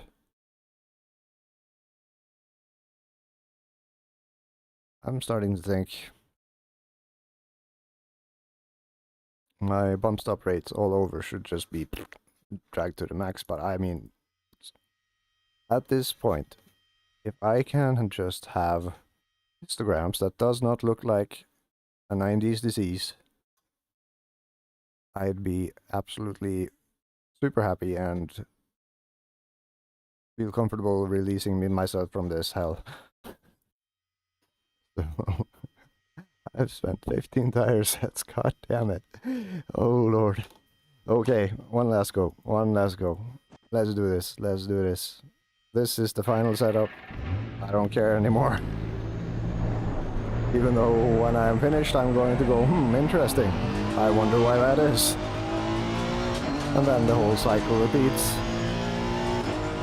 Because that is how I function. Oh dear, I just remembered I have given myself rotation and then some now. I not only gave myself the rake, I also gave myself less anti-roll bar on the front, so may the old gods have mercy on us all. Here comes sunset. Oh. That was surprisingly non-threatening.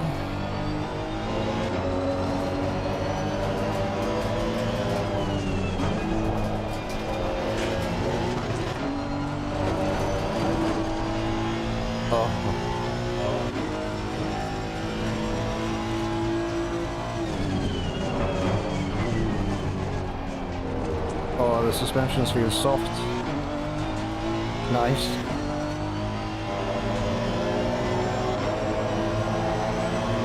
Please let me be right about this. And I don't have to be so much wrong in the future. Because then I have sort of understood something which I thought I understood, but clearly I did not.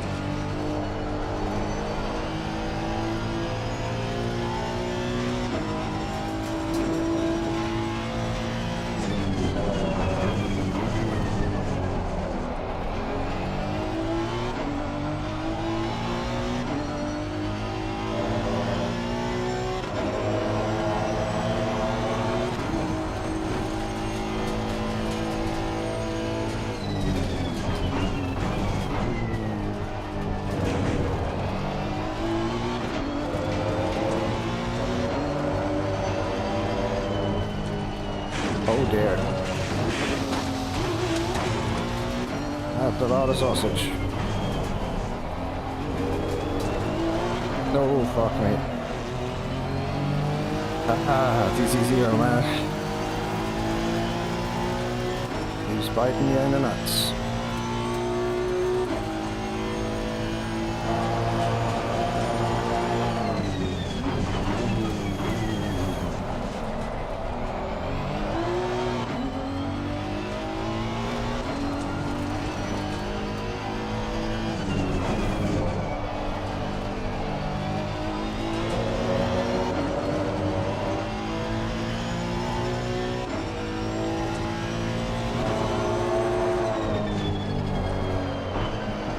Yep.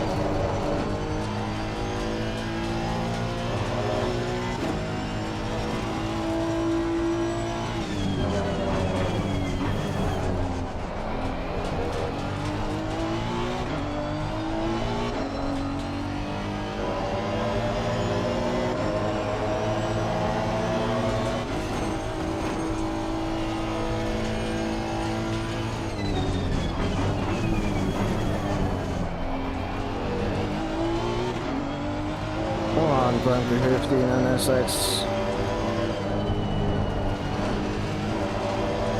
Let's do a 42. I can just get out of here without spinning.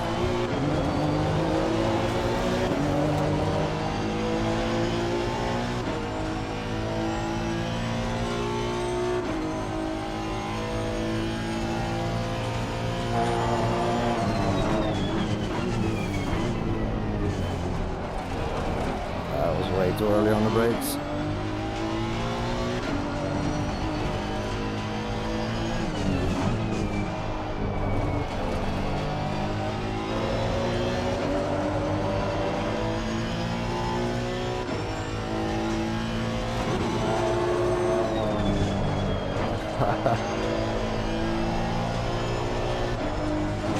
Ooh, there fucking got it. Oh. Yep. NSX Evo. No, non-Evo. It was a thing. Okay. Whatever these Instagrams are telling me, I'm like, just what the fuck ever. I need to eat now.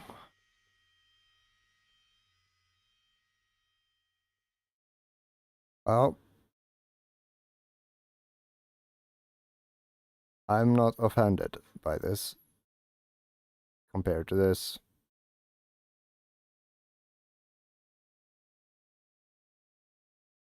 These things are starting to look reasonable.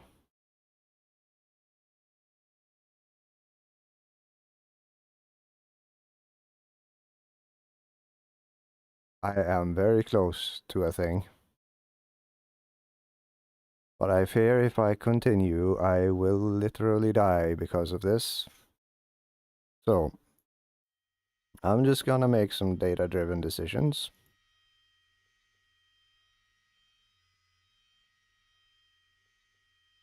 I'm gonna drop these. And then I'm gonna increase these. And then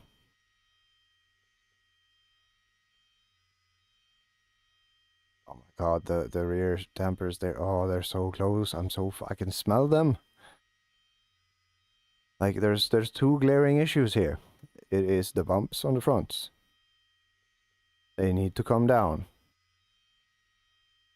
If I can make them come down or make the rebound go up, then they are where they need to be.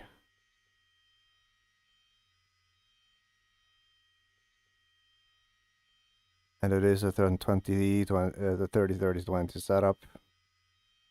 And like I do have options on the fronts, but I do not have the patience to pursue them. For I am so tired of this car now. I want to throw up, eat it, and then throw it up back again like a goddamn dog. I'm sorry for that mental imagery, but wow. Okay, so tiny little setup review. Fuck, I meant to save this before. Okay, so let's undo the thing I did, which was what?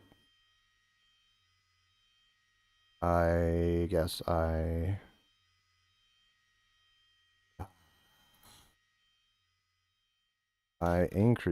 decreased this by 1, and then I increased this by 1, did I not? Yes, that is what I did. So I will then save this as X8.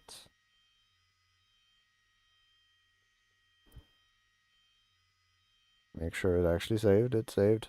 Ah, shit. I need to fix the tires. Can't not save a setup, expect it to be a thing, and then not fix the tires. That's bad practice. That is a dick move to my future self. So basically add 1 loss on the front and 1 on the rear. So they are 7755, so that means up 1, and then 55, that means up 3, 1, 2, 3, 1, 2, 3. And alrighty, so do the whole switcheroo thing and dab, dab, dab, dab, and fuck. And then 7 versus 8.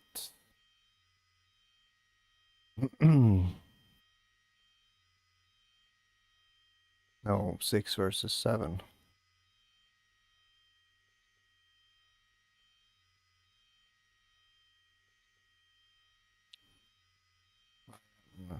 And this should be 23, 23. Can't not be accurate, you know. It is horrible. Especially when I'm rounding off a 5-hour job. Okay, so things that has happened.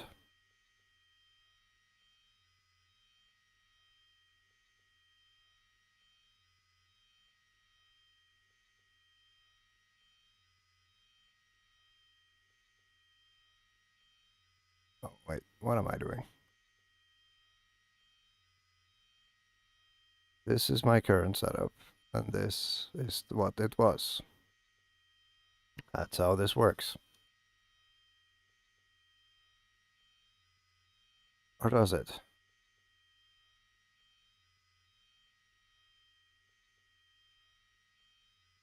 I think 6 to 6 is a fair 6 to 8 is a fair comparison, because this was just fucked.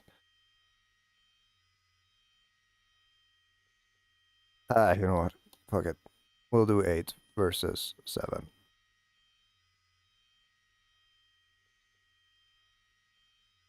So, the difference from before is, and I'm just gonna verify that I am in fact on 1100, 1300. Yes, I am, so that it caught the thing. The ride height was lower. That much is the thing. And the difference in the bumps is 1 click. So either that 1 click had a lot of impact, or that click has indeed helped. But I have a tool available to me in the form of ride height, where I can essentially reduce the travel of the bump, or reduce the time spent in bump by dropping the ride height. If I do 1 click of that, then the fucking stupid ass rebound will be like, hey there, I'm rebound. I'm gonna come up a lot and be oscillating the car. And then we have also difference from 6 to there, where both did come up. These are the same ride heights.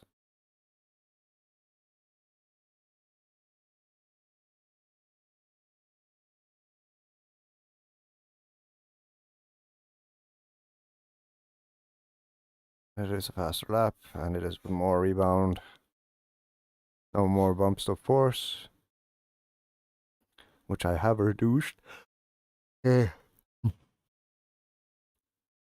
Okay, so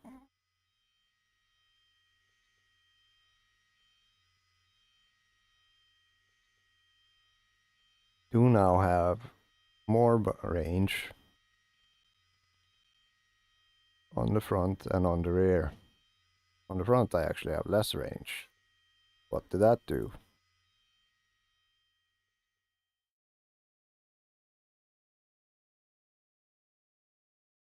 It put the rebound into a better state. So the only real puzzle here is, how can I bring this down? And that only tool I believe I have left is literally ride height. And I do notice that some curbs, I do actually like catch them with the front. And the ride height is 54 millimeters. And is it 60 on newer cars? But if I go do that, that'll fuck with everything else. I don't want to do that. I'll just accept this as it is for now. I will call this progress in some sense. And then maybe, if I get bored sometime in the future, I shall return to it, because this is an interesting exercise. Like, it would be fucking hilarious to bring this car into some sort of vague viability again, even though it's not even close. It is so slow. I'm a second and change off a modern car, but it is fun nonetheless to fuck around with these things. So what I will be haunted by is not knowing if that ride height change fucked me out of balanced bump rebound relationship on the rear. And equally, in regards to the fast bump and fast rebound. Because both of them So fairly significant changes.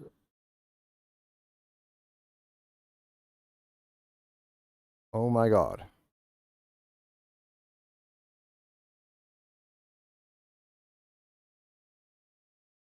Is that it?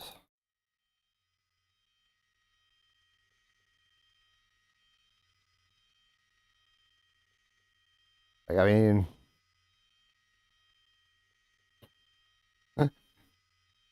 who's it gonna hurt except my, you know, physiology and my mental health?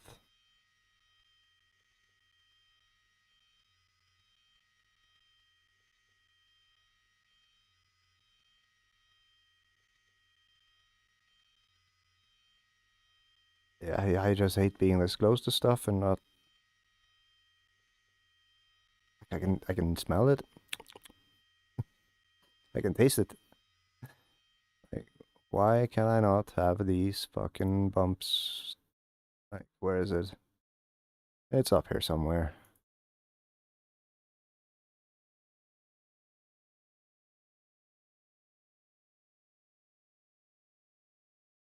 One of you fuckers who I didn't save has something that resembles what I want. Where are you? Oh, you're here. Sort of like this. This is X1.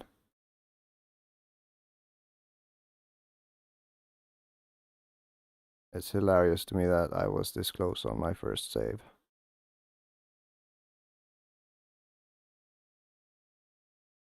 Okay, so let's just take some inspiration from X1.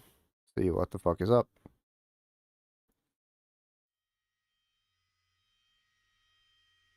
Oh.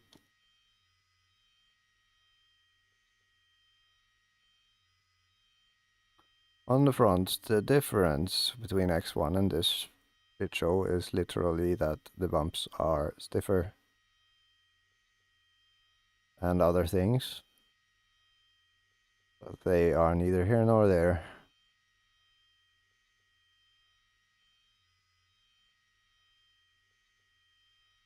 Okay, so since shit has basically changed so much, and 31 versus, let's see,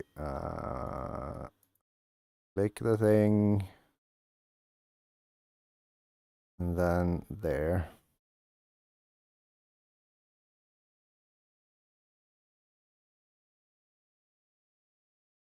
In terms of rebound, or fast bump, which is one lower, that makes sense, and I want it to be.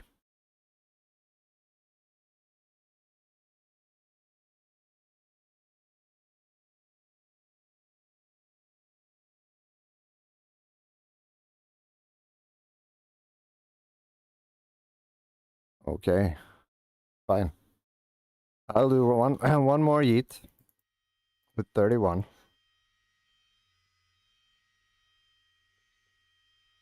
And if not, then I know I can rest assured that I have the other one, which is closer to the truth than I've ever been in regards to this car.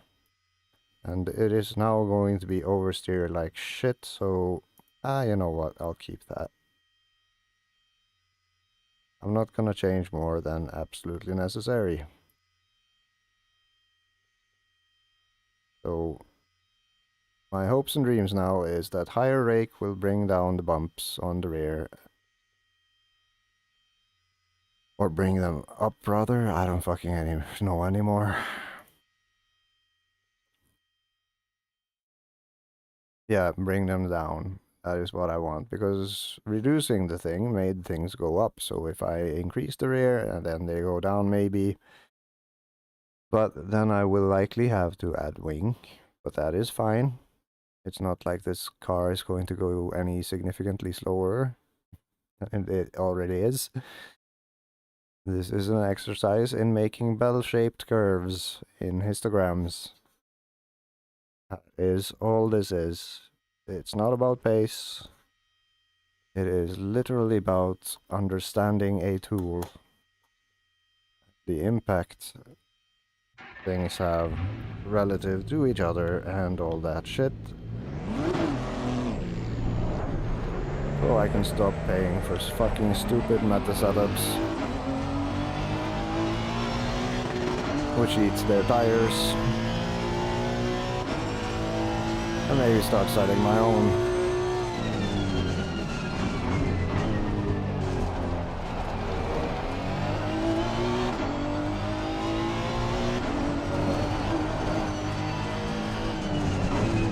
My god, this thing wants to turn so much, and I am afraid.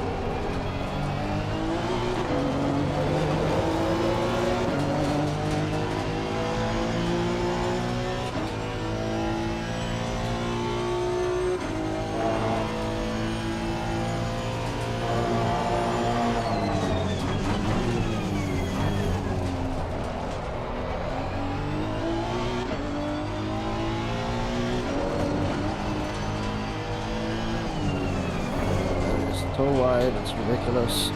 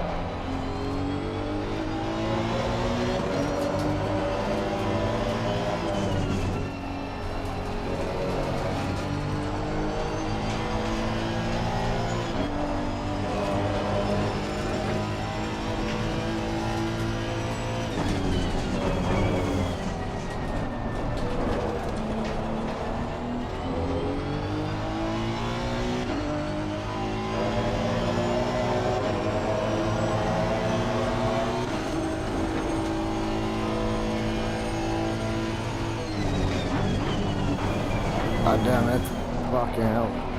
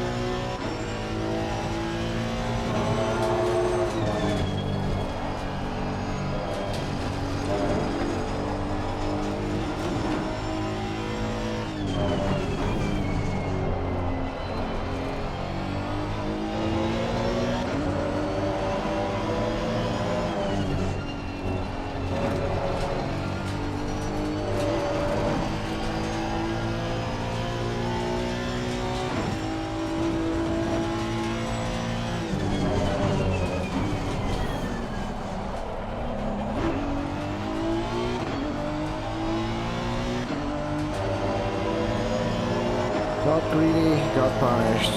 I had 2 tenths. God damn it.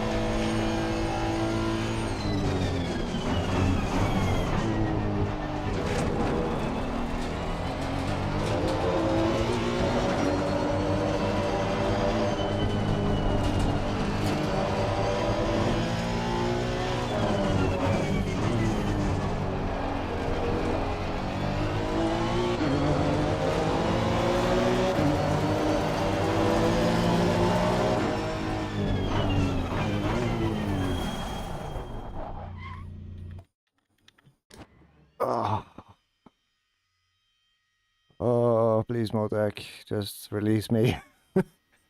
Release me. Please, for the love of fucking God. What? These look goddamn identical. Oh no, they don't. Oh no, it actually kind of worked.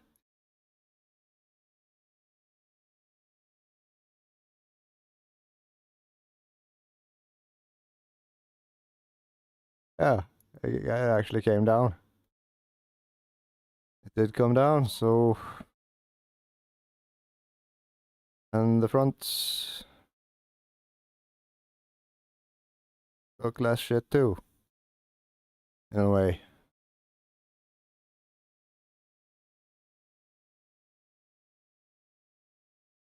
Okay, so more rake.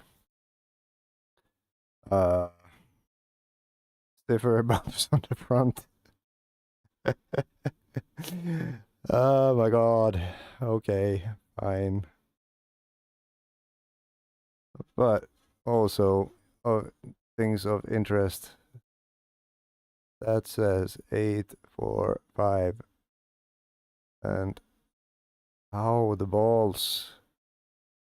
Well, okay, whatever. It's not like they're supposed to be riding the bumps, but I mean, fuck.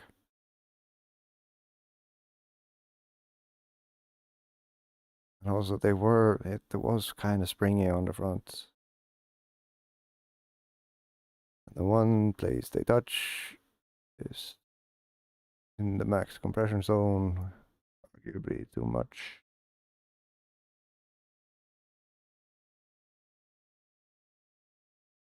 This is as close as I'm gonna hear about getting, I guess, maybe. Yeah, okay, so comparing these two motherfuckers, the story is that in order to get to where I wanna be, there is simply one road forward, and that is more rake. I'll give it 2 more clicks of rake, and I'll add in anti-roll bar again, just to counter the oversteer. And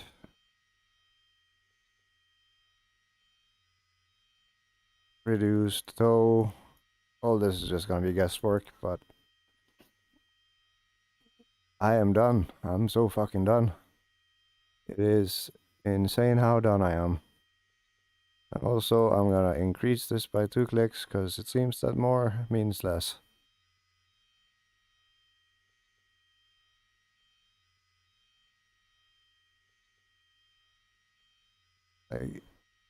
It's... Kunos, why? Why are you doing this to me? Have you no idea?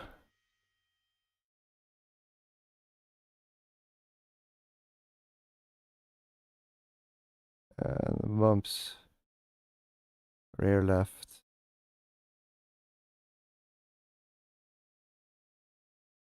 Where am I riding them? It's in sunset. Down here. In sunset it was fine. It was okay. I'm surprised that it's not riding them more, to be honest.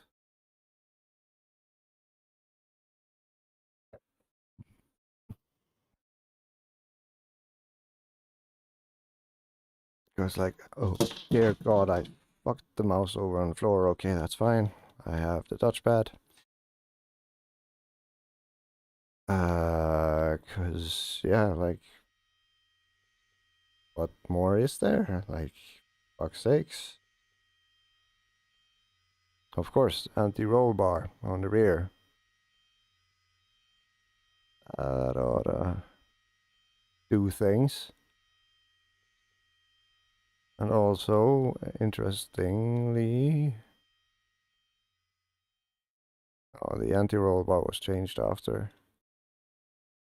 This is simply a consequence of more bump. Fascinating. Anyway, this has been a thing. This has definitely been a thing. And yeah, just to ensure that the pressures match up with the setup. Oh. Well, that's fun. Okay, so then tires +1 on the front, on the rear, and -1 on the front. Check for loss, no loss. We are at 8 average, 9 peak. And I am, I guess, happy. This is progress. Low progress, but progress nonetheless.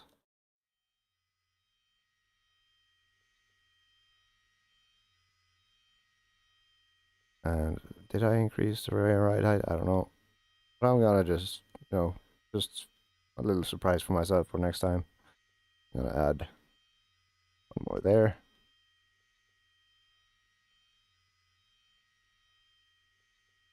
And I'm gonna leave everything else as is. Fuck this car so much. Oh. Okay, so I am going to type in the theoretical optimum, which is a 43,344. That is about as fast as I could have managed to get this car to go had I nailed all my best sectors, both of which were in my best sector 1 and sector 3 was in the last lap here. I have no idea where the last one is. That is neither here nor there. Let's see. Would be fun to figure out though.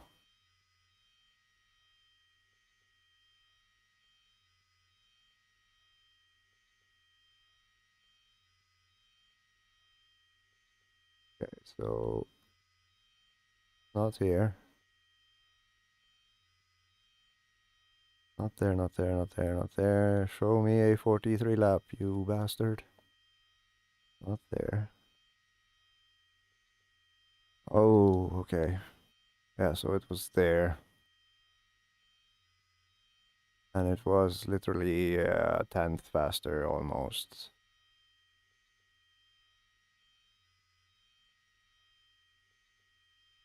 Yeah, so overall, across all the sessions I've driven, the quickest would have been a 43.344. It's not indicative of this setup, but I'm gonna pretend it is. I don't care. Fuck it all. And anyway, I'm gonna go eat and see if I've gotten some responses from my meowing about this weekend's 24 hours of Bathurst. And if not, I don't know. I might return and do some Bathurst laps after a break and some dog time and stuff. And I don't know. This has been yet another vlog where I do things to cars which do not deserve it, nor do I. But I still kinda enjoy the process. So, yeah, that's another 5 hours, 57 minutes, and 20 seconds of my life. For your leisure. Maybe. I don't know. Anyway, good night. Or good morning. I'm not gonna go to bed. What the fuck am I kidding? I will be back soon. See you then.